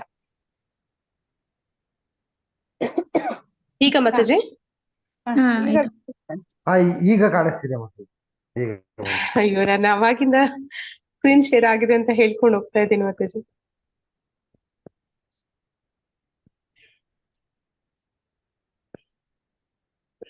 ನಾವಿವಾಗ ಚಟುವಟಿಕೆ ಅದು ಮಾಡ್ಬೇಕಾಗಿತ್ತು, ಅದು ಮುಗೀತು. ಈಗ ಪ್ರಭುಪಾದ್ರು ಏನ್ ಹೇಳ್ತಾರೆ ನೋಡೋಣ. ಅದು ತನ್ನ ಭಕ್ತರೊಂದಿಗೆ ಭಗವಂತನ ವ್ಯವಹಾರಗಳ ಸೌಂದರ್ಯ. ಕೆಲವೊಮ್ಮೆ ಭಗವಂತ ತನ್ನ ಭಕ್ತರಿಗೆ ತನಗಾಗಿ ತೆಗೆದುಕೊಳ್ಳುವುದಕ್ಕಿಂತ ಹೆಚ್ಚಿನ ಮನ್ನಣೆಯನ್ನು ನೀಡುತ್ತಾನೆ. ಉದಾಹರಣೆಗೆ ಕುರುಕ್ಷೇತ್ರದ ಯುದ್ಧ ಭೂಮಿಯಲ್ಲಿ ಶ್ರೀಕೃಷ್ಣನು ಕೇವಲ ನಿರ್ದೇಶನಗಳನ್ನು ನೀಡುವ ಮೂಲಕ ಹೋರಾಡಿದನು. ಆದರೂ ಯುದ್ಧದ ಶ್ರೇಯಸ್ಸನ್ನು ಅರ್ಜುನನು ಪಡೆದುಕೊಂಡನು. ನಿಮಿತ್ತ ಮಾತ್ರ ಭವ ಸವ್ಯಸಾಚಿ. ಅಂದ್ರೆ ಇಲ್ಲಿ ನಾವು ನೋಡ್ತೀವಿ, ನಮ್ಮ ಕರ್ತವ್ಯಗಳನ್ನ ಮಾಡ್ಬೇಕು, ಫಲವನ್ನ ಭಗವಂತನಿಗೆ ಬಿಡಬೇಕು ಅಂತ. ಆದ್ರೆ ಭಗವಂತ, ನಾವು ಫಲಗಳನ್ನ ಭಗವಂತನಿಗೆ ಬಿಟ್ವಿ ಅಂತ ನಾವ್ ಅನ್ಕೋತೀವಿ, ನಾವೇನೋ ಭಗವಂತನಿಗೆ ಫೇವರ್ ಮಾಡ್ತಾ ಇದ್ವಿ ಅಂತ. ಆದ್ರೆ ನಿಜ ಏನಂತಂದ್ರೆ ಭಗವಂತ ಅವನೆಷ್ಟು ಉದಾರ ಮನಸ್ಸು ಅವನಿಗೆ ಅಂತಂದ್ರೆ, ಅವನ ಭಕ್ತರನ್ನ ಅವನಿಗೆ ಆ ಕೀರ್ತಿಯನ್ನ ಕೊಡ್ತಾನೆ. ಅಂದ್ರೆ ಅವನಿಗಿಂತ ಹೆಚ್ಚು ಕೀರ್ತಿ ಅನ್ನುವಂಥದ್ದನ್ನ ಅವನ ಭಕ್ತರಿಗೆ ಕೊಡ್ತಾನೆ. ನಾವು ಉದಾಹರಣೆಗೆ ನೋಡ್ತೀವಿ ರಾಮಾಯಣ, ಅದರಲ್ಲಿ ರಾಮ ಲಂಕೆಗೆ ಹನುಮಂತ ಹಾರಿ ಹೋಗ್ತಾನೆ. ಆದ್ರೆ ರಾಮ ಅಲ್ಲಿ ಕಲ್ಲುಗಳನ್ನ ಸಮುದ್ರದ ಮೇಲೆ ಹಾಕಿ ದಾಟಿ ಹೋಗೋ ಹಾಗೆ ಮಾಡ್ತಾನೆ. ಅಂದ್ರೆ ರಾಮನಿಗಿಂತ ಪ್ರಭುಪಾದರು ಒಮ್ಮೆ ಹೇಳ್ತಾರೆ, ರಾಮನಿಗಿಂತ ಹನುಮಂತ ಹೆಚ್ಚೋ ರಾಮ ಹೆಚ್ಚೋ ಅಂತ ಶಿಷ್ಯರ ಮುಂದೆ ಹೇಳುವಾಗ ಶಿಷ್ಯರು ಹಾಗೆ ನೋಡ್ತಾ ಇರ್ತಾರೆ ಆಶ್ಚರ್ಯವಾಗಿ, ಏನಿದು ಈ ಪ್ರಭುಪಾದರು ಹೀಗೆ ಹೇಳ್ತಾ ಇದ್ದಾರೆ, ರಾಮನಿಗಿಂತ ಹನುಮಂತ ಹೆಚ್ಚು ಅಂತ. ಆಮೇಲೆ ಇನ್ನೊಂದು ಉದಾಹರಣೆ ಕೊಡ್ತಾರೆ. ಚೈತನ್ಯ ಮಹಾಪ್ರಭುಗಳಿಗಿಂತ ಹರಿದಾಸ್ ಠಾಕೂರರು 192 ಮಾಲೆ ಮಾಡ್ತಾ ಇದ್ರು. ಹಾಗಾದ್ರೆ ಚೈತನ್ಯ ಮಹಾಪ್ರಭುಗಳು 64 ಮಾಲೆ ಮಾಡ್ತಿದ್ರು, ಅವರೇ ಹೆಚ್ಚೋ ಅಥವಾ ಹರಿದಾಸ್ ಠಾಕೂರರು ಹೆಚ್ಚೋ ಅಂತ. ಹಾಗೆ ಪ್ರಭುಪಾದರು ನಗ್ತಾ ಹೇಳ್ತಾರೆ, ಚೈತನ್ಯ ಮಹಾಪ್ರಭುಗಳು ಭಾರತಾದ್ಯಂತ ವಿಶ್ವ ಪ್ರಜ್ಞೆನ ಹರಡಿದ್ರು, ನಾನೀಗ ವಿಶ್ವಾದ್ಯಂತ ಹರಡ್ತಾ ಇದ್ದೀನಿ ಅಂತ ಹೇಳಿ ನಗ್ತಾರೆ. ಎಲ್ಲ ಶಿಷ್ಯಂದರಿಗೆ ಆಶ್ಚರ್ಯ ಆಗುತ್ತೆ, ಏನ್ ಇವತ್ತು ಪ್ರಭುಪಾದರು ಈ ರೀತಿ ಮಾತಾಡ್ತಿದ್ದಾರೆ ಅಂತ. ಹಾಗ ಹೇಳ್ತಾರೆ, ಭಗವಂತ ಅವನು ಹೇಗೆ ಅಂತಂದ್ರೆ ಅವನಿಗಿಂತ ಹೆಚ್ಚಿನ ಕೀರ್ತಿಯನ್ನ ಸಾಮರ್ಥ್ಯವನ್ನ ಅವನ ಭಕ್ತರಿಗೆ ಕೊಡ್ತಾನೆ ಅಂತ. ಹಾಗೆ ಇಲ್ಲಿ ಕೃಷ್ಣ ಕೂಡ ಯುದ್ಧದಲ್ಲಿ ಅವನು ನಿರ್ದೇಶನಗಳನ್ನ ಮಾತ್ರ ನೀಡ್ತಾನೆ ಅರ್ಜುನನಿಗೆ. ಆದ್ರೆ ಅವನು ಮೂಲತಃ ಕೃಷ್ಣನೇ ಎಲ್ಲದಕ್ಕೂ ಕಾರಣ. ಆದ್ರೆ ಅಲ್ಲಿ ನಾವೆಲ್ಲರೂ ಏನ್ ಅನ್ಕೋತೀವಿ, ಪಾಂಡವರ ಯುದ್ಧವನ್ನ ಗೆದ್ರು, ಅರ್ಜುನ ಯುದ್ಧವನ್ನ ಮಾಡಿ ಗೆದ್ದ ಅಂತ ಅನ್ಕೋತೀವಿ. ಹಾಗೆ ಆ ಕೀರ್ತಿಯನ್ನ, ಆ ಶ್ರೇಯಸ್ಸನ್ನ ಮತ್ತೆ ಆ ಸಾಮರ್ಥ್ಯವನ್ನ ಭಗವಂತ ತನ್ನ ಭಕ್ತರಿಗೆ ಕೊಡ್ತಾರೆ. ಹಾಗೆ ಭಗವಂತ ಯಾರು ಅವನ ಭಕ್ತರಿದ್ದಾರೆ, ಅವನಿಗೆ ಶರಣಾಗತಿನ ಹೊಂದಿದ್ದಾರೆ, ಅವನ ಇಚ್ಛಾನುಸಾರ ವರ್ತನೆ ಮಾಡೋದಕ್ಕೆ ಯಾರು ತಯಾರಿದ್ದಾರೆ, ಭಗವಂತನ ಒಂದು ಕೈಗಳಲ್ಲಿ ಯಾರು ಒಂದು ಸಾಧನವಾಗೋಕ್ಕೆ ಸಿದ್ಧರಿದ್ದಾರೆ, ಅವರಿಗೆ ಎಲ್ಲ ಶ್ರೇಯಸ್ಸನ್ನು ಕೊಡ್ತಾನೆ. ಹಾಗೆ ಇಲ್ಲಿ ಪ್ರಭುಪಾದರು ಕೂಡ ಭಗವಂತನ ಆ ಕೃಷ್ಣ ಪ್ರಜ್ಞೆನ ಹರಡೋದ್ರಲ್ಲಿ ಅವರು ಸಾಧನವಾದ ಕಾರಣ ಅವರಿಗೆ ಆ ಕೀರ್ತಿ, ಆ ಸಾಮರ್ಥ್ಯ, ಆ ವಯಸ್ಸಿನಲ್ಲಿ ಅಷ್ಟೊಂದು ಶಕ್ತಿ ಎಲ್ಲವನ್ನು ಕೂಡ ಭಗವಂತ ಕೊಡ್ತಾನೆ. ಹೀಗೆ ನಾವು ಕೂಡ ಭಗವಂತನ ಒಂದು ಯೋಜನೆಯಲ್ಲಿ ನಿಮಿತ್ತ ಆಗೋದಕ್ಕೆ ಇಚ್ಛೆ ಪಟ್ರೆ ಸಾಕು, ನಮ್ಮಿಂದ ಆಗೋದಷ್ಟಿರುತ್ತೆ. ಒಂದು ಆತ್ಮದ ಕೈಯಲ್ಲಿ, ಆತ್ಮಕ್ಕೆ ಇರುವಂತ ಒಂದು ಸಾಮರ್ಥ್ಯ ಅಷ್ಟೇ ಇಚ್ಛೆ ಪಡುವಂಥದ್ದು. ಪ್ರಾಮಾಣಿಕವಾಗಿ ಮನಸಾರೆ ಇಚ್ಛೆ ಪಟ್ರೆ ಸಾಕು, ಭಗವಂತ ಎಲ್ಲ ಅವಕಾಶಗಳನ್ನ, ಎಲ್ಲ ಒಂದು ಏನು ಬೇಕೋ ಅದಕ್ಕೆ ಒಂದು, ಅಂದ್ರೆ ಏನೊಂದು ಉದಾಹರಣೆ ಕೊಡ್ತಾರೆ ಅಂದ್ರೆ, ಆತ್ಮ ಒಂದು ಇಚ್ಛೆ ಪಡುತ್ತೆ ಅಂತಂದ್ರೆ ಅದು ಈಗ ನಾನು ಇವತ್ತು ಏನ್ ಊಟ ಮಾಡ್ತೀನಿ ಅನ್ನೋದು ನಾನು ಇಷ್ಟ ಪಡ್ಬೋದು. ಅಂದ್ರೆ ನಾನು ಇವತ್ತು ಇಂಥದೇ ಬೇಕು ನನ್ಗೆ ಅಂತ ನಾನು ಯೋಚನೆ ಮಾಡ್ಬೋದು. ಅಂದ್ರೆ ನಾನು ಇವತ್ತು ಕೃಷ್ಣ ಪ್ರಜ್ಞೆಯಲ್ಲಿ ಭಗವಂತನ ಪ್ರಸಾದ ಸ್ವೀಕಾರ ಮಾಡ್ಬೇಕು ಅನ್ನೋದಾಗ್ಬೋದು, ಅಥವಾ ಭೋಗವನ್ನ ತಿಂತೀನಿ ಅಂತ ಇಚ್ಛೆ ಪಡುವಂಥದ್ದು, ಅದು ನಮ್ಮ ಕೈಯಲ್ಲಿದೆ. ಆದ್ರೆ ನನಗೆ ಈಗ ಹಸಿವಾಗುತ್ತೆ ಅನ್ನೋಂಥದ್ದನ್ನ ನಾನ್ ನಿರ್ಧಾರ ಮಾಡಕ್ಕಾಗಲ್ಲ. ನನಗೆ ಇವಾಗ ಹಸಿವಾಗುತ್ತೆ, ಹಸಿವಾಗೋದಿಲ್ಲ, ಅದೆಲ್ಲ ಕೂಡ ಭಗವಂತನಿಗೆ ಬಿಟ್ಟದ್ದು. ಅದೇ ರೀತಿ ನಾವಿವಾಗ ಒಂದು ಸಮಯವನ್ನ ಭಗವಂತನ ಸೇವೆಯಲ್ಲಿ ತೊಡಗಿಸ್ಬೇಕು ಅಂತ ನಾವು ಬಯಸ್ಬೋದು, ಅಥವಾ ಇಲ್ಲ ಭಗವಂತನ ಸೇವೆಗೆ ಬಳಸ್ತೀರಾ ಸುಮ್ನೆ ಕಾಲಹರಣ ಮಾಡ್ತೀನಿ ಅಂತ ನಾನು ಆಸೆ ಪಡ್ಬೋದು. ಆದ್ರೆ ಆ ಕಾಲಹರಣ ಮಾಡೋದಕ್ಕೆ ಆಗ್ಲಿ ಅಥವಾ ಭಗವಂತನ ಸೇವೆ ಮಾಡೋದಕ್ಕೆ ಆಗ್ಲಿ ನನಗೆ ಆ ಸಮಯ ಸಿಗಬೇಕು ಅಂತಂದ್ರೆ ಅದು ಭಗವಂತನ ಇಚ್ಛೆಯಿಂದ ಮಾತ್ರ ಸಾಧ್ಯ. ಹೀಗೆ ನಮ್ಮ ಒಂದು ಸಾಮರ್ಥ್ಯ ಅದು ಇಚ್ಛೆ ಪಡೋದು ಮಾತ್ರ ಆಗಿರುತ್ತೆ. ಆದ್ರೆ ಅದಕ್ಕೆ ಏನೆಲ್ಲ ಅವಕಾಶಗಳು ಒದಗಿಸಿಕೊಡುವಂತದ್ದು ಅದು ಭಗವಂತನ ಕೈಯಲ್ಲಿರುತ್ತೆ. ಹಾಗೆ ನಾವು ಒಳ್ಳೆ ರೀತಿ ಅಂದ್ರೆ ಭಗವಂತನ ನಿಮಿತ್ತ ಆಗ್ಬೇಕು, ಅವನ ಕೈಯ ಸಾಧನ ಆಗ್ಬೇಕು, ಅವನ ಸೇವೆ ತೊಡಗ್ಬೇಕು ಅಂತ ಪ್ರಾಮಾಣಿಕವಾಗಿ ಇಚ್ಛಿಸಿದ್ವಿ ಅಂದ್ರೆ ಅದಕ್ಕೆ ಬೇಕಾಗಿರುವಂತಹ ಎಲ್ಲಾ ಅವಕಾಶಗಳನ್ನ ಭಗವಂತನೇ ಮಾಡಿಕೊಡ್ತಾನೆ. ಎಲ್ಲವನ್ನೂ ಭಗವಂತನೇ ವ್ಯವಸ್ಥೆ ಮಾಡಿದರೂ ವಿಜಯದ ಶ್ರೇಯಸ್ಸು ಅರ್ಜುನನಿಗೆ. ಅದೇ ರೀತಿ ಕೃಷ್ಣ ಪ್ರಜ್ಞೆಯ ಆಂದೋಲನದಲ್ಲಿ ಎಲ್ಲವೂ ಭಗವಾನ್ ಚೈತನ್ಯರ ಭವಿಷ್ಯವಾಣಿಯ ಪ್ರಕಾರ ನಡೆಯುತ್ತಿದೆ. ಆದರೆ ಶ್ರೇಯಸ್ಸು ಭಗವಾನ್ ಚೈತನ್ಯರ ಪ್ರಾಮಾಣಿಕ ಸೇವಕರಿಗೆ ಸಲ್ಲುತ್ತದೆ. ಅಂದ್ರೆ ಈಗಾಗ್ಲೇ ಹೇಳಿರುವಂತದ್ದು ಅಂದ್ರೆ ಚೈತನ್ಯ ಮಹಾಪ್ರಭುಗಳವರು ಭವಿಷ್ಯವನ್ನು ನುಡಿದಿದ್ದಾರೆ. ಅಂದ್ರೆ ಇಡೀ ಪ್ರಪಂಚಾದ್ಯಂತ ಒಂದೊಂದು ಗ್ರಾಮ, ಹಳ್ಳಿ ಮತ್ತೆ ಎಲ್ಲಾ ಕಡೆಯಲ್ಲೂ ಕೂಡ ಕೃಷ್ಣ ಪ್ರಜ್ಞೆ ಅನ್ನುವಂಥದ್ದು ಹರಡುತ್ತೆ ಅನ್ನೋದನ್ನ ಅವರು ಈಗಾಗ್ಲೇ ಭವಿಷ್ಯವಾಣಿಯನ್ನ ನುಡಿದಿದ್ದಾರೆ. ಆದ್ರೆ ನಾವು ಯಾವಾಗ ಅವರ ಸೇವಕರಾಗಿ ಆ ಪ್ರಯತ್ನದಲ್ಲಿ ತೊಡಗ್ತೀವಿ, ಆಗ ಆ ಶ್ರೇಯಸ್ಸನ್ನ ಭಗವಂತ ನಮಗೂ ಕೊಡ್ತಾನೆ, ಅಂದ್ರೆ ಆ ಕೀರ್ತಿಯನ್ನ ಕೊಡ್ತಾನೆ. ಹಾಗೆ ಪ್ರಭುಪಾದರು ಕೂಡ ಹೇಳ್ತಾ ಇದ್ದಾರೆ. ಆದ್ರೆ ಪ್ರಭುಪಾದರು ಅವರಿಗೆ ಆ ಕೀರ್ತಿ ಎಲ್ಲವನ್ನೂ ಕೂಡ ಸಿಕ್ಕಿದ್ದು ಚೈತನ್ಯ ಮಹಾಪ್ರಭುಗಳು ಅವರು ಭವಿಷ್ಯವಾಣಿಯನ್ನ ನುಡಿದಿದ್ದರು. ಅದೇ ರೀತಿ ಪ್ರಭುಪಾದರು ನಡೆದ ಕಾರಣ ಅವರಿಗೆ ಆ ಎಲ್ಲ ಶ್ರೇಯಸ್ಸು ಕೀರ್ತಿ ಅನ್ನೋಂಥದ್ದು ಸಿಕ್ತು ಅನ್ನೋದನ್ನ ಇಲ್ಲಿ ಹೇಳ್ತಾ ಇದ್ದಾರೆ. ಹಾಗೆ ನಾವು ಕೂಡ ಚೈತನ್ಯ ಮಹಾಪ್ರಭುಗಳ ಈ ಏನು ಇಚ್ಛೆ ಇದೆ, ಅವರು ಏನು ಹೇಳಿದ್ದಾರೆ ಅದನ್ನ ನಡ್ಸ್ಕೊಟ್ವಿ ಅಂದ್ರೆ ಆ ಕೃಷ್ಣ ಪ್ರಜ್ಞೆಯನ್ನ ಪ್ರಪಂಚಾದ್ಯಂತ ಹರಡೋದ್ರಲ್ಲಿ ನಾವು ಕೂಡ ಸಾಧನವಾದ್ವಿ ಅಂದ್ರೆ, ನಾವು ಕೂಡ ಸಹಾಯ ಮಾಡಿದ್ವಿ ಅಂತಂದ್ರೆ, ನಾವು ಕೂಡ ಅದ್ರಲ್ಲಿ ತೊಡಗಿದ್ವಿ ಅಂದ್ರೆ ಭಗವಂತ ನಮಗೂ ಕೂಡ ಆ ಅರ್ಜುನನಿಗೆ ಕೊಟ್ಟಂತಹ ಒಂದು ಶ್ರೇಯಸ್ಸನ್ನ ಒಂದು ಕೀರ್ತಿಯನ್ನ ಕೊಡ್ತಾನೆ ಅನ್ನೋದನ್ನ ಇಲ್ಲಿ ಹೇಳ್ತಾ ಇದ್ದಾರೆ. ಇಲ್ಲಿಗೆ ಇವತ್ತಿನ ಈ ಅಧ್ಯಾಯ ಮುಗಿಯುತ್ತೆ. ಶ್ರೀಲ ಪ್ರಭುಪಾದ್ ಕಿ ಜೈ, ಗೌರನಿತಾಯ್ ಕಿ ಜೈ, ಶ್ರೀ ಶ್ರೀ ರಾಧಾ ಗೋವಿಂದ್ ಕಿ ಜೈ. ಪಾಂಚಾಕಲ್ಪತರು ವಿಶ್ವ ಕೃಪಾ ಸಿಂಧುಭ್ಯ ಏವ ಚ ಪತಿತನಾಂ ಪಾವನೇಭ್ಯೋ ವೈಷ್ಣವೇಭ್ಯೋ ನಮೋ ನಮಃ. ಅನಂತ ಕೋಟಿ ವೈಷ್ಣವೃಂದ ಕಿ ಜೈ. ನಾಮಾಚಾರಿ ಹರಿದಾಸ್ ಠಾಕೂರ್ ಕಿ ಜೈ. ಇಲ್ಲಿ ನೆರೆದಿರುವಂತಹ ಎಲ್ಲ ಭಕ್ತರಿಗೂ ಜೈ. ಹರೇ ಕೃಷ್ಣ. ಎಲ್ಲರೂ ಮಾತಾಜಿ ಲಿಂಕ್ ಹಾಕಿದ್ರು, ಅಟೆಂಡೆನ್ಸ್ ಹಾಕಿರ್ತೀರಿ ಅನ್ಕೋತೀನಿ. ಹರೇ ಕೃಷ್ಣ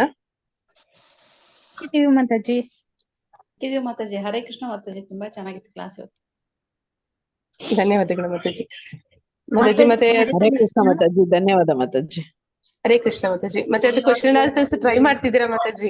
ಮಾತಾಜಿ ಸ್ವಲ್ಪ ಟೈಮ್ ಜಾಸ್ತಿ ಕೊಡಕ್ ಆಗತ್ತಾ ಮಾತಾಜಿ ಟೆಸ್ಟ್ಗೆ? ಯಾಕಂದ್ರೆ ತುಂಬಾ ಕ್ವಶನ್ಸ್ ಇದಾವೆ, ತುಂಬಾ ಯೂನಿಟ್ ಜಾಸ್ತಿ ಇದೆ. ಒಂದೊಂದೇ ಓದಿ ಆನ್ಸರ್ ಬರಿತಾ ಇದೀವಿ ಮಾತಾಜಿ. ಅದಕ್ಕೆ ಸ್ವಲ್ಪ ಜಾಸ್ತಿ ಟೈಮ್ ಕೊಡೋದಕ್ಕಾಗತ್ತಾ? ಹಿಂದ ಮುಂದ ಕೊಟ್ಟಿದಾರ ಮಾತಾಜಿ. ಲೆವೆಲ್ ಆಗಿ ಇಲ್ಲೇ ಇಲ್ಲ, ಹಿಂದ ಮುಂದ ಕೊಟ್ಟಿದಾರ. ಹುಡುಕಿ ಮಾತಾಜಿ.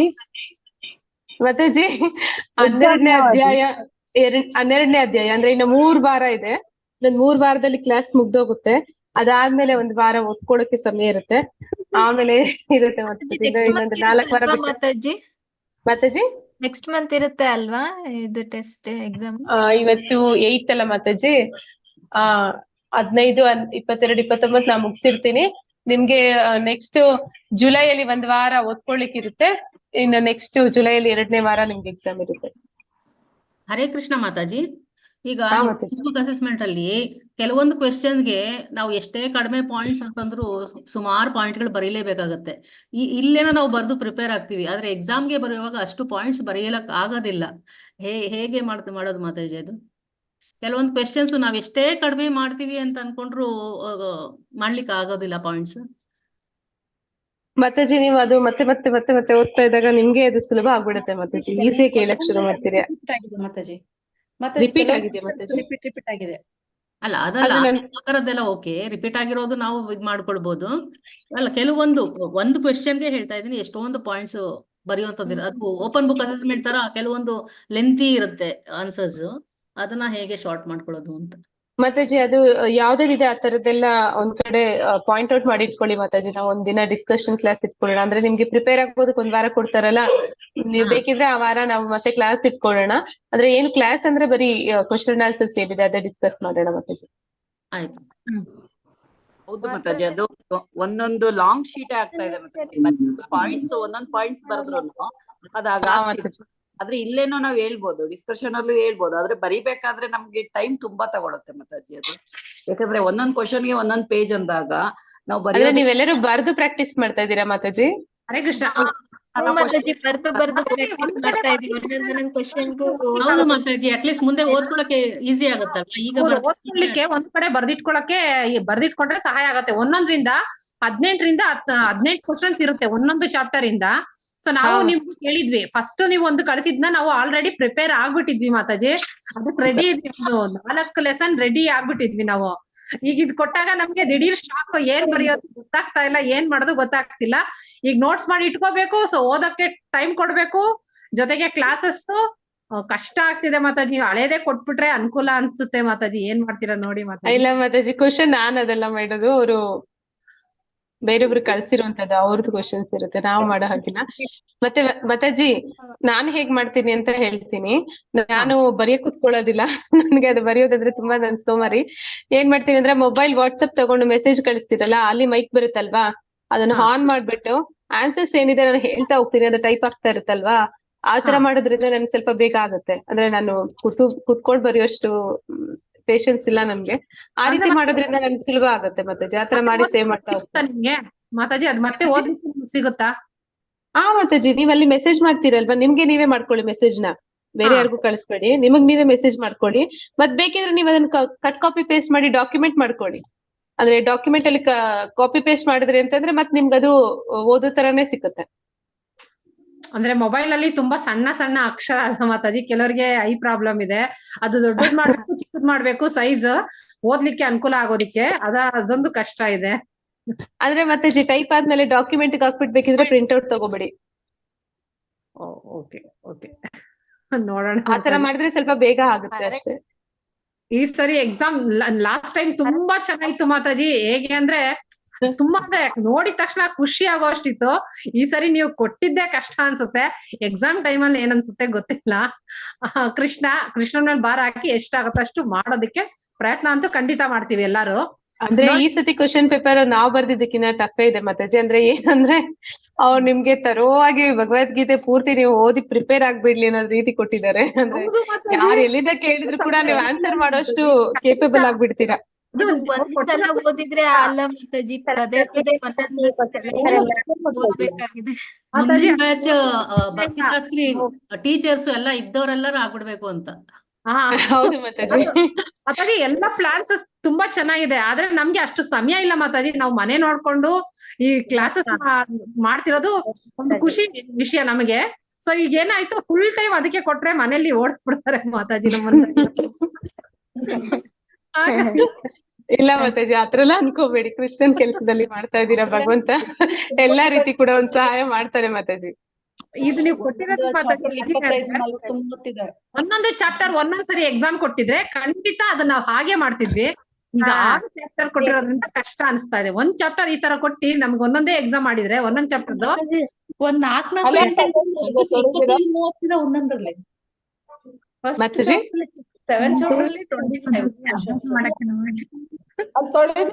ತಟ್ಟೆಗಳು ಯಾರ್ದು ಅಂತ ಕೇಳಿ ಕಿವಿ ಕೇಳಿಸ್ತಾ? ಮಂಗಳ ಮಾತಾಜಿ, ನೀವು ಮಾತಾಡ್ತಾ ಇರೋದು ಎಲ್ಲರಿಗೂ ಕೇಳಿಸ್ತಿದೆ. ಹರೇ ಕೃಷ್ಣ ಮಾತಾಜಿ. ಮಾತಾಜಿ, ಮಾತಾಜಿ ಚೈತನ್ಯ ಚರಿತಾಮೃತದಿಂದ ಕೇಳಿದಾರಲ್ಲ, ನಾವ್ ಹೇಗ್ ಬರೆಯೋದ್ ಮಾತಾಜಿ? ನಮ್ಮ ಹತ್ರ ಬುಕ್ಸು ಇಲ್ಲ. ಯಾವ್ದು ಮಾತಾಜಿ? ಚೈತನ್ಯ ಚರಿತಾಮೃತದಿಂದ ಕೂಡ ಕೇಳಿದ್ದಾರೆ ಮಾತಾಜಿ. ಮಾತಾಜಿ ಮತ್ತೆ 2 ಪ್ರಶ್ನೆಗೆ 11ನೇ ಅಧ್ಯಾಯ, ಅದಕ್ಕೆ ಶ್ಲೋಕ ನಂಬರ್ ಕೂಡ ಹಾಕಿಲ್ಲ ಮಾತಾಜಿ. ಕ್ವಶನ್ ಹೇಳಿ ಮಾತಾಜಿ, ಏನಿದೆ ಅಂತ. ನಾನು ಸೆಂಡ್ ಮಾಡ್ಬೋದಾ ನಿಮ್ಗೆ? ಮೆಸೇಜ್ ಮಾಡ್ಬೋದಾ? ಮಾಡಿ ಮಾತಾಜಿ. ಓಕೆ ಮಾತಾಜಿ, ನಾನು ಹೊರಗಡೆ ಇದ್ದೀನಿ, ಅದರಿಂದ ನಾನು ಮನೆಗೆ ಹೋಗಿ ಮಾಡಿ. ಸರಿ ಮಾತಾಜಿ.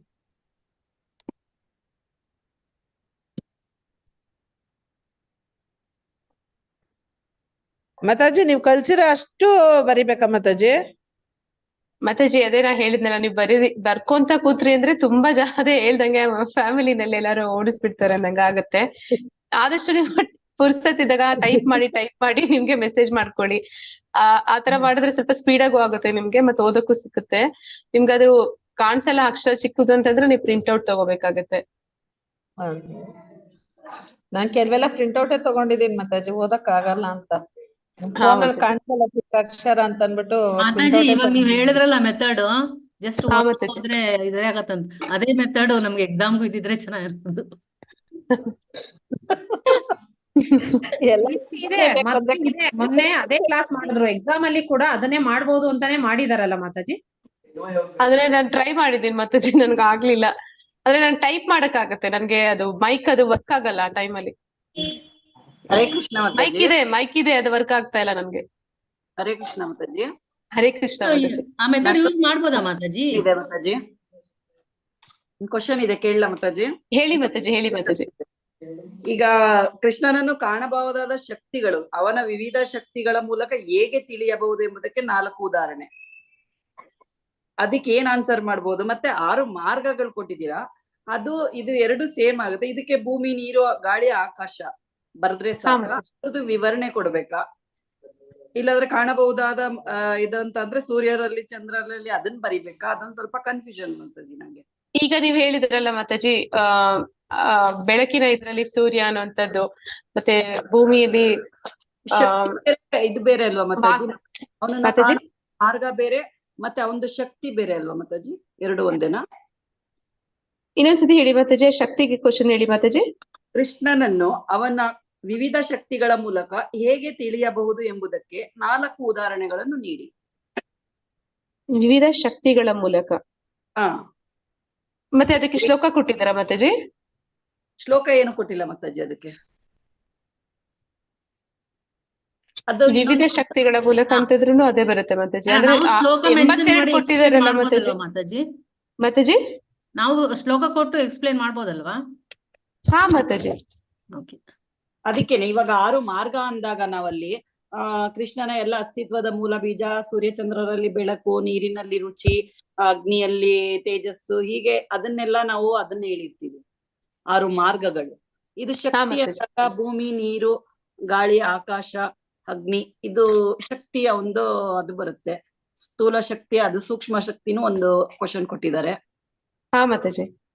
ಹಾ, ಶಕ್ತಿಗಳು ಅಂತಂದ್ರೆ ಅದೇ ಬರುತ್ತೆ, ಭೌತಿಕ ಶಕ್ತಿಗಳು. ಹಾಗಾದ್ರೆ ಇದಕ್ಕೆ ಇವಾಗ 4 ಶಕ್ತಿಗಳು ಅಂತ ಭೂಮಿ, ನೀರು, ಗಾಳಿ, ಗೊತ್ತಿಲ್ಲ ಮಾತಾಜಿ. ಹಾ ಮಾತಾಜಿ.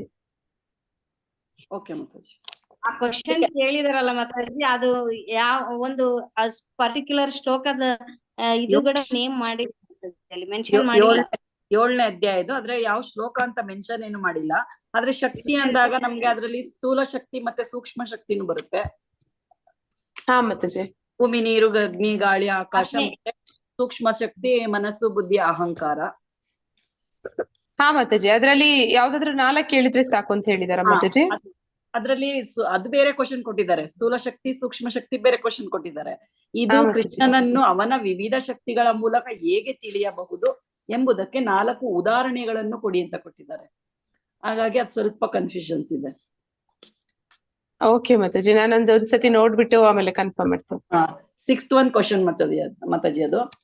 ಹಾ ಮಾತಾಜಿ. 6ನೇ ಕ್ವಶನ್ ನೀವು ಕಳಿಸಿರೋ ಕ್ವಶನ್ ಬ್ಯಾಂಕ್ ಅಲ್ಲಿ.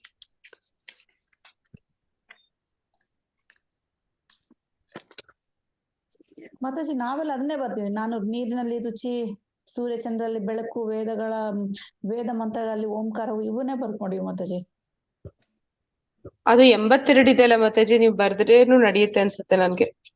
ಅಲ್ಲ, ಅದ್ರಲ್ಲಿ 4 ಅಂತ ಹೇಳಿದ್ರೆ ನಾವು ಸ್ವಲ್ಪ ಕೆಲವು ಎಕ್ಸ್ಟ್ರಾ ಹಾಕೊಂಡಿದ್ವಿ. ಅದನ್ನ ಓದ್ತಾ ಇದ್ವಲ್ಲ, ನೋಡಿದ್ವಿ ಮತ್ತೆ ಆಗುತ್ತೆ ಅಂತ. ಶಕ್ತಿಗಳ ಮೂಲ ಹೇಗೆ ತಿಳಿಯಬಹುದು ಎಂಬುದಕ್ಕೆ 4 ಉದಾಹರಣೆ ಅಂತ ಕೇಳಿದ್ರು. ಮತ್ತೆ ಉದಾಹರಣೆ ಶಕ್ತಿಗಳಂದ್ರೆ ಇವೇ ಬರ್ತಾವಲ್ಲ ಮಾತಾಜಿ, ಎಲ್ಲ ಅವರು ಭೂಮಿಯಲ್ಲಿ ಪರಿಮಳ, ಮೂಲ ಪರಿಮಳ ನಾನು, ಆಮೇಲೆ ಅಗ್ನಿಯಲ್ಲಿ ತೇಜಸ್ಸು, ಎಲ್ಲ ಜೀವಿಗಳ ಜೀವ ನಾನು, ಎಲ್ಲ ತಪಸ್ಸು, ಇವೇ ಬರುತ್ತೆ. ಹೌದು ಮಾತಾಜಿ, ನೀವ್ ಹೇಳ್ತಾ ಇರೋದು 7ನೇ ಅಧ್ಯಾಯದಲ್ಲಿ ಅದೇ ಬರುತ್ತೆ. 10ನೇ ಅಧ್ಯಾಯದಲ್ಲಿ ಇನ್ನು ಜಾಸ್ತಿ ವಿಸ್ತರಣೆಯಾಗಿ ಬರುತ್ತೆ.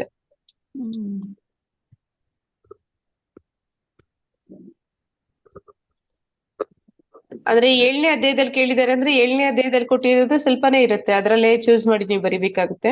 10ನೇ ಅಧ್ಯಾಯದಲ್ಲಿ ಅಂದ್ರೆ ನಿಮ್ಗೆ 82 ಒಂದು ಐಶ್ವರ್ಯಗಳ ವೈಭವಗಳನ್ನ ಅವ್ನು ಹೇಳ್ತಾನೆ, ಅಲ್ಲಿ ನಿಮ್ಗೆ ಇನ್ನ ಜಾಸ್ತಿ ಸಿಗುತ್ತೆ. ಅವರು 4 ಹೇಳಿದ 4 ನಾವು ಉದಾಹರಣೆ ಕೊಟ್ಟು ಸಾಕು ಮಾತಾಜಿ. ಹಾ ಮಾತಾಜಿ. ಅಂದ್ರೆ ಯಾವ ಅಧ್ಯಾಯದಿಂದ ಕೇಳ್ತಾ ಇದಾರೆ ಅಂತ ನೋಡ್ಕೊಂಡು ನಿಮ್ ಬರೆಯಂಗಿದ್ರೆ ಸುಲಭ ಆಗತ್ತೆ ಮಾತಾಜಿ. ಏನ್ ಕೊಟ್ಟಿಲ್ಲ ಮಾತಾಜಿ, ನಾವ್ ಅದನ್ನ ನೋಡಿದಾಗ ಗೊತ್ತಾಗುತ್ತೆ ಇದ್ರಲ್ಲಿ ಇರ್ಬೋದು. ಅಂದ್ರೆ ಆ ಮಾರ್ಗಗಳೂನು 7ನೇ ಅಧ್ಯಾಯ ಇದೆ, ಮತ್ತೆ ತಿರುಗಿ ಶಕ್ತಿಗಳನ್ನು 7ನೇ ಅಧ್ಯಾಯದ ಇದೆ ಮಾತಾಜಿ. ಹೌದು. ಮಾರ್ಗ 14. ಹೌದು ಮಾತಾಜಿ, ಎರಡೂನು 7ನೇ ಅಧ್ಯಾಯದಲ್ಲೇ ಇದೆ. ಸರಿ ಮಾತಾಜಿ, ನಾನು ಅದೊಂದ್ಸತಿ ನೋಡ್ತೇನೆ. ಬೇರೆ ಬೇರೆ ಶ್ಲೋಕ, ಬೇರೆ ಬೇರೆ ಶ್ಲೋಕ ಬೇರೆ ಹಾ ಶ್ಲೋಕ ಮೆನ್ಷನ್ ಆಗಿದೆ ಮಾತಾಜಿ. ಇದಕ್ಕೆ ಶ್ಲೋಕ ಮೆನ್ಷನ್ ಆಗಿದೆ ಮಾತಾಜಿ, 15. ಅದು ಹಾ 27ರಿಂದ 30. ಇನ್ನೊಂದು ಒಂದ್ ನಿಮಿಷ ಮಾತಾಜಿ.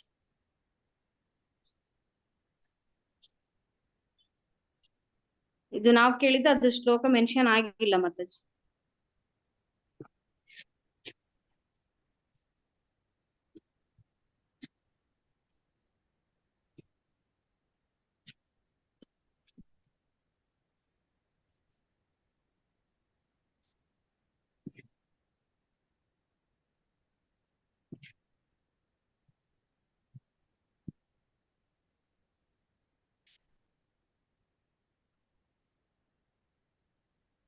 ಆರನೇ ಕ್ವಶನ್ ಮಾತಾಜಿ.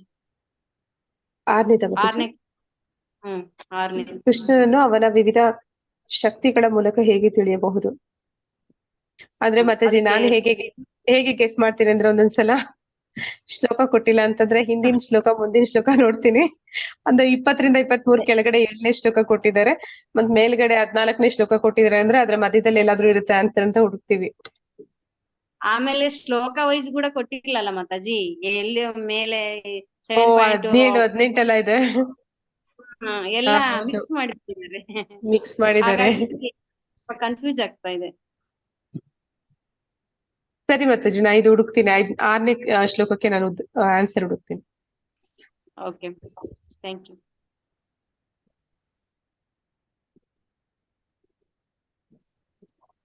ಹರೇ ಕೃಷ್ಣ ಮಾತಾಜಿ, ಧನ್ಯವಾದಗಳು ಮಾತಾಜಿ. ಧನ್ಯವಾದಗಳು ಮಾತಾಜಿ. ಹರೇ ಕೃಷ್ಣ. ಹರೇ ಕೃಷ್ಣ. ಮತ್ತೆ ಯಾರಿಗೂ ಏನು ಪ್ರಶ್ನೆಗಳಿಲ್ಲ ಅಂದ್ರೆ ಕ್ಲೋಸ್ ಮಾಡೋಣ. ಹರೇ ಕೃಷ್ಣ ಪ್ರಭುಜಿ. ಹರೇ ಕೃಷ್ಣ. ಹರೇ ಕೃಷ್ಣ ಮಾತಾಜಿ, ಧನ್ಯವಾದಗಳು. ಹರೇ ಕೃಷ್ಣ ಮಾತಾಜಿ, ಧನ್ಯವಾದಗಳು. ಹರೇ ಕೃಷ್ಣ.